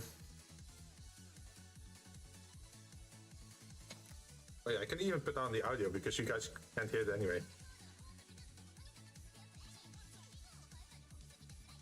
Oh wait, if I put it too loud, then I do hear the music, which is gonna contrast with my own music. I'm gonna silently watch you work your magic, Shige.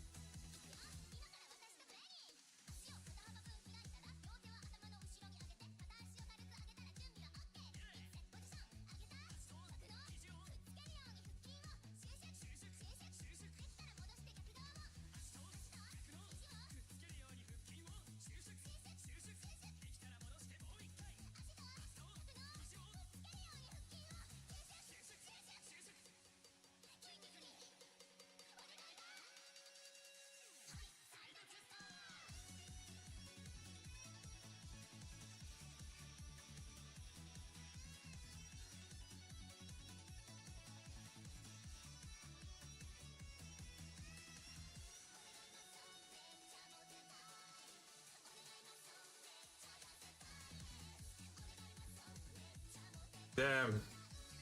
Team doesn't even recognize their own streamer.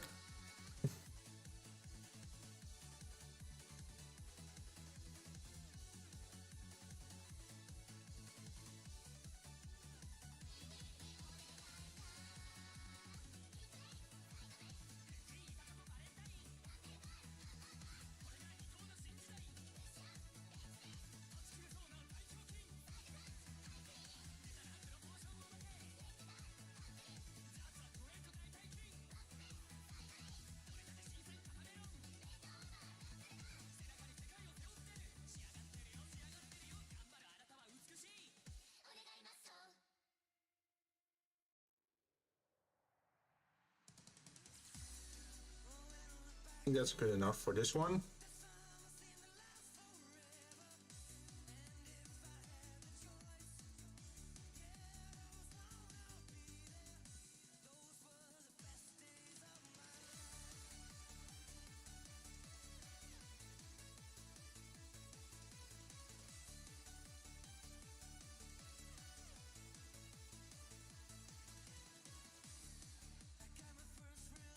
Oops.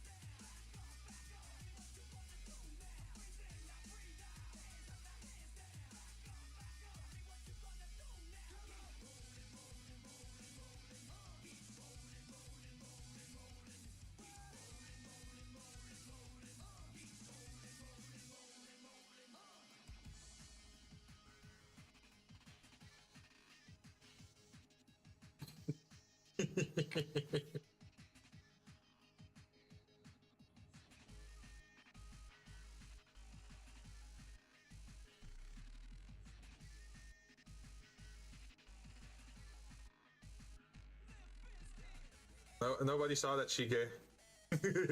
Yeah, one try, right? First try, no death.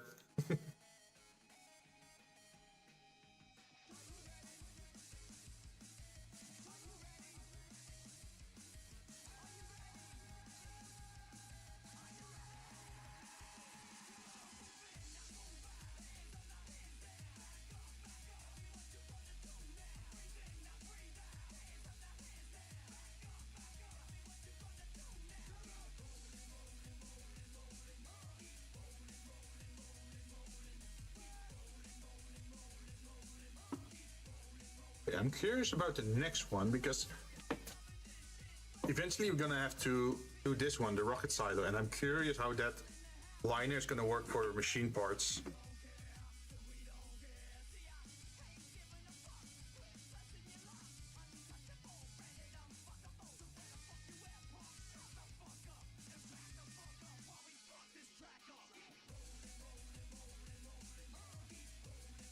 Sounds like Shiga is having the time of his life.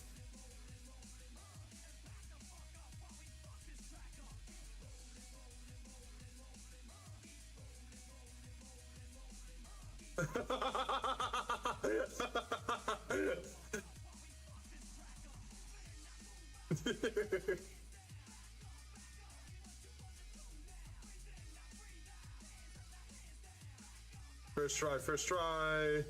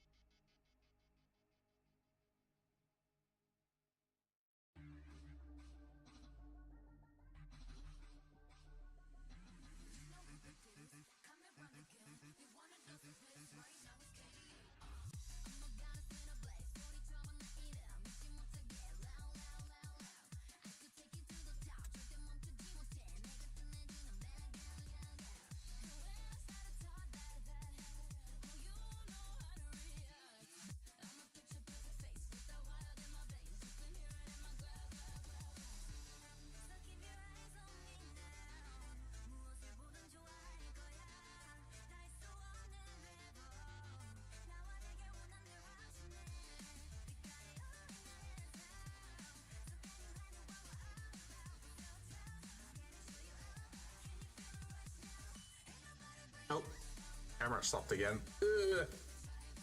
You guys can just admire my fingers in freeze frame.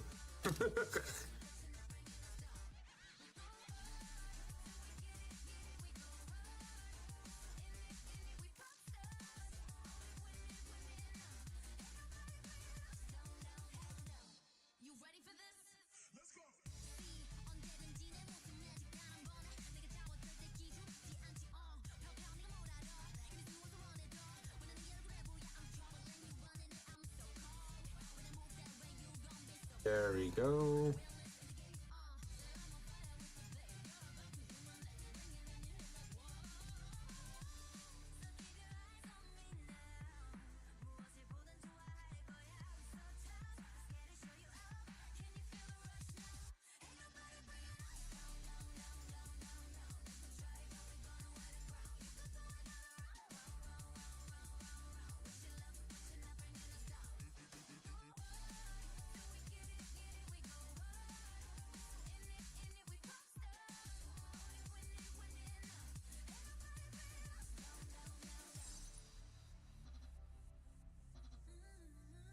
Bit too much.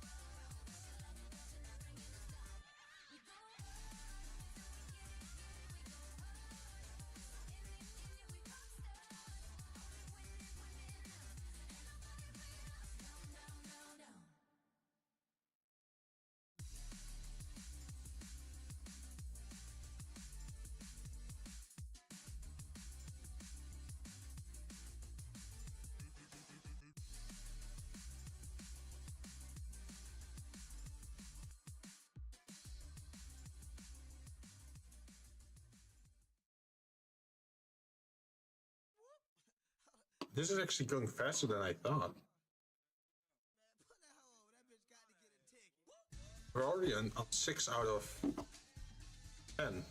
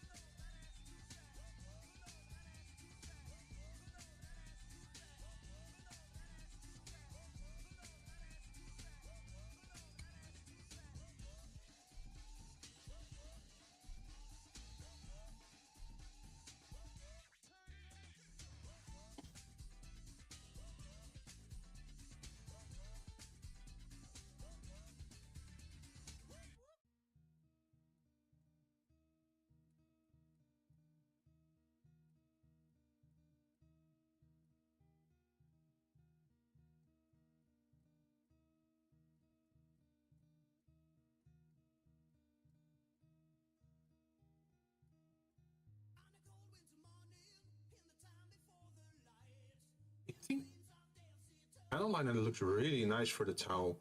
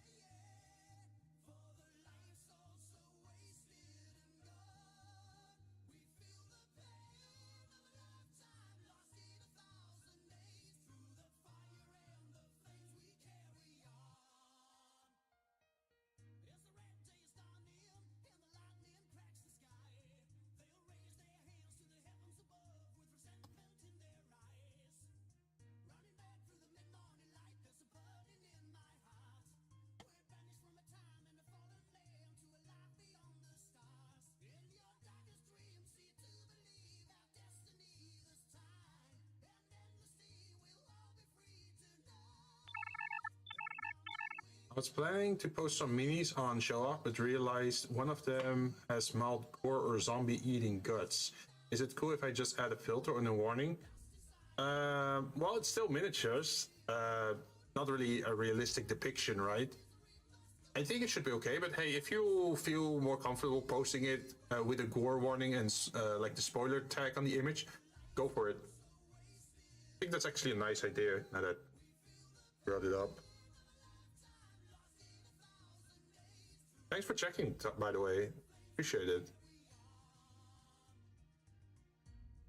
And also thank you for showing off your figures. Maybe I can get... Well, we call it inspired, but I'm pretty much stealing ideas, right? Yes, I'm getting inspired by your work. Now I want to do it too.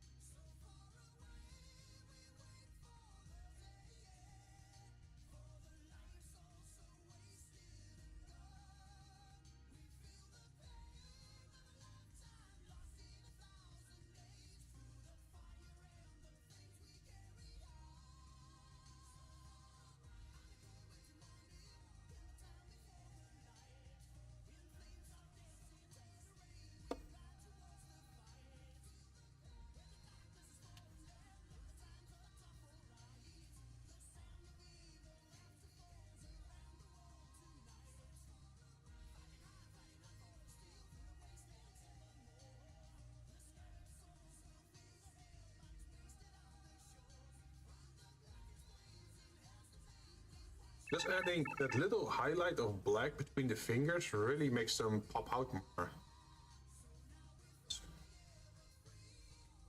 How much difference a little bit of extra paint can do, huh?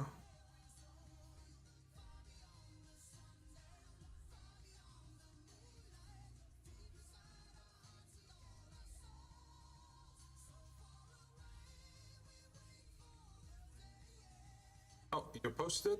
Give me a moment. Just gonna finish this one up. Then I'll go have a look. I did not have that thing implemented where you can easily see what I'm looking at in Discord. Still have to do that, so...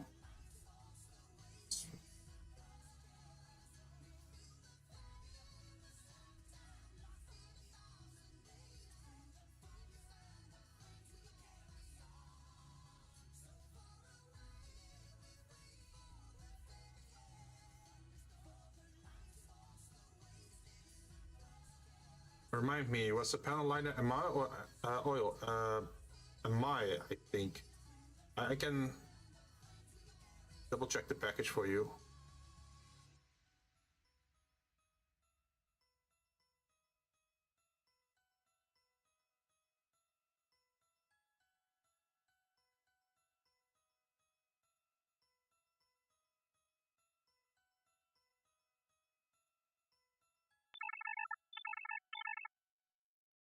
Amaya?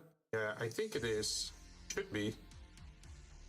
Because it has like a higher fluidity than the... Is it considered acrylic paint?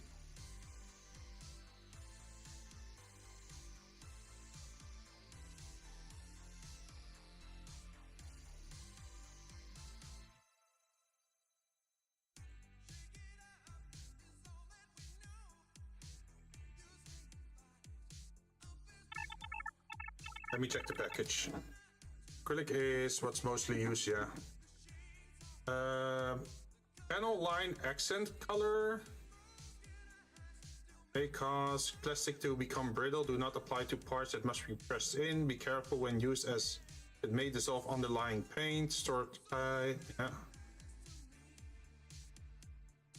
Well, like the thing that I need to dissolve it, if I do something wrong, is this one. And since this is animal thinner, so I'm guessing it's animal, that like Amaya, whatever they pronounce it. I think it's that, yeah.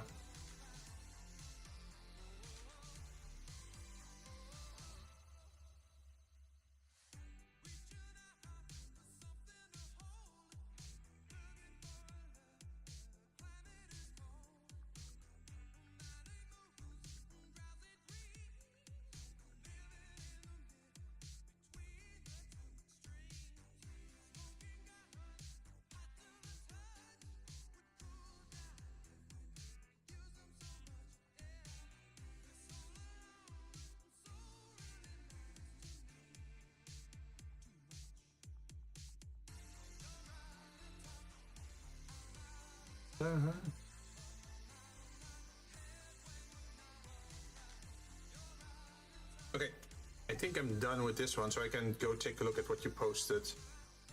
Kind of curious.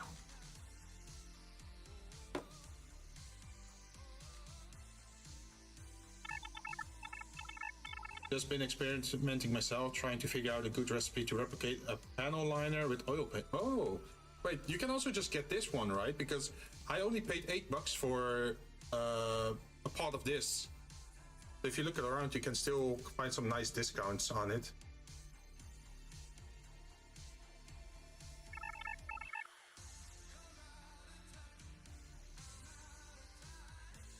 Show off. Where is it? Damn!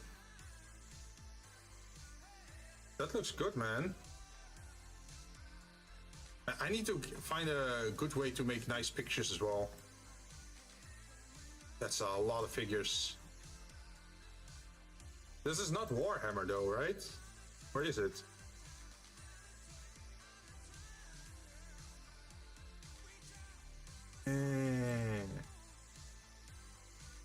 Those look heckin' cool, man. I'm nowhere near on that level. I wish I could,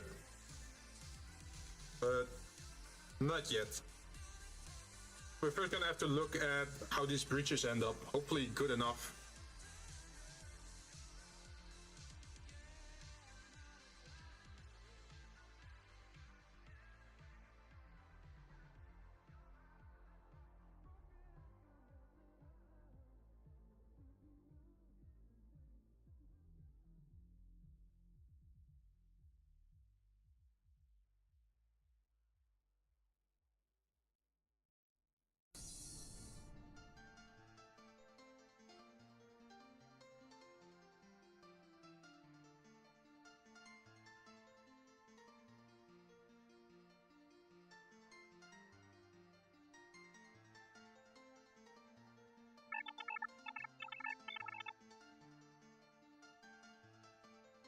How do you think I'm doing so far, by the way, as someone who's more experienced with 3D modeling? Or like, well, not 3D modeling, but like miniature painting stuff.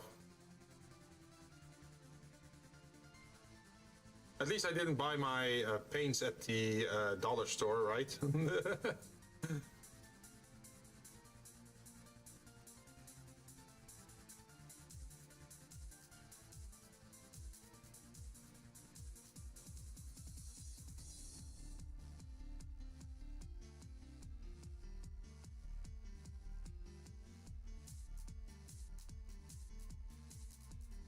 But I guess you can only tell once I take like the higher grade pictures, so you can inspect the details.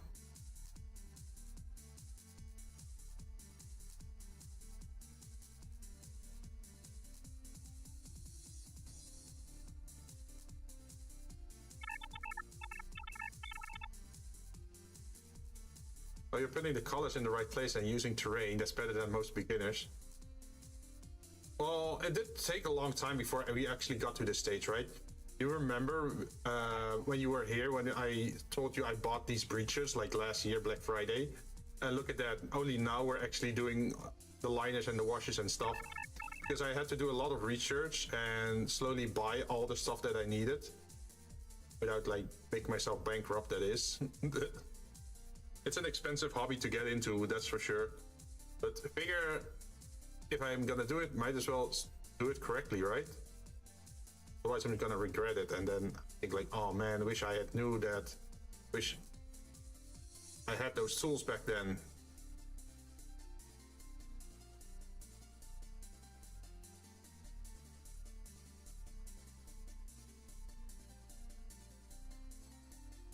But now that I know I can use these things to hold the figure, and I know there's like the washes and the other effects to make it about a little bit more, that's such a boost.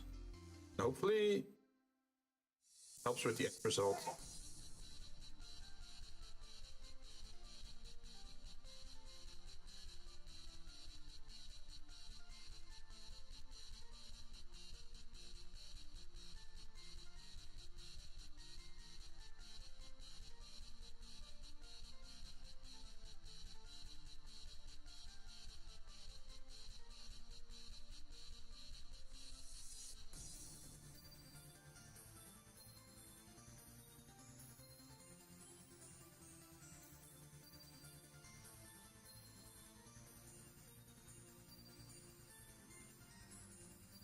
But hey, now that we all got this together, we should be able to do more figures more easily in the future.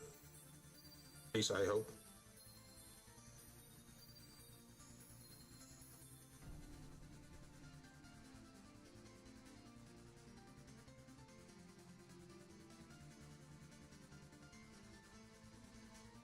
What do you think about the terrain color that I'm using? Because I'm using a very dark gray terrain. Meanwhile, the boots are like brown and the legs are blue. So that's like a pretty distinct contrast, right? It's like, oh, the armor plates are very reflective. That's very metallic. And then the cloth, the slacks are very, well, blue or red.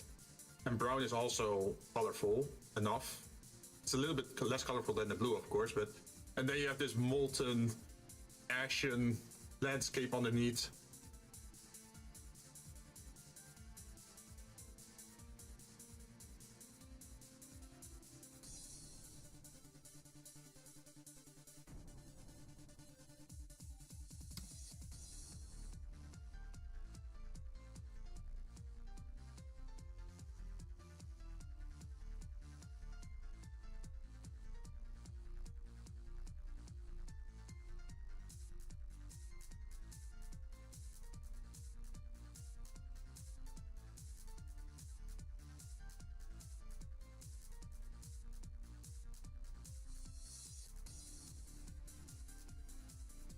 Because I'm taking my inspiration from Final Fantasy VIII, the Galbadian army, or the military units itself, like the coloring.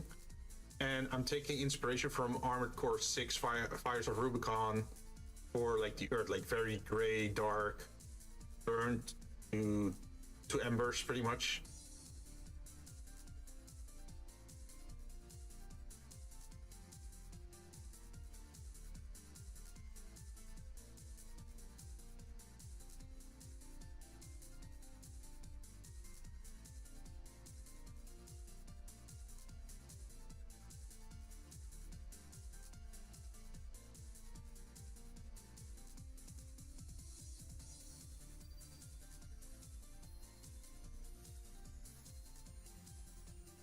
It's like a gritty Galbadian armor then. Pretty much if I think about it.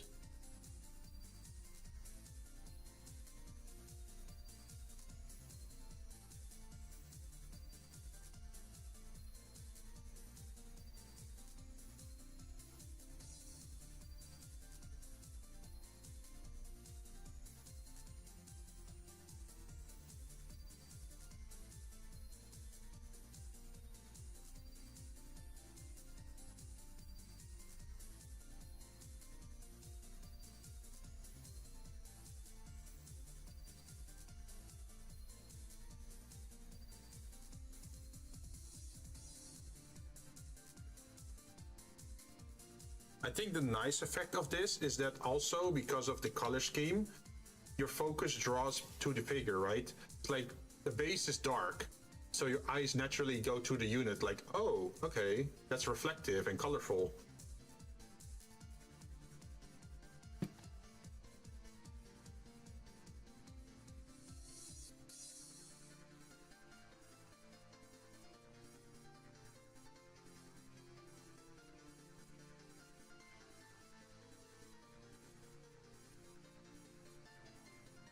Like, I've seen a lot of people that actually make the plating of the towel a very vibrant color, and then they make the slacks like black or gray or brown. But I figured doing the inverse could also be a nice effect.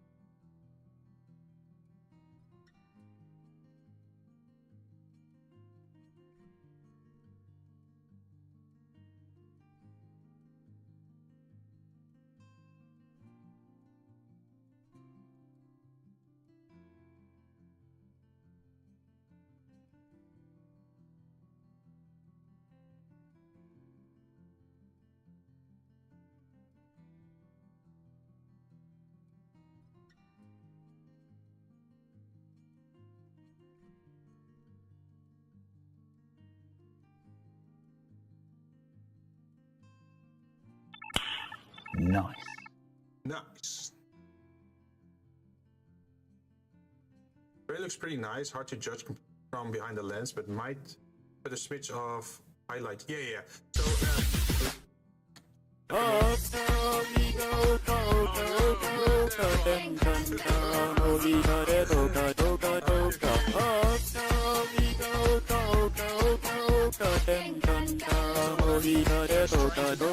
it's very loud, huh?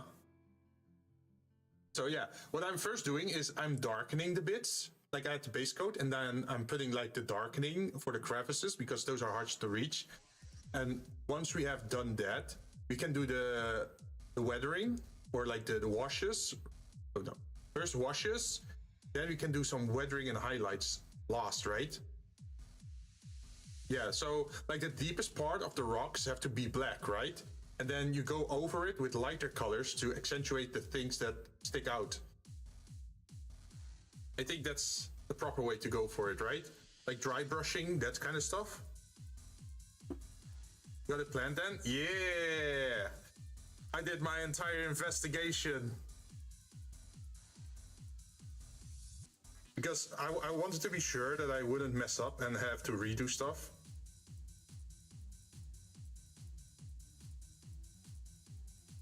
Because that would suck. Okay, I think for this one, anima is gonna matter a lot. Because it goes into those crevices around the rockets.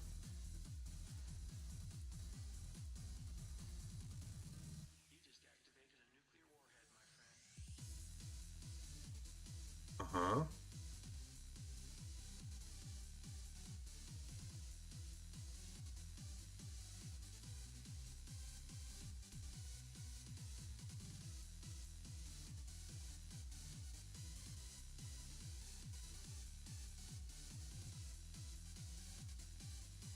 Damn, that's such a cool effect.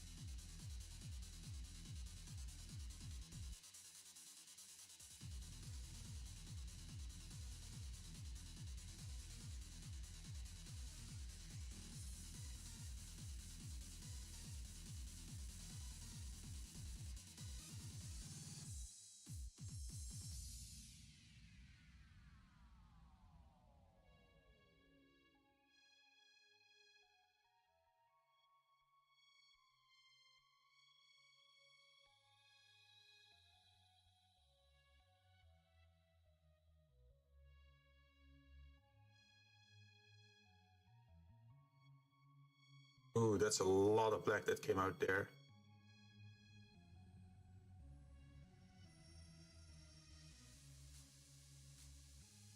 I'd have to remove some of that.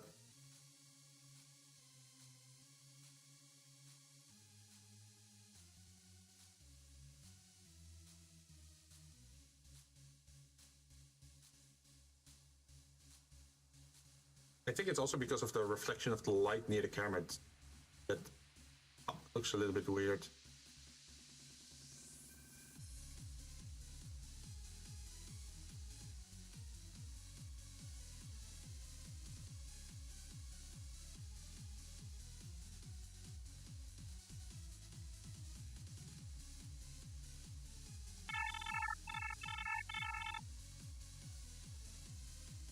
Not to toot my own horn too much, but there is one of my minis that you wanted to ask about. Oh, you mean the ones that you showed before, or like just in general?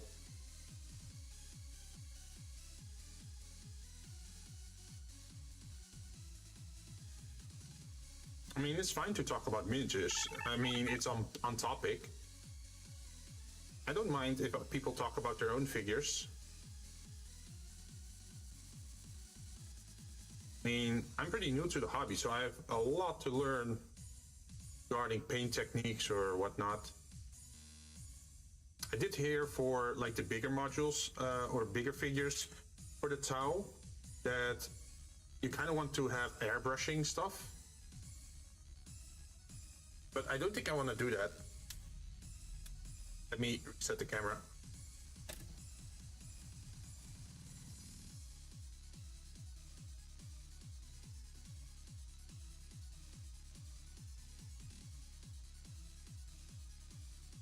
What kind of painting technique did you use?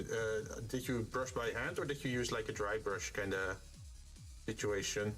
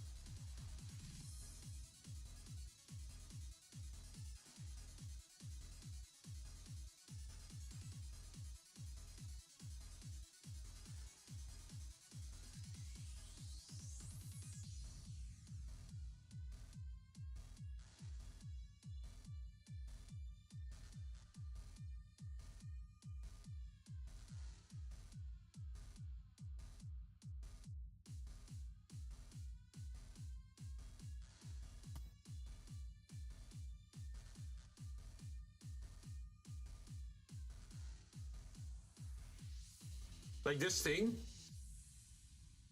it's magnet. I can take it off and I can do the other part on it.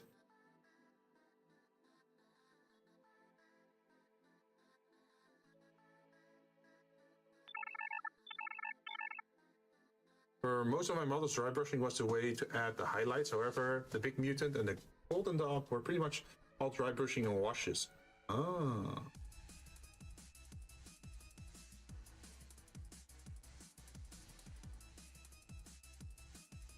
Yeah, I'm gonna have to try the dry brushing soon, because I have never done that, and that comes after this part, right?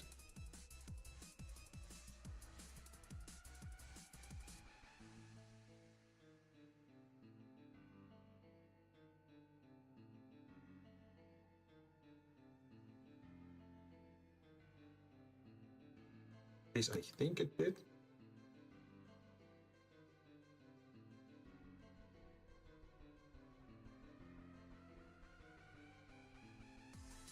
I'm putting it a little bit thicker on the inside, so it's actually showing it off correctly.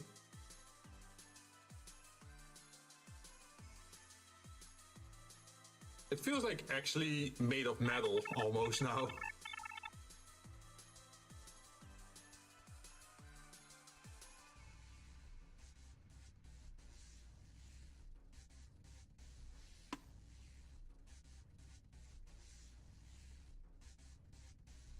Quick tip about dry brushing. You can save money by buying cheap makeup. Yeah, hey. Let me show you something. I save money by doing exactly the thing that you described. I got cheap makeup brushes right here. Don't underestimate my frugalness.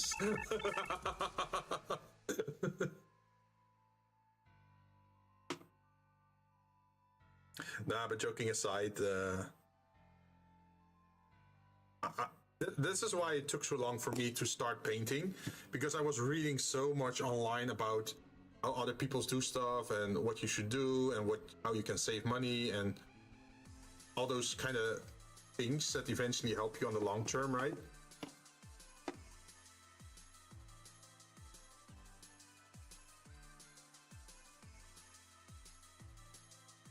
Mm-hmm.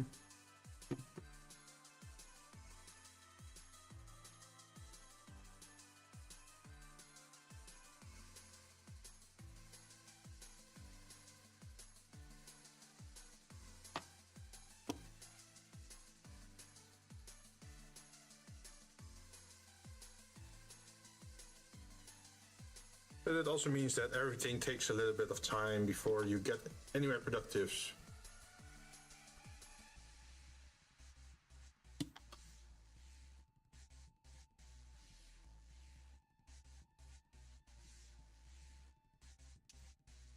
I even put like magnets on my drones. Look at that. I can take it off. And then I can put another bottom part on top of it. Maybe that was a little bit too much, but I figured it would be cool to do it.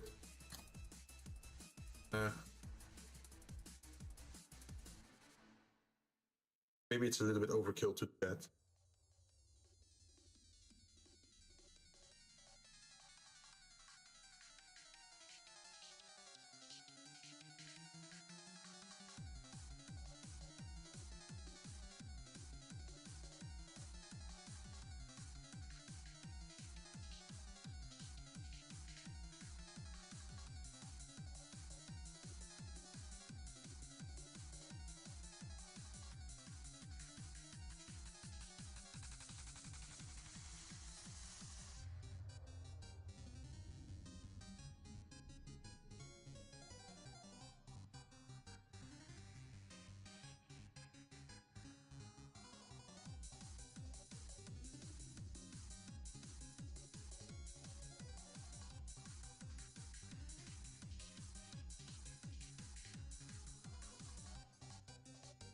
I like how now that you add this stuff, everything becomes so much better, well defined.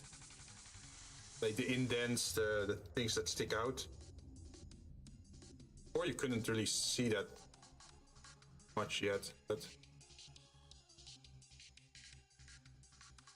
you can.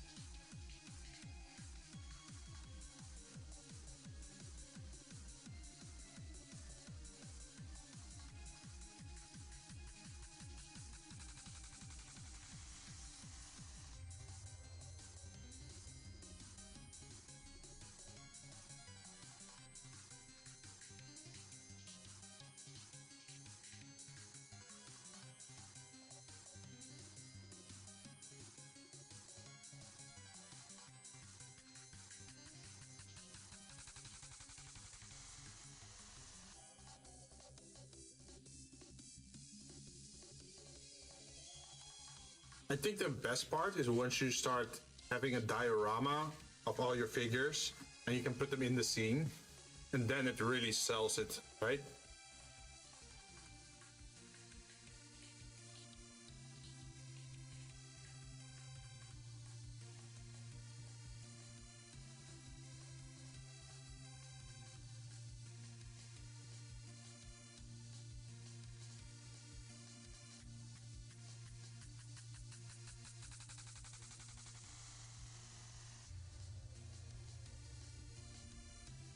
really hope those military miniatures of the Striker 1127 and 28 are gonna be on discount for Black Friday. Because if I can pick up like 2 or 3 of them, that would be my replacement for any tank I would need for the Tau.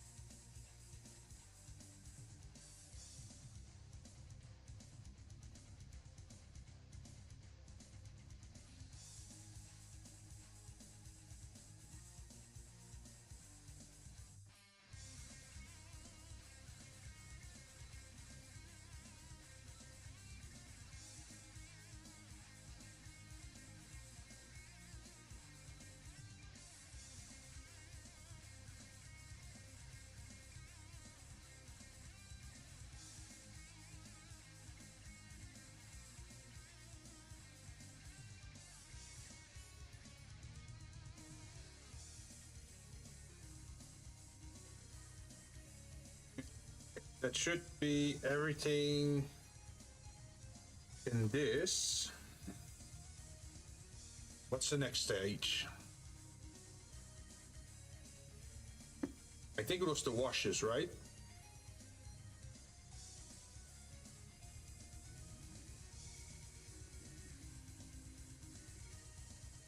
Now I forgot, for the washes, do you go per part or?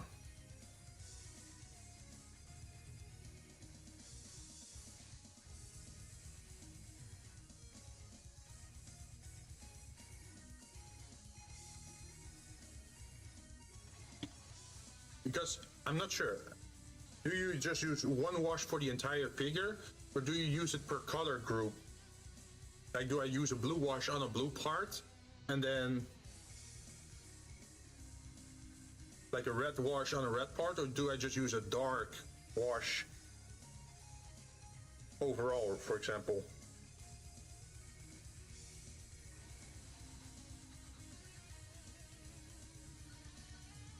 Because I thought for the slacks that I still needed like a dark blue wash.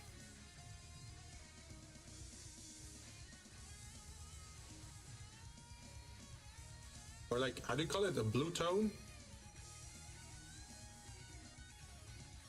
Can give it a try. See how it looks.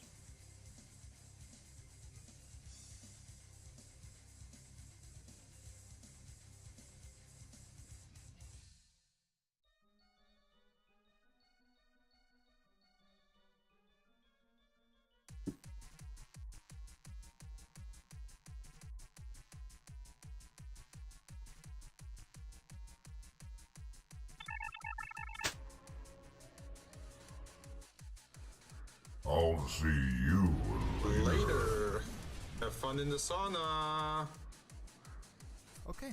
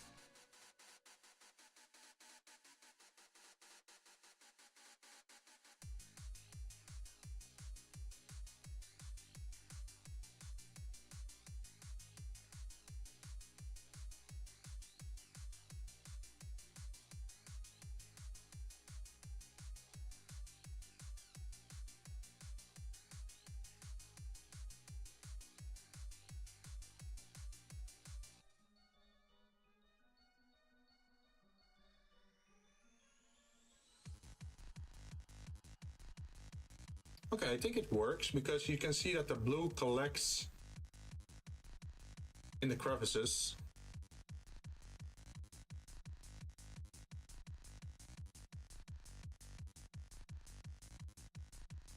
So we can do blue first, and then we go over with it with another wash, I think.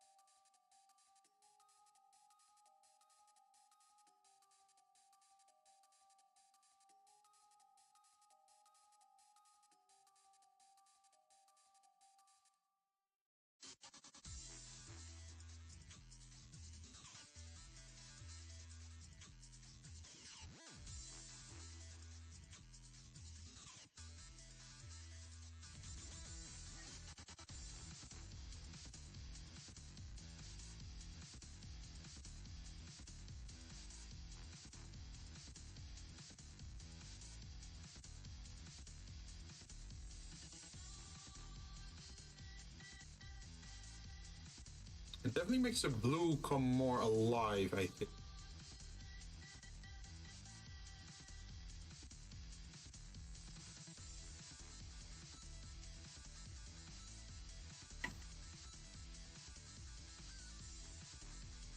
And it's not a lot that we gotta do, just some dots on the legs and a little bit on the arm. Because there's not a lot of blue, but just enough that it matters.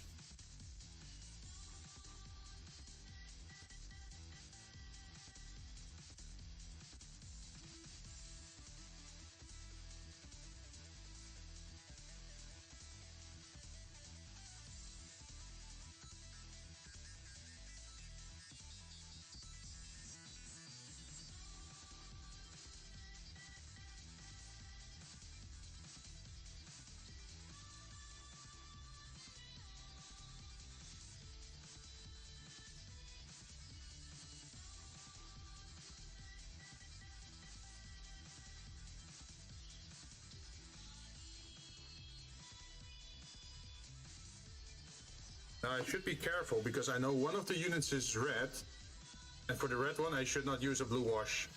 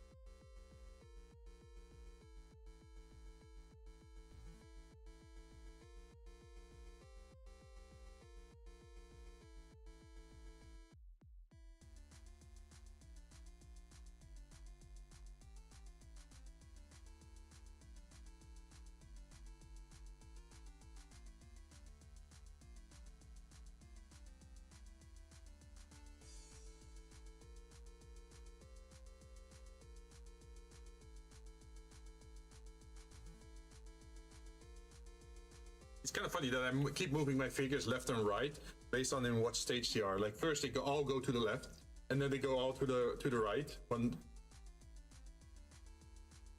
Because that's how you remember which models you already did and which one you didn't, right?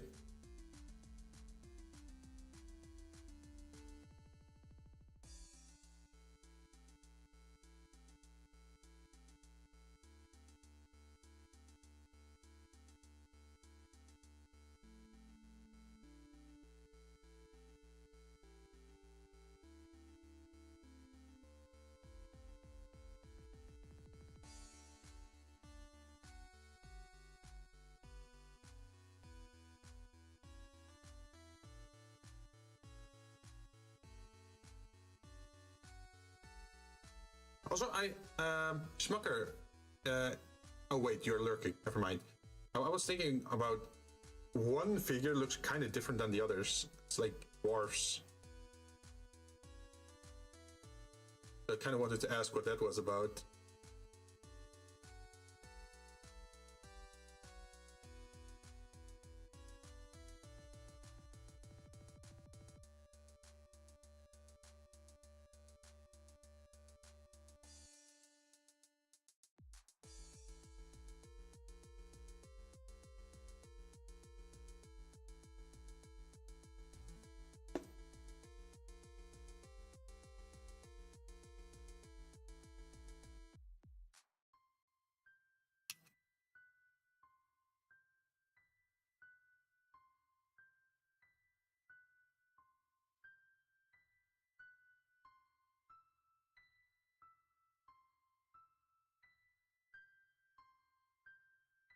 Cool how using a wash suddenly adds like a much deeper blue.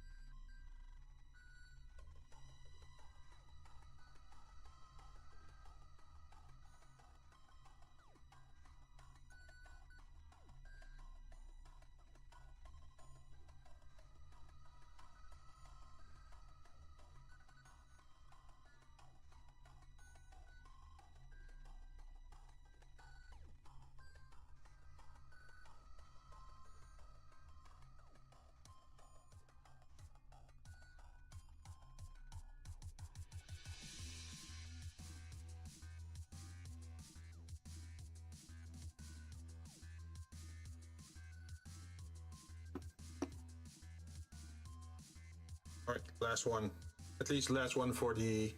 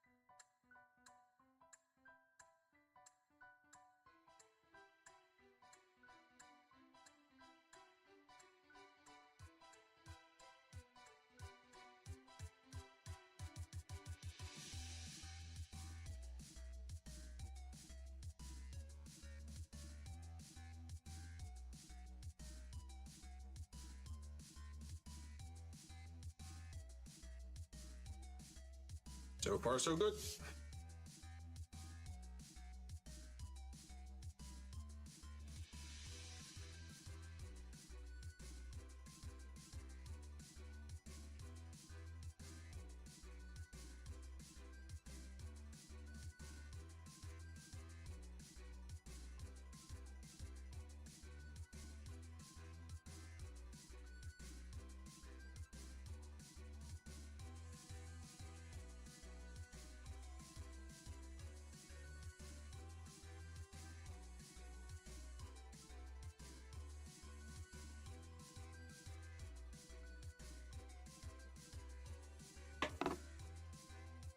Also, my wet palette is almost completely filled.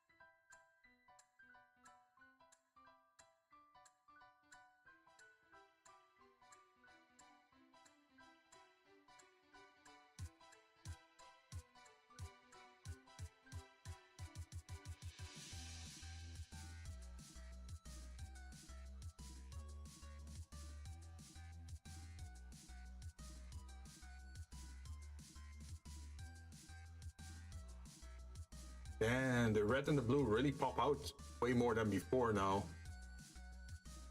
Pretty good.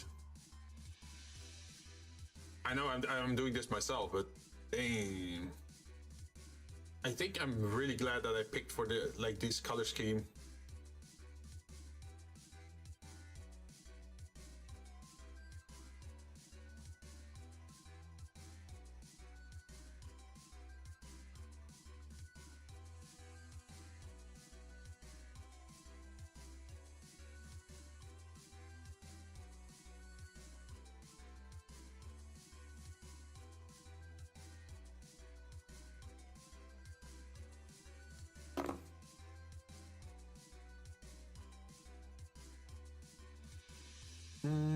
What now? What now? So we have soft tone, we have dark tone, we have mid brown. We already used the red and blue. There's strong tone. I'm curious what the difference is between strong tone, dark tone, soft tone. It seems that dark tone is actually just dark, while strong and soft tone are like brownish.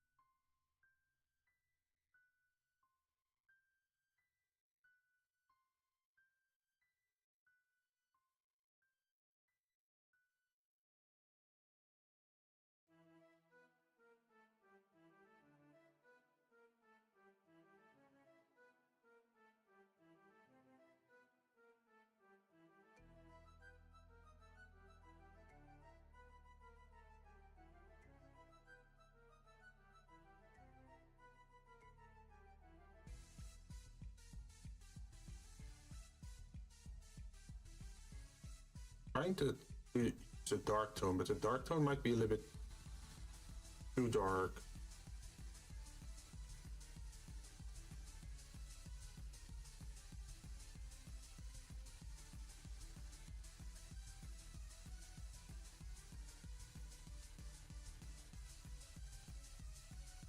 But maybe the dark tone is better for the terrain underneath. Let's try that.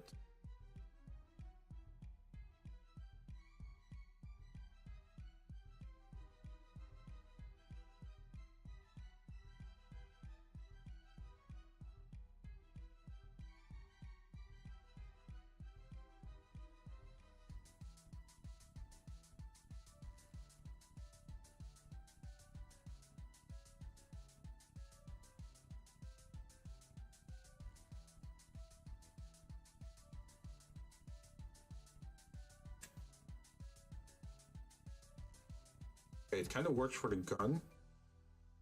Make it look a little bit more weathered. But I should definitely be careful because very quickly makes everything really dark.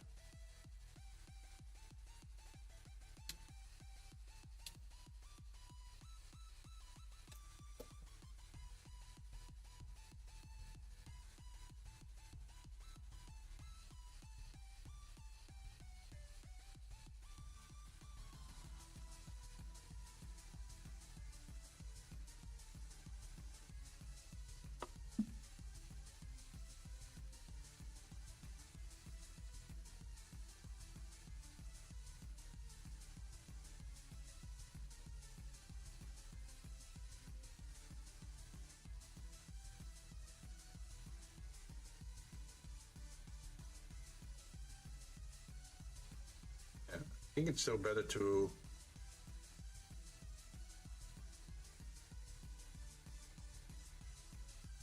there we go.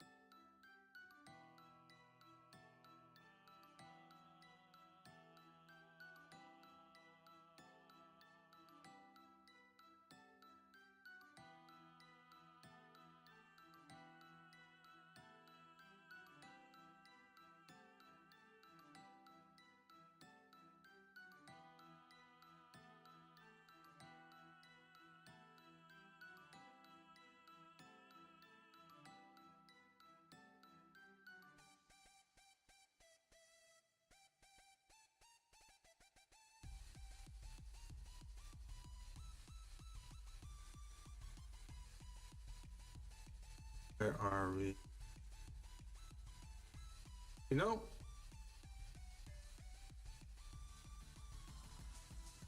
maybe miniature painting is the way to go if you want to diet. Strange thing, but funny thing. I've been at this for 5 hours and I've not been feeling hungry. I've been so hyper focused on painting these things. I totally forget about. I don't even feel hungry.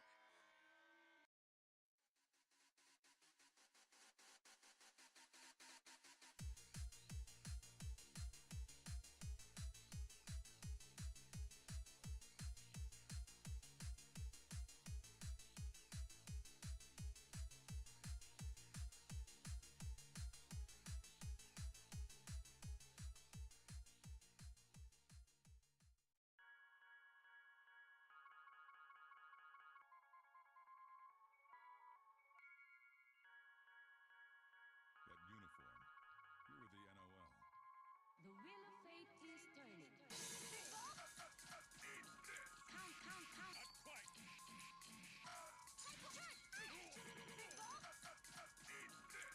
count, count. Not quite.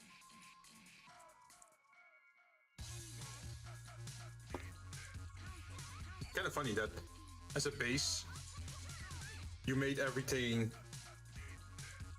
like you're using gray plastic, and then you use a primer to make it more gray, and then by adding like the paint and the washes, you're gonna start making it even darker, and then in the end you do weathering and highlights, and then you make it lighter again a little bit.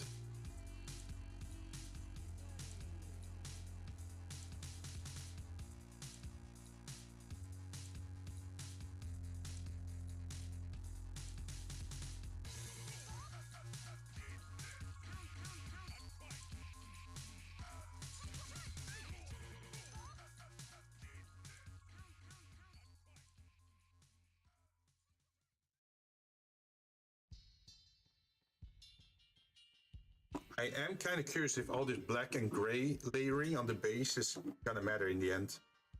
I really hope so.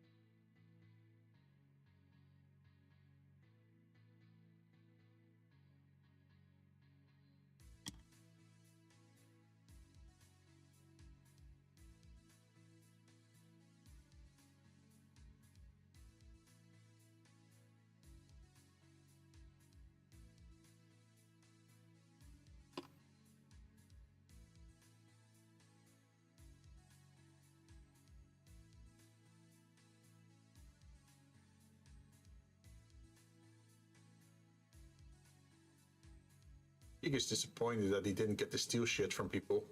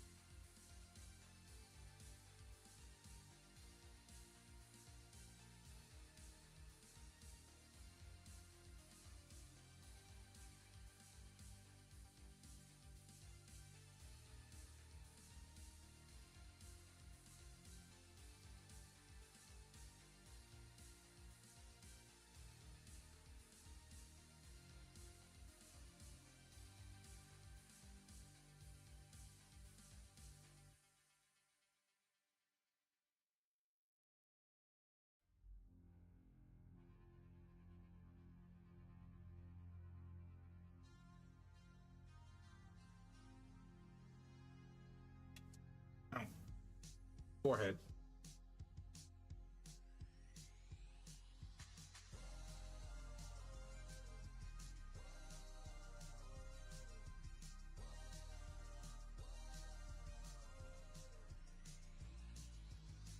What other kind of tones do we have? Green.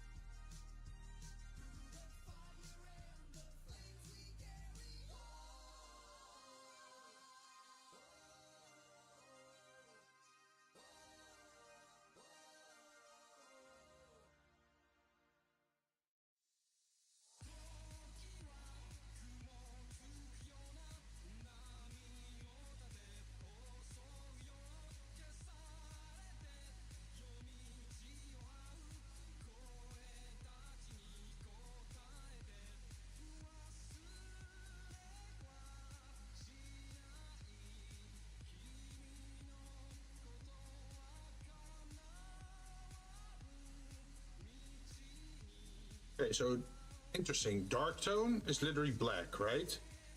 And then if you use the other one, strong tone, that's kind of greenish, even though it says or it looks black.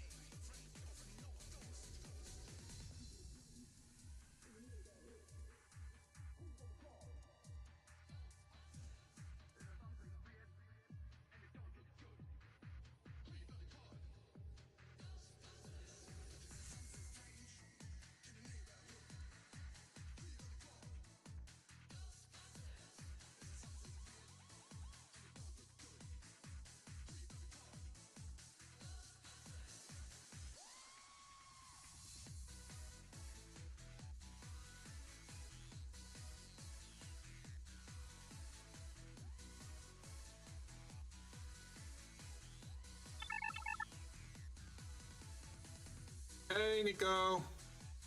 How you doing? We're just doing some miniature painting here. I'm not sure if you're into the hobby, but we're painting some miniatures from Warhammer 40k. Suffering? Oh, what? Suffering from yesterday's... I think it was yesterday, right? That you lend out your stream to someone else. I think to Calico, right? Marvel Rivals. Oh, interesting.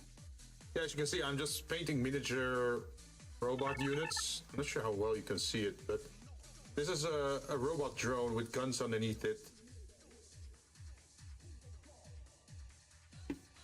And I'm just adding washes to it to give it like this darker weathered effect. Because you can see that this one looks relatively clean armor-wise, right? And then if you add this, you can see it starts to green, brown, rusty-ish out, right? So that's what I'm pretty much trying to do, but not too much, because we still want it to look sort of like stylized, right? Or at least keep some of the original colors. That's legit. Oh, thank you. This is the first time I'm actually doing this after like what, almost a year of just doing research and collecting all those paints and those brushes and stuff. So now I'm trying to actually make a nice product or like a nice end result out of that.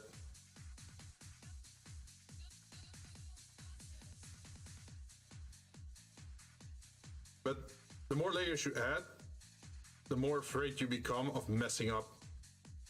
Are you doing anything in special in Marvel Rivals, by the way?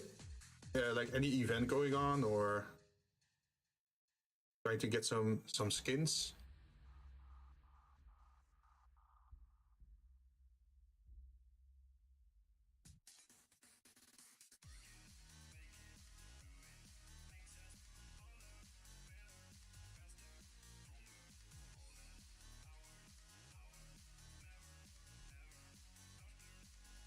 But I figured if I can manage this, then I can also do bigger painting stuff, right?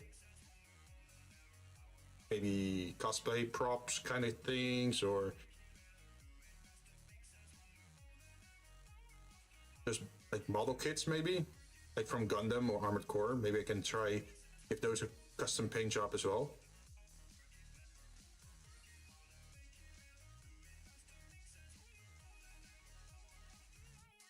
But gotta start small, right? Also, funny thing, earlier it already picked you up, I think, during stream. So it already played that animation of you showing up way before.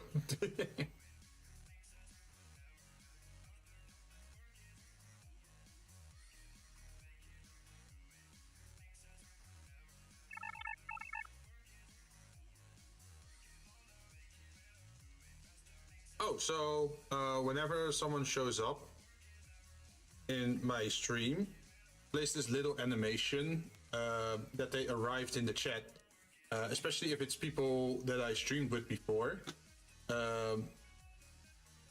And it triggered somehow a few, I think an hour or two ago. Funny enough. Let me take a look. Mix it up.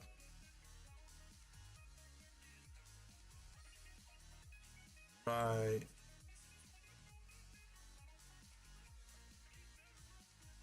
Wait, I should put down this figure. Why am I standing with a figure in my hand? So many stuff on my desk these days. Okay, so I go to events, then I'm gonna check this.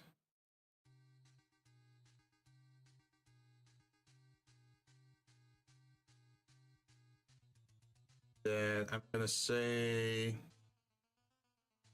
what's it?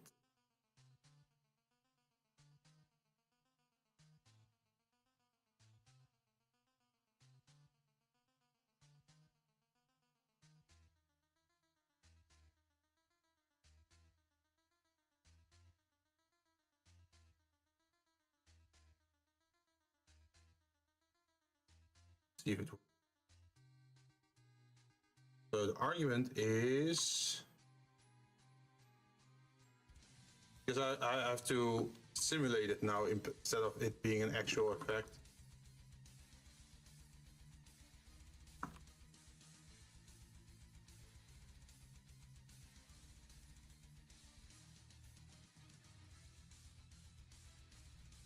Let's see if it actually plays.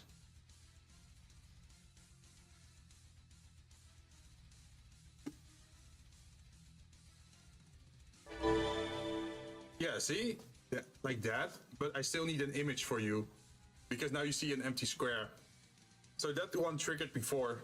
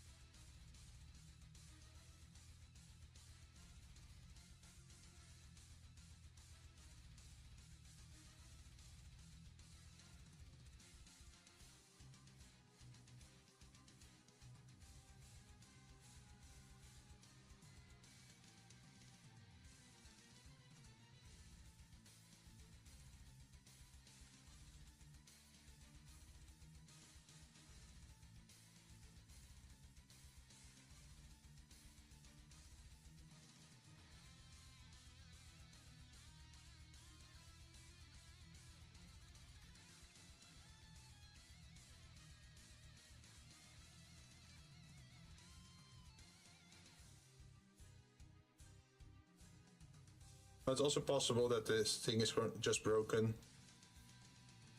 So maybe it triggered on a false positive or something.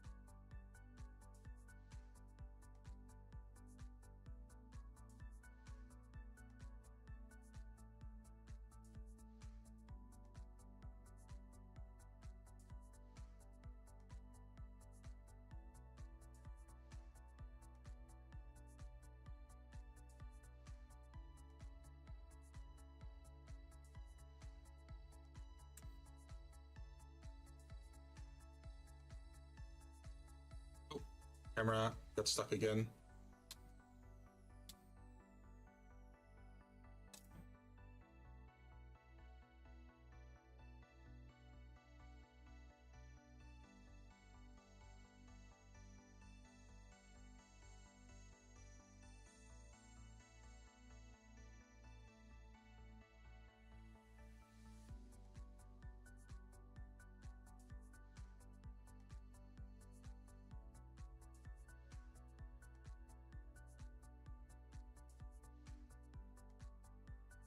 It started to look grittier and grittier as we go. Like first it was like, oh yeah, Galbadian, and now you slowly get to see the armored core part of it because it all goes grittier and darker and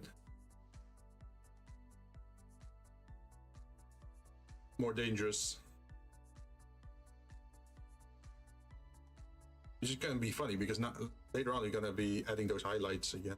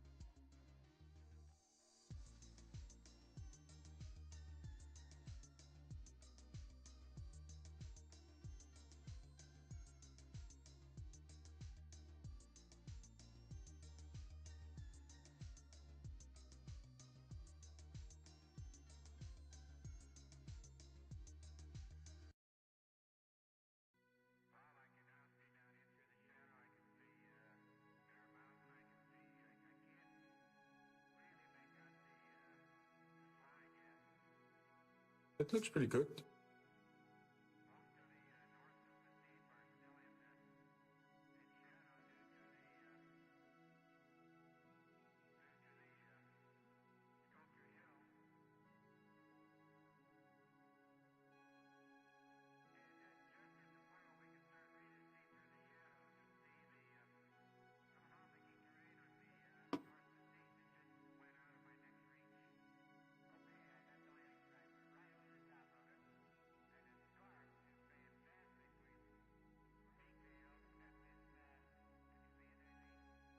Like the strong tone has this like oil-ish brine effect, while the dark tone just accentuates the shadows more, I think.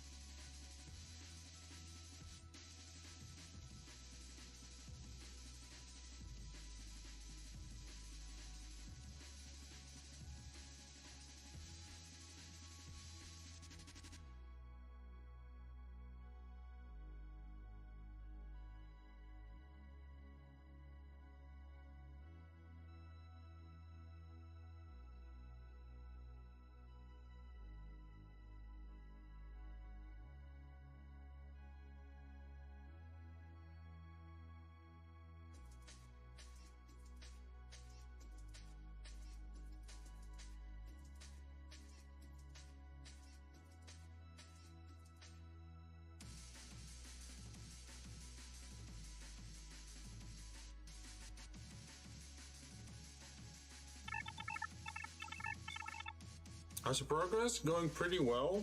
It's a little bit weird that on the camera it shows the oil color more like a green effect, right? You see that? At least to me it looks a little bit greenish, which is kind of weird. But I think it looks pretty cool.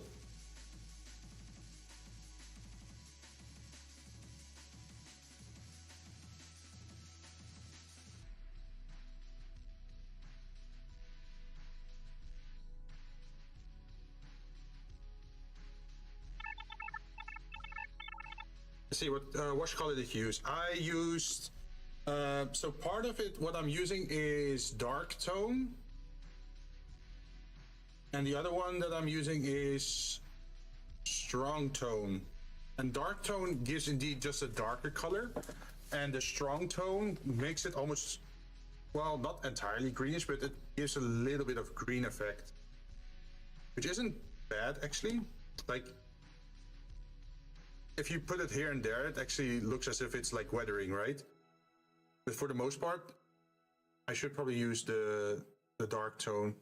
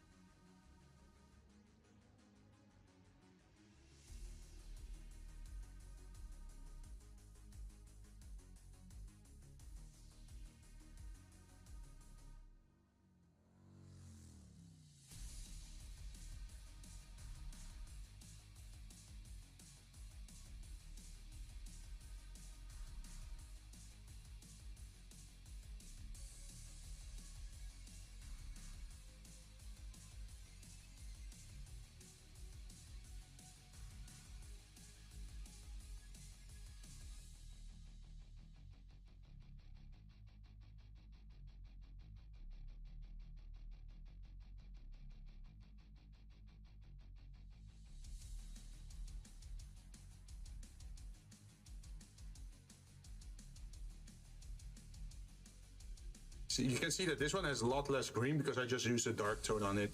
And you can. As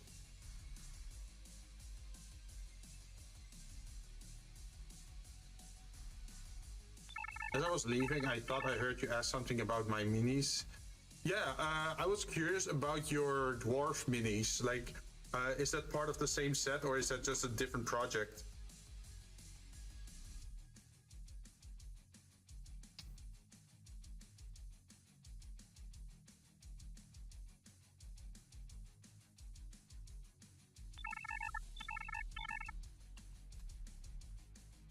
The Stooges? Yeah, that one.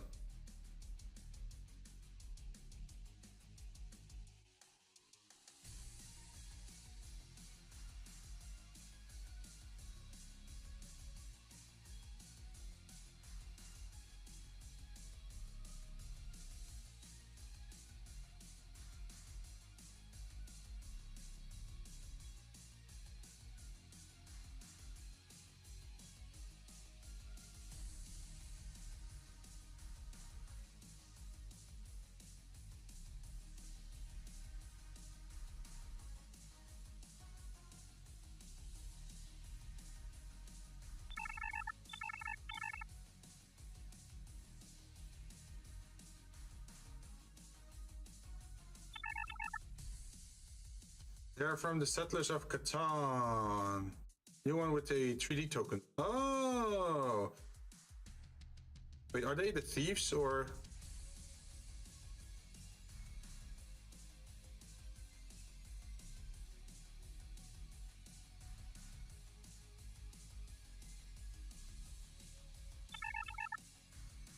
Bandits? Ah, okay.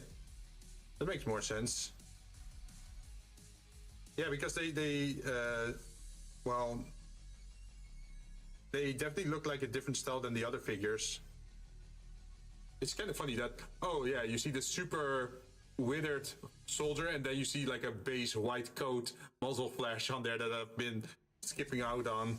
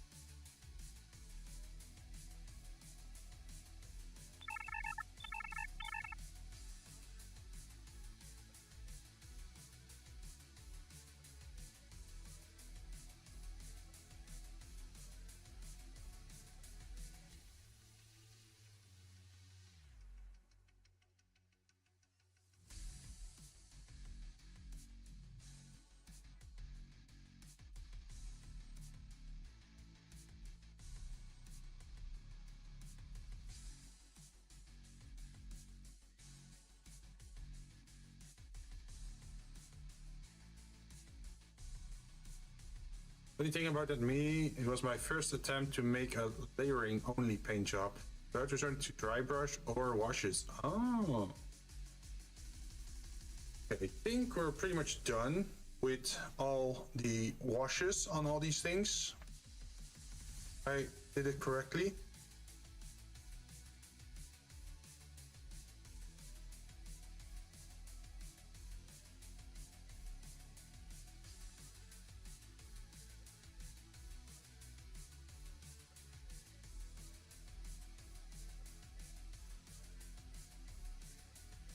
I think we did pretty good.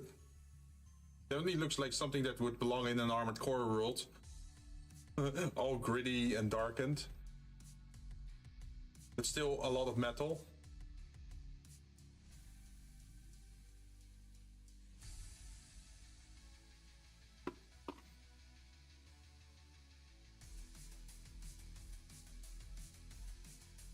There is one thing to try. That's the special paint.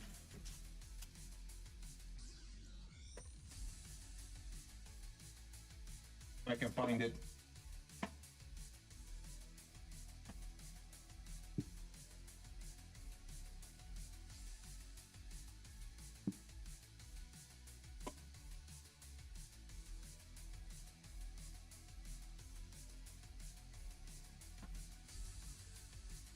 So what do we have here?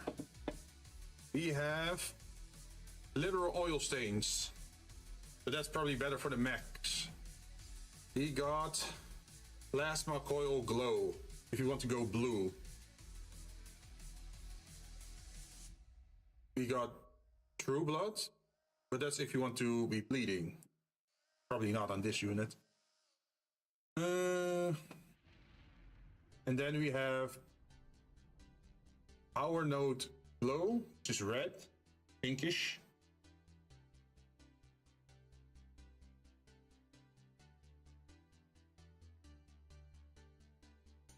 Where it, oh, I have more.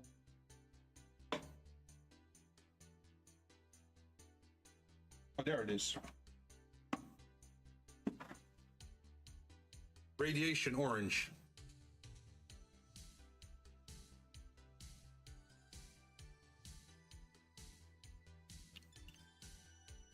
I think I'm gonna combine radiation orange with power node glow to get the red and yellow / orange-ish effect.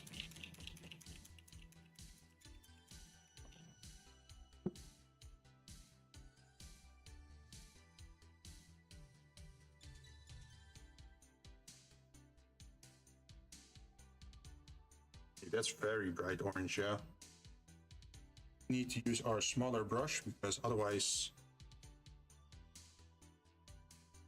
that's not gonna work. Shiga, don't die. I hear Shiga coughing on his stream.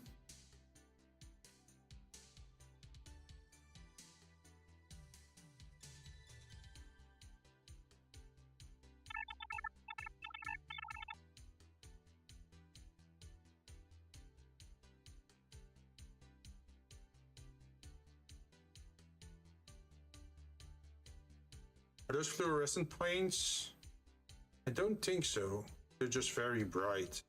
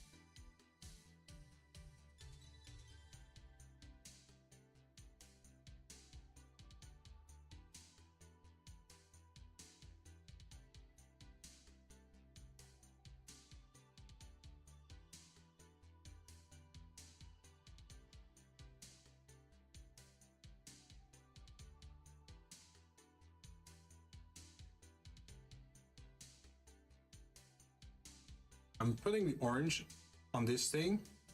It does almost look like it's glowing, right?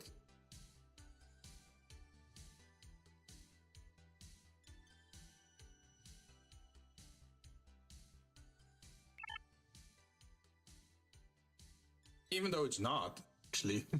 It's not glowing, it's just so bright compared to the rest of the image. Like the...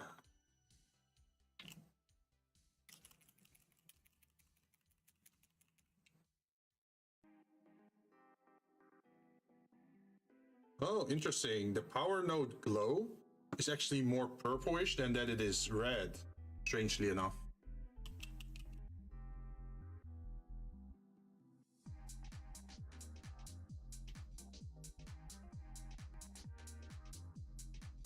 What would happen if we mix some extra red in there?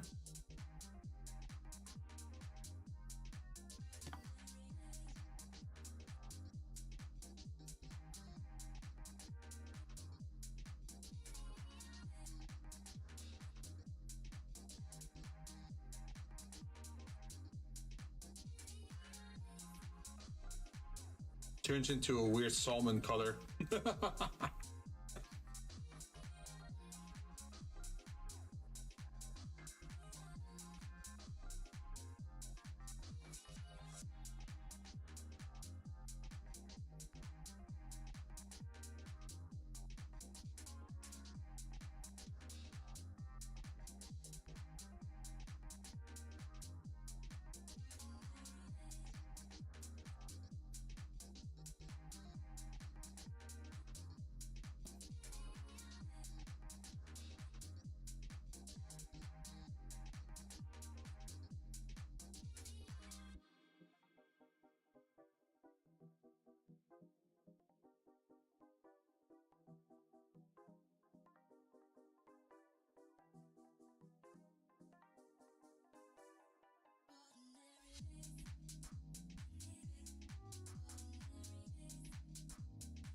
Question is, what do I like more though?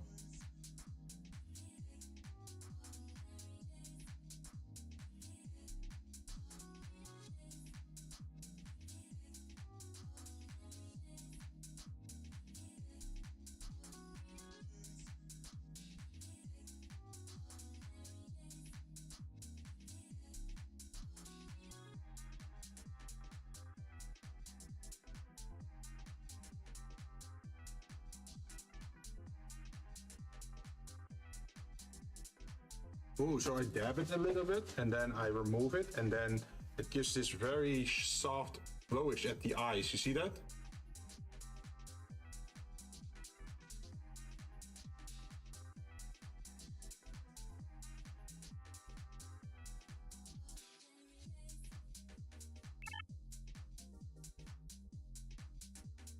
So now you can see this is too much, right? So now that I put that in, take a little bit of a swab, plot, then I remove a little bit again.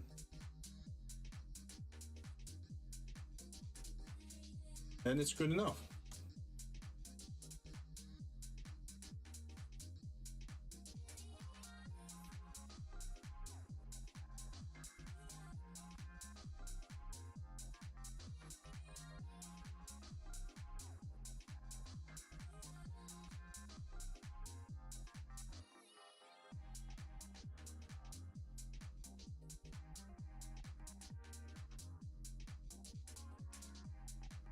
I think that works, yeah.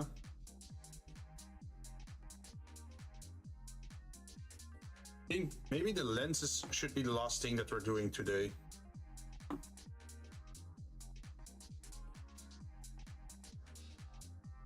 Maybe a lens at the front here as well.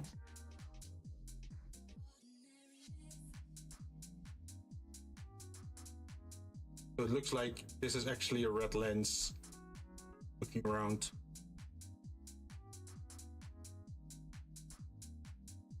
If we put it back on, you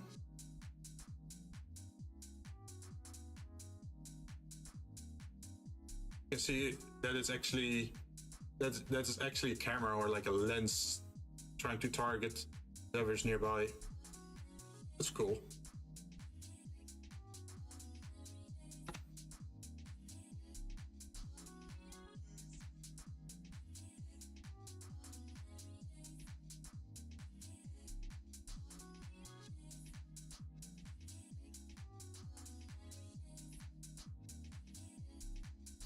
You get a Nevermore Blackberry. Nice.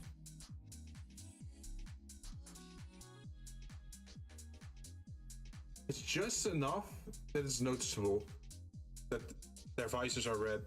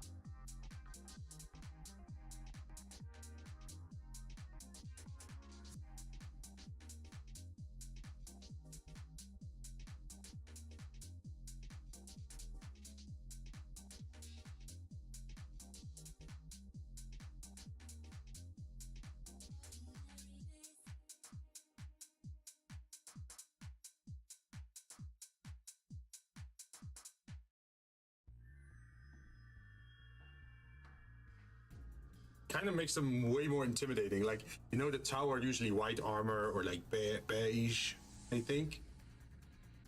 Suddenly you got this strong metallic vibe with like red lenses with dark underground, like a base.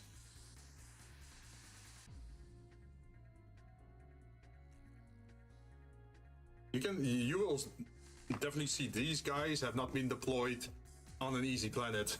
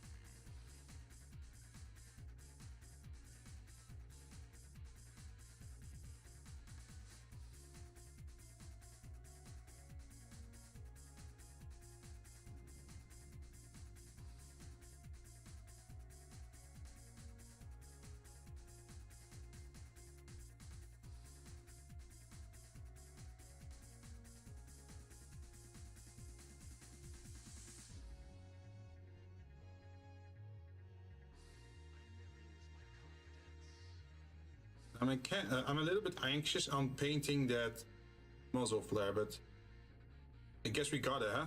Can't avoid that.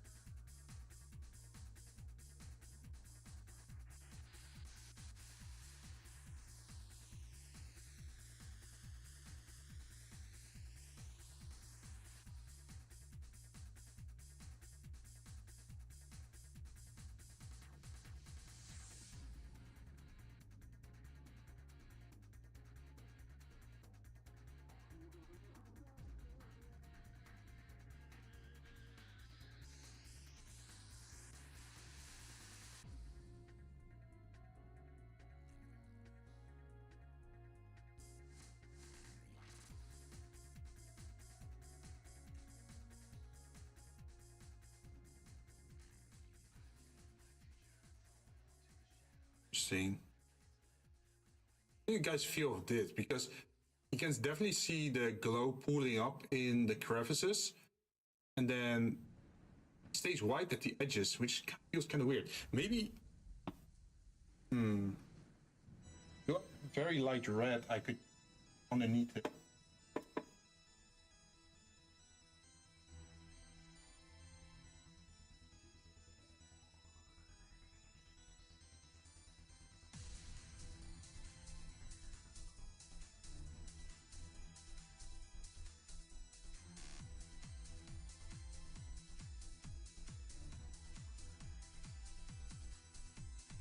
Although, officially speaking, this red feels more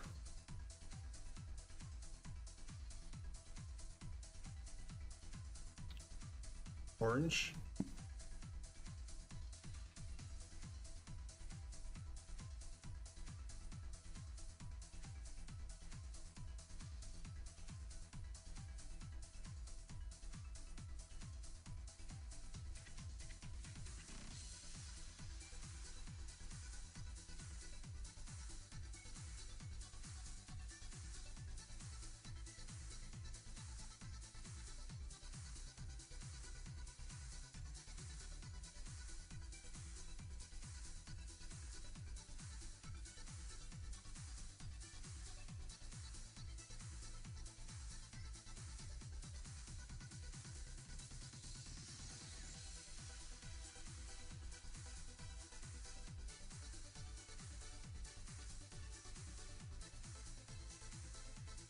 Interesting.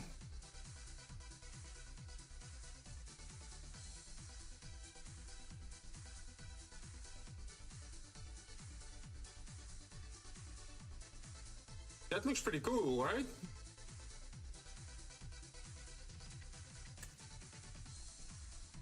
At least I think it looks pretty cool.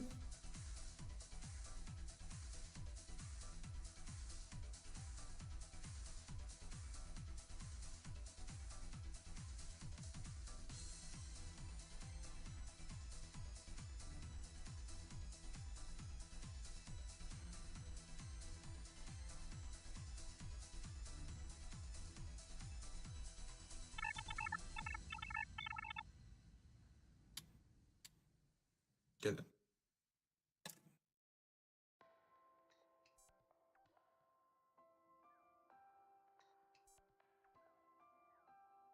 It's kind of funny that in Armored Core, the red energy was from the forbidden technology. It was way stronger than the blue stuff or the green stuff. I think the blue stuff was the starter engines, and then if you went corporate, you got like the greenish effect on your engines. But if you got like the forbidden Rubicon research thing, then your exhaust or all your highlights or engine lights would be red. It also functioned differently in that game. Like, I think the blue engines were very... What's it? I think blue was standard. And then green had very quick recharge, I think. And then red had a bigger supply, but you had to you had to use up your entire energy supply before you got to a very quick regeneration.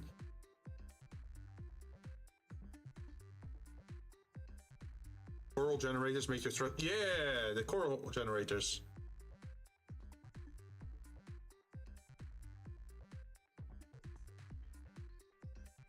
Those things were really good. I really like using the coral Jinns.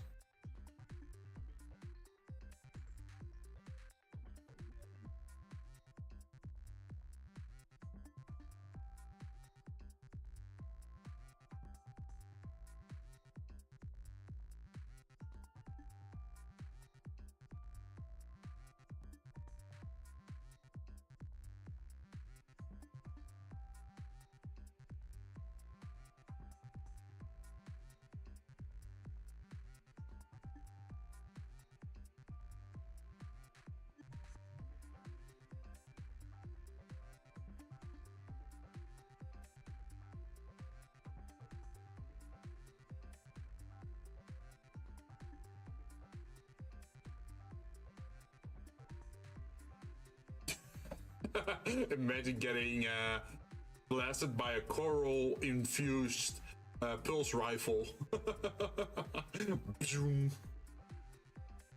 Well, we definitely know what a coral laser can do. If you fought Handler Walter at the end, that thing was devious.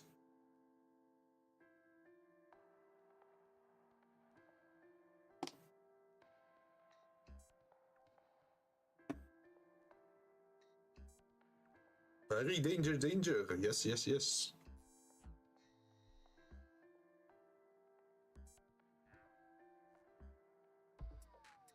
What was it?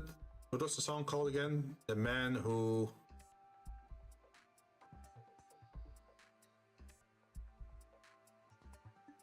Man who... gave the fire? Handled the fire?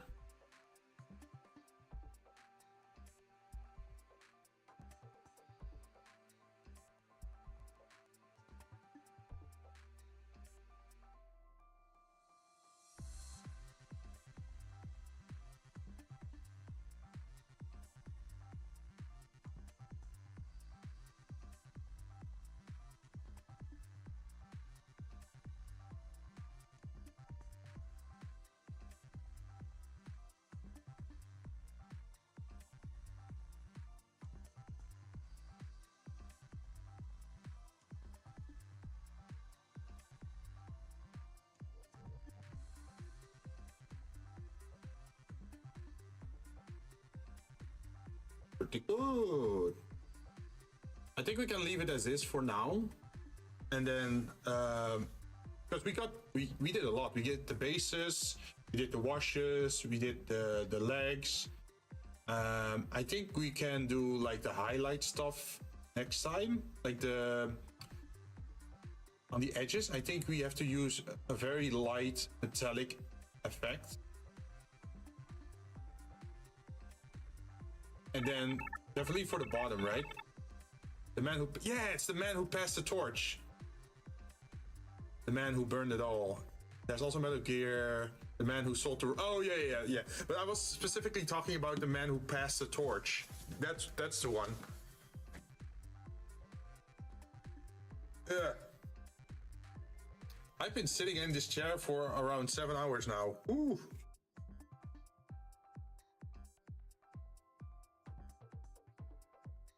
But I think we can be pretty proud of what we did.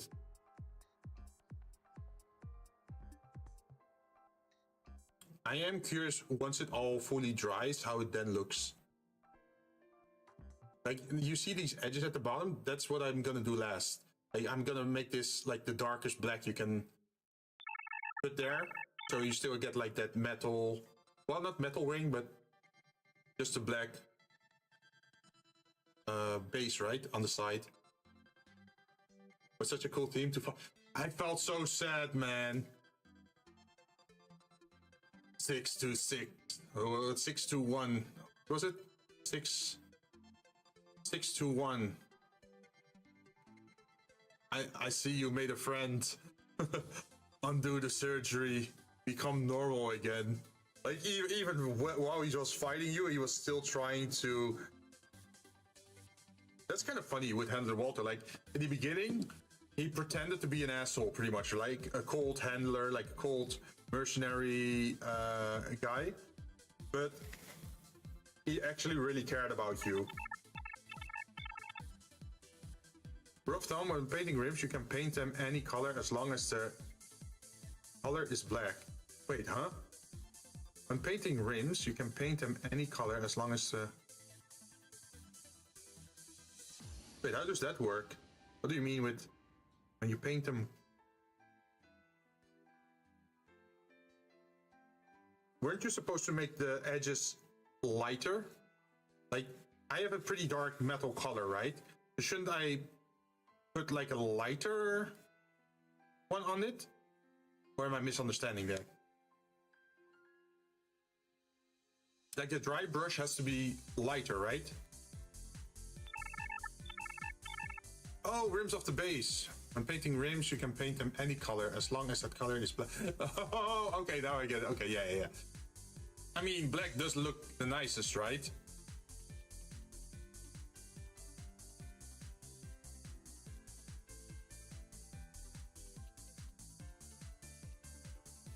It's kind of cool that we're nearing finishing this project. But even though we're nearing finishing this project, I do want to show you something else that I managed to get. So, Start Collection Tau Empire, and it's not the one with the tank, no, it's the one with the 3 crisis suits. The one that got sold out. And people are asking a lot of money for this, but I got it cheap because I found it in an old local hobby store that didn't keep track of things being valuable, and it wasn't on eBay or whatever. So this is, I think, like the 2023 or so, or 2024, like an older version, right? Because eventually this one got replaced, where they put instead of the crisis suits, they put the tank in there, right? The vehicle. What was it called? Not the Hammerhead, not the Piranha. Some kind of fish, I think. But yeah, I picked it up for 90 bucks, which is relatively cheap compared to what's in there. I think the value of the figures in there is around 140, or was it 130? Something like that. APC Devilfish. Ah. Wait, isn't that the newer one? The newer one has the APC Devilfish.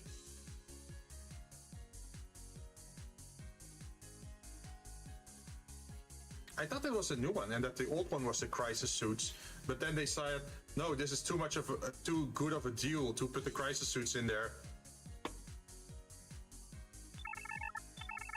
I haven't kept up. Ah, okay.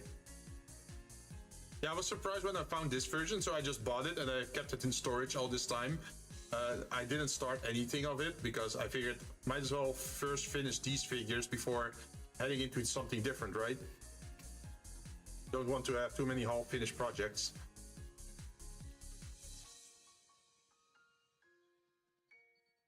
This was my testing bit. Like, I tried some paints on it just to see what it looks like on certain plastics.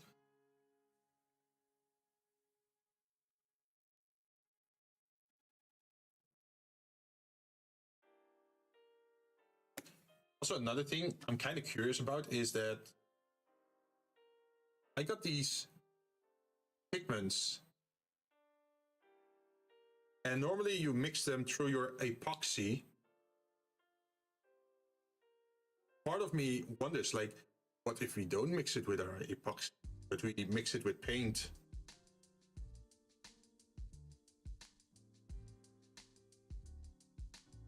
You see, it's very sparkly white.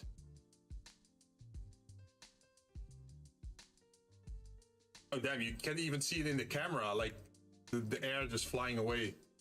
It's very tiny particles. But I have it in a red as well. But I'm not sure if I want to use it or how I want to use it. At the moment I'm already happy with just the base paints. Well, not really the base paints, but you know what I mean.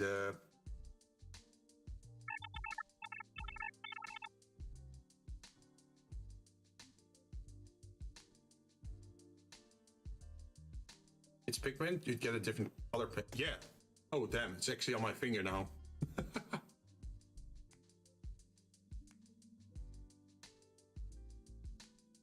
Yeah, see, it really...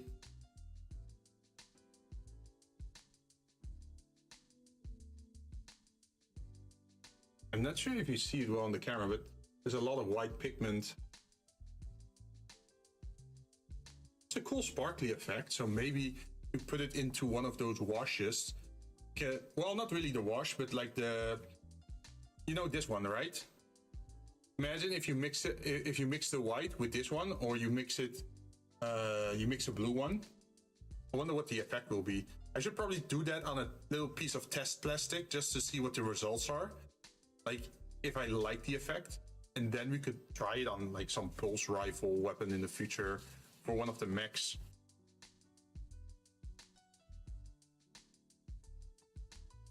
Since I think the pigment might shine more on a bigger weapon, right? Or like a bigger plasma bolt or shot.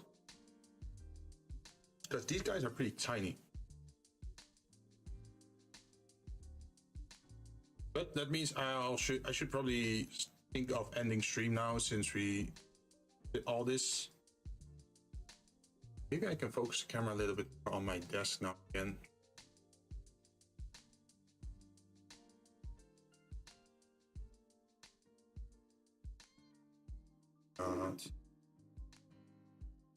Guys.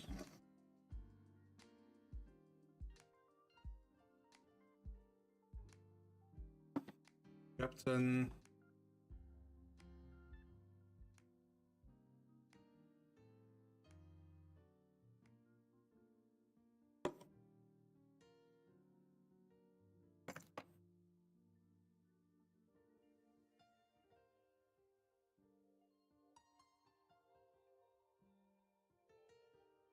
It's kind of funny, like if you look top down, they fit really well into the terrain, right?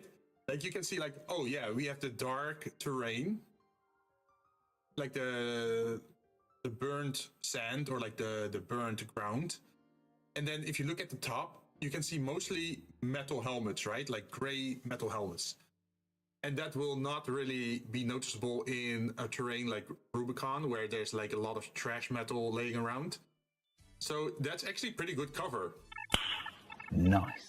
But then if you switch it around and you look from the side, you can actually see a very good, like, oh, this is red.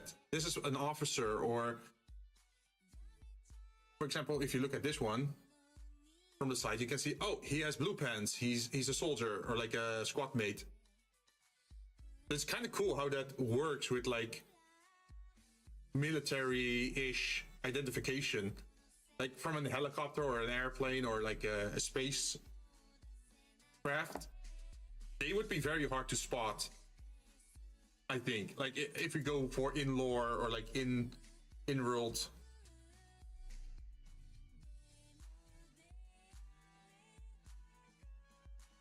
Explanation.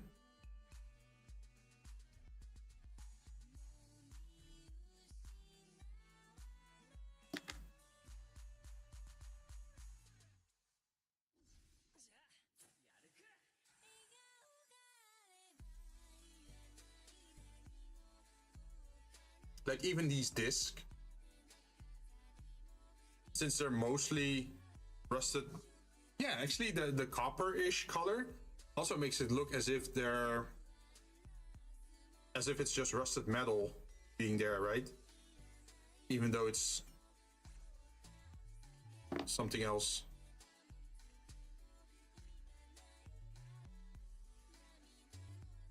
But yeah, this is pretty much the crappy shot that I have of this, because how we're doing stuff. But hopefully I can make like a good video, like a good recording, like a macro photography thing on like a rotating table, so you can like see them in high value. Not high value. I'd say that like in high HD.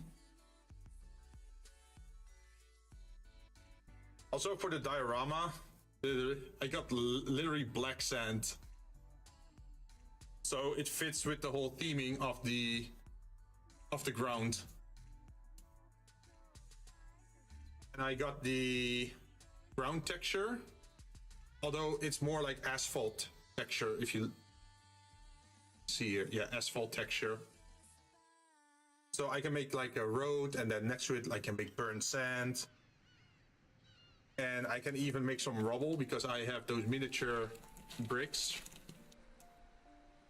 that I can put on the road or next to the road, or make a pile out of. So this diorama idea that I want to head towards it's just gonna be such a crap sack world. I think it would be cool to have like an upper, like ground level, but also an underground level for the diorama. So you can, like, you know those old mine tunnels? You know those dioramas of those old mine tunnels where you can see what's going on in the tunnels? I think I should do something like that. And then you can have some of those soldiers down on the ground in like the underground tunnels. And then you can have like the tanks or the mechs. You can see them fight on the surface or something. What glue you're planning to use? Oh, I have different glues. I have the Gorilla glue, which expands a little bit, which is kind of cool, because that gives a very interesting base effect. I got the Diorama FX for water texture.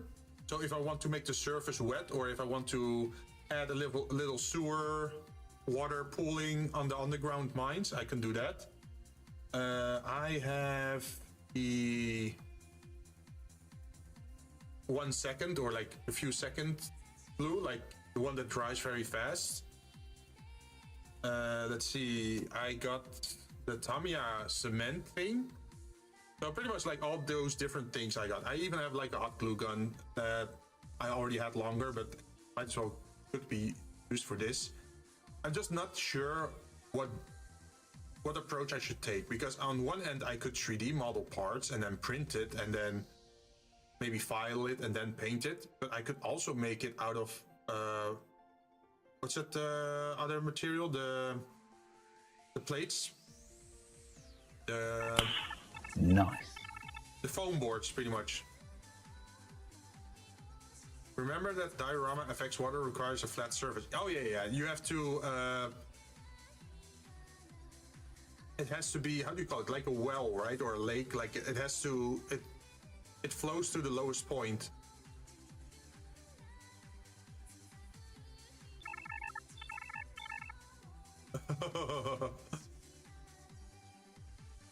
Although one part of me thought, like, what if you were to use it on a figure?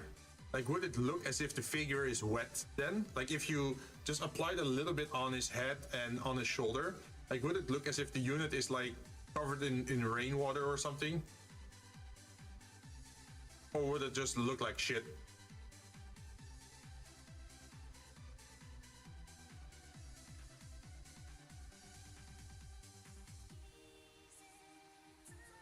Well, definitely something I have to test out in the future as well before actually applying it. I think that's a good way to approach things in this hobby, is like always make test bits, always test it out before applying it to your actual figures, because otherwise you're gonna waste a lot of money. Considering how thick that stuff is, I'd not use it on minis. Ah, okay. That's good to know. Like, part of me was thinking that it could be cool. Like, imagine if you have tank treads in the mud, and then in the indents of the tank treads, you would pull this little diorama effects, as if it's like the water that's sitting inside the mud. But I'm not sure how good of an idea that is. Like, if it's that fluid or not.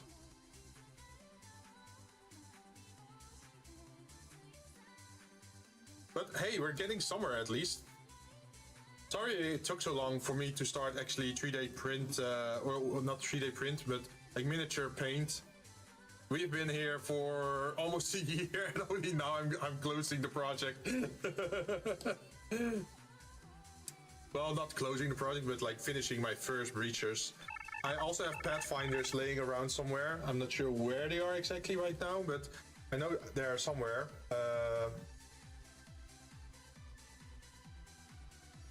Water inside the mud could work if you spread it right. I think what I could do is, so imagine if I also have diorama effects paint, right? Which is this one. And this one is for thick mud. So if I were to paint this first on a surface, and then I take some tank threads 3D print and I press it into the surface of the diorama thick mud, then it already creates the indents, right? And then the only thing I have to do after it dries is make sure it's the correct color, and then use the FX water to fill up the tank threads. Oh, it's like a thread print, right? Anyway, these are just my ideas at the moment. I'm not sure what I'm gonna end up doing, but hopefully it looks nice. It's also why I wanted to have space so I can actually eventually put that diorama in my closet behind like a glass plate. Puddles in the mud? Yeah, puddles in the mud.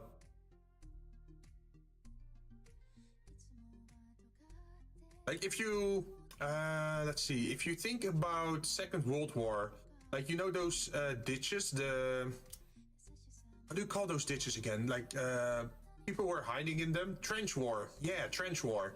So, you know, trench war, there was a lot of mud and a lot of, like, water pooling in that mud, right? Like, imagine if you have that as well in your diorama.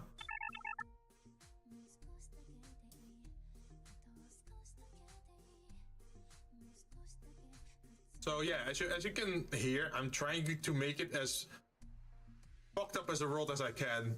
Like, these Tau soldiers, they're not on a paradise world. They're scrapping by. You trying to scrap old mech parts just to survive another day. And it's dark, it's raining, it's everything's burned to a crisp.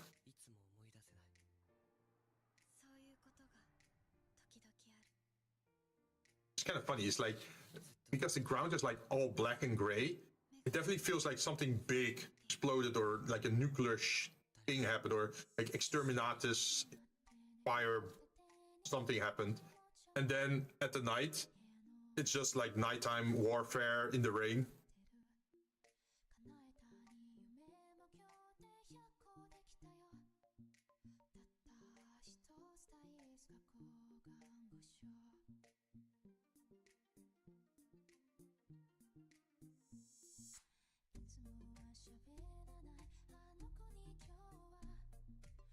I'm definitely not a nice creator, I guess.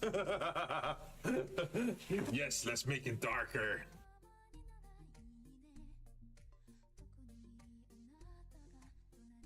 But I think just the entire aesthetic is nice of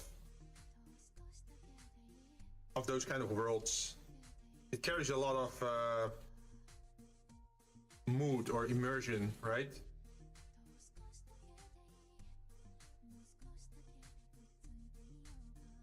I know a lot of people draw their units as if they're like powerful or prideful or winning or glorious, right? Like gold armor and that sort of stuff. And here I am, is like these guys are running around in like smudged metallic plate armor that's all rusted looking in a dark world filled with like burned ash and trench warfare.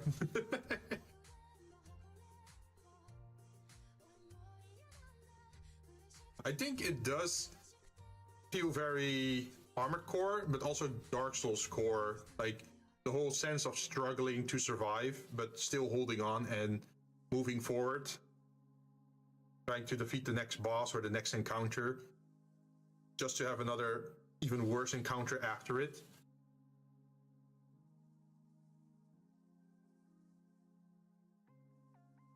I do think there's something nice about that. Like an eternal challenger kind of situation.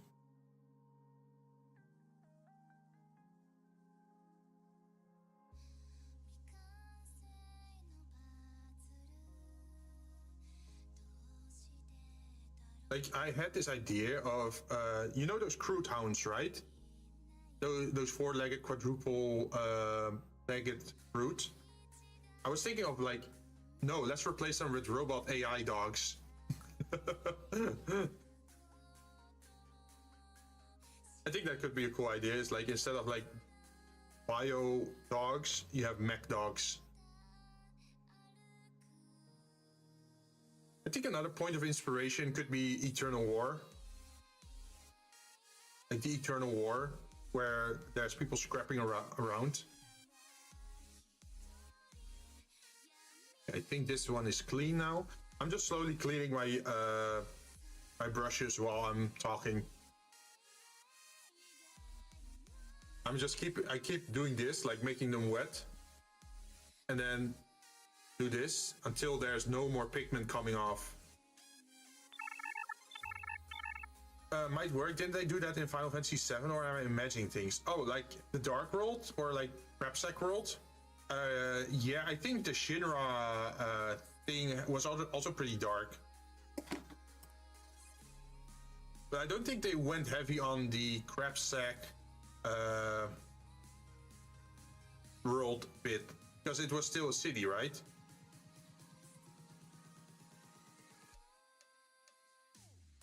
I'm pretty much like combining two elements.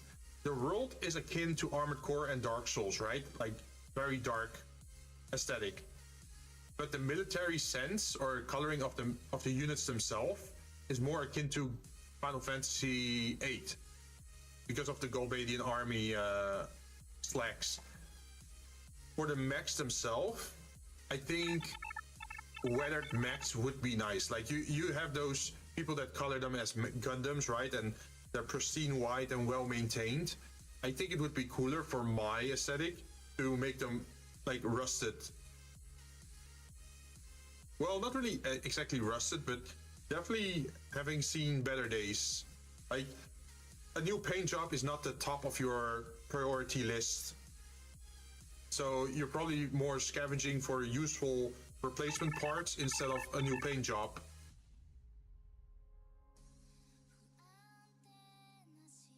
Also, brush cleaning is very important. You gotta keep that tip sharp. Got any purpose-built soap or regular? I don't think I got the. I don't got soap, or I have not been using soap for it. But there is the thinner, right? You have paint thinner. I think you can use to make sure that the paint doesn't clog up between the bristles.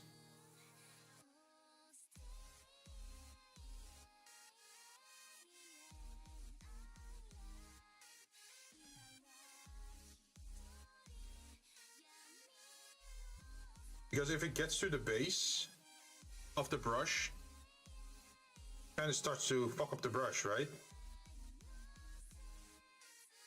Like the paint, I mean.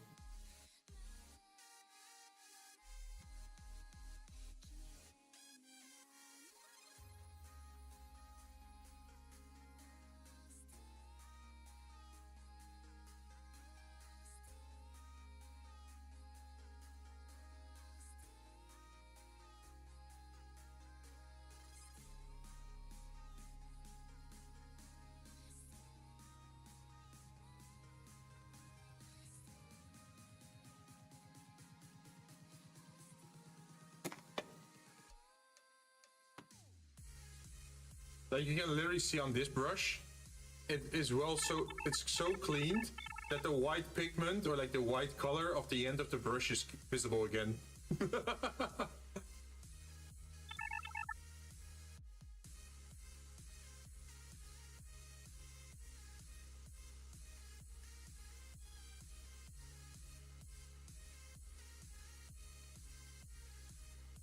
Paint thinner is good enough, yeah, but if it makes it to the base of the bristle, that's. Oh, you mean the paint makes it to the base of the bristle, or you mean the thinner makes it to the base?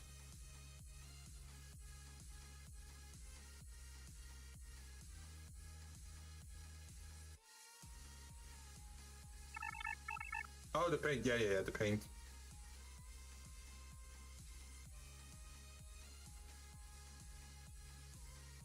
Yeah, I know about the importance of cleaning your brushes at the end. Luckily, I read up about that as well.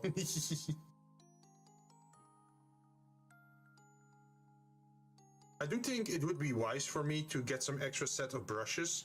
Just keep them in package in case something ever happens to one of my brushes where it does mess up or it does come shitty. That I can just open up another pack and just have more brushes.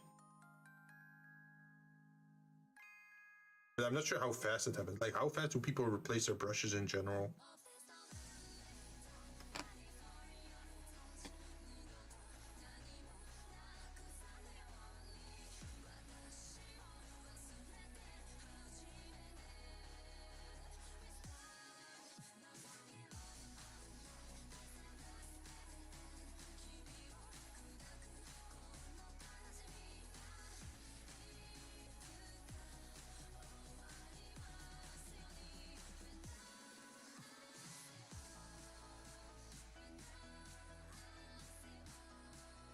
But I'm just removing the worst part of it for now.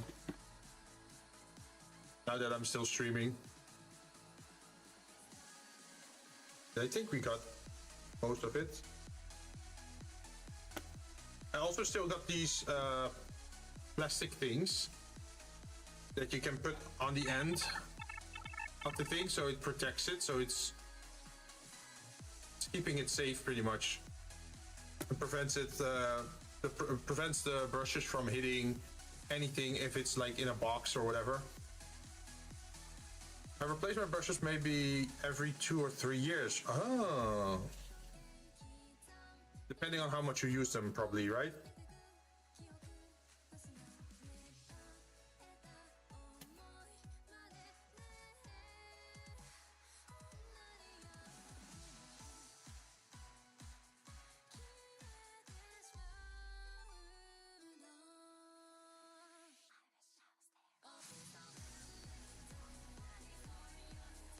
See, got more water here, and put this away later. Still a lot of paints laying around. Also, this one is the official armor painting container, like the wet palette, where I can just close it and the paint stays good for another week without drying out. Like even this paint, this blue here, it's still wet. This blue paint is from 4 weeks ago. I just added a little bit of water every week just to prevent it from drying up, like the water inside the foam. And you can see it's like, it's still wet. It's amazing.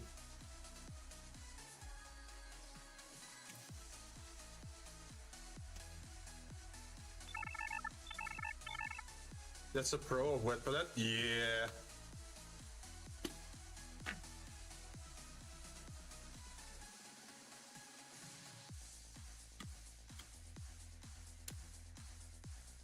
So I can just do this, put this on top of it.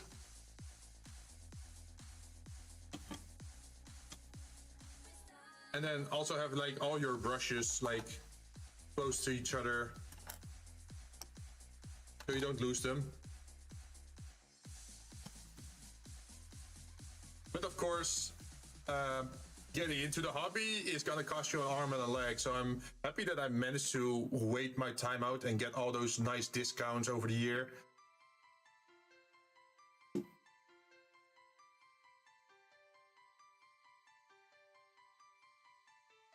I even got this the tweezers, like the very small tweezers to if you need to pick something up or move something.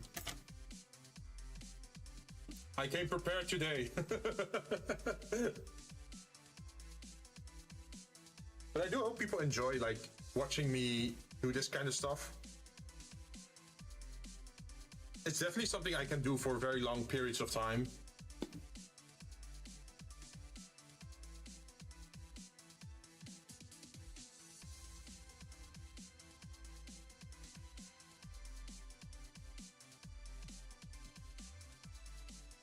Like my idea was make one set of Pathfinders, make one set of Breachers, do one replacement unit of the flying units, the Stingwing, Deathwing. Let me show you my idea for that. So normally you have those insects, right? The flying insects.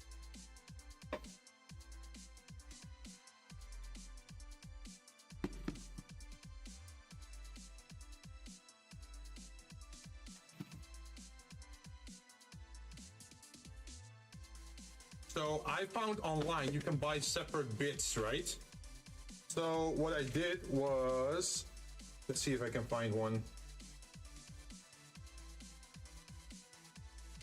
Where are you? There you are. Look at this. If I can zoom in. This is not an original Tau chess piece.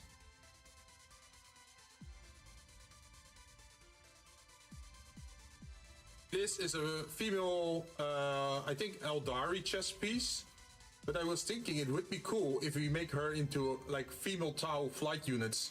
And the logic behind it is that, oh yeah, females are lighter in general, right? They're more petite or more lightweight compared to men. So it would take less energy to keep them in the air using jetpacks. And I also got the bit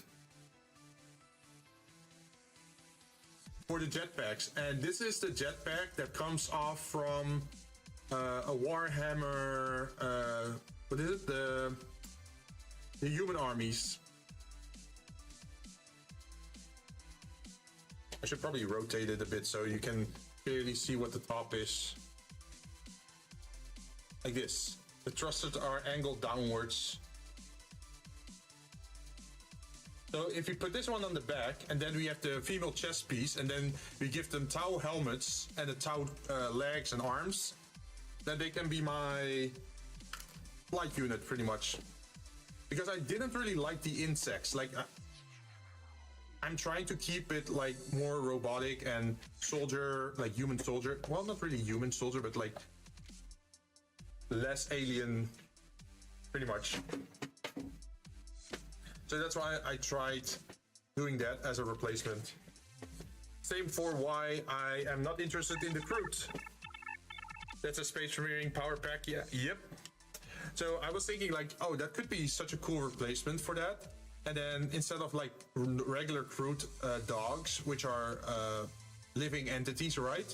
I think it would be cool if I had mechanical dogs. So I'm not sure if I have to scavenge some Necron parts for that or somewhere else, but it could be funny to turn like a Necron unit into like a Groot dog because the parts got scavenged by Tau. Because Tau are one of the few races that actually make use of AI, right? In their armies, like combat AI. So it could be funny to say like, oh yeah, since this planet is so hostile to life forms, normal like Groot dogs or whatever wouldn't be able to survive here. So instead we decided to take robot dogs with us because they don't need maintenance, or well, they do need maintenance, but they don't need food, right? Because you're low on food supplies. But as long as you have replacement parts for the mechanical dogs, you can just keep them operating. Like if you have batteries or fuel or whatever, and you can just deactivate them for 2 months and then reactivate them again once they're needed for combat. But if you had Groots, then you actually have to feed them every day, right?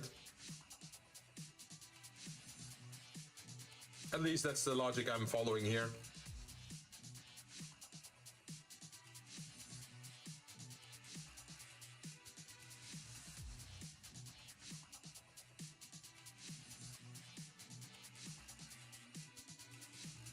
But yeah, I think that's pretty much it for today. I'm gonna see who's still streaming, and then I can see who to raid.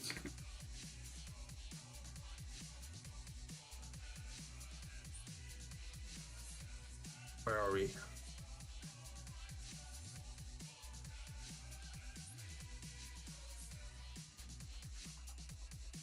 Who is doing stuff today?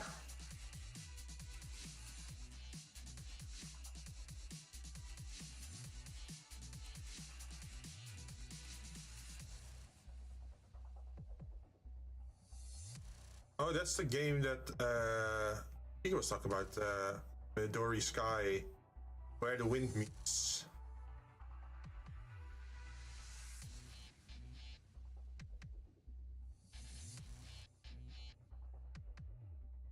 You know, since Shiga was here for such a long time, maybe we should raid him today. Yeah, he's still alive. The funny thing is, we already raided him twice the last 30 days. Well, here goes a third time.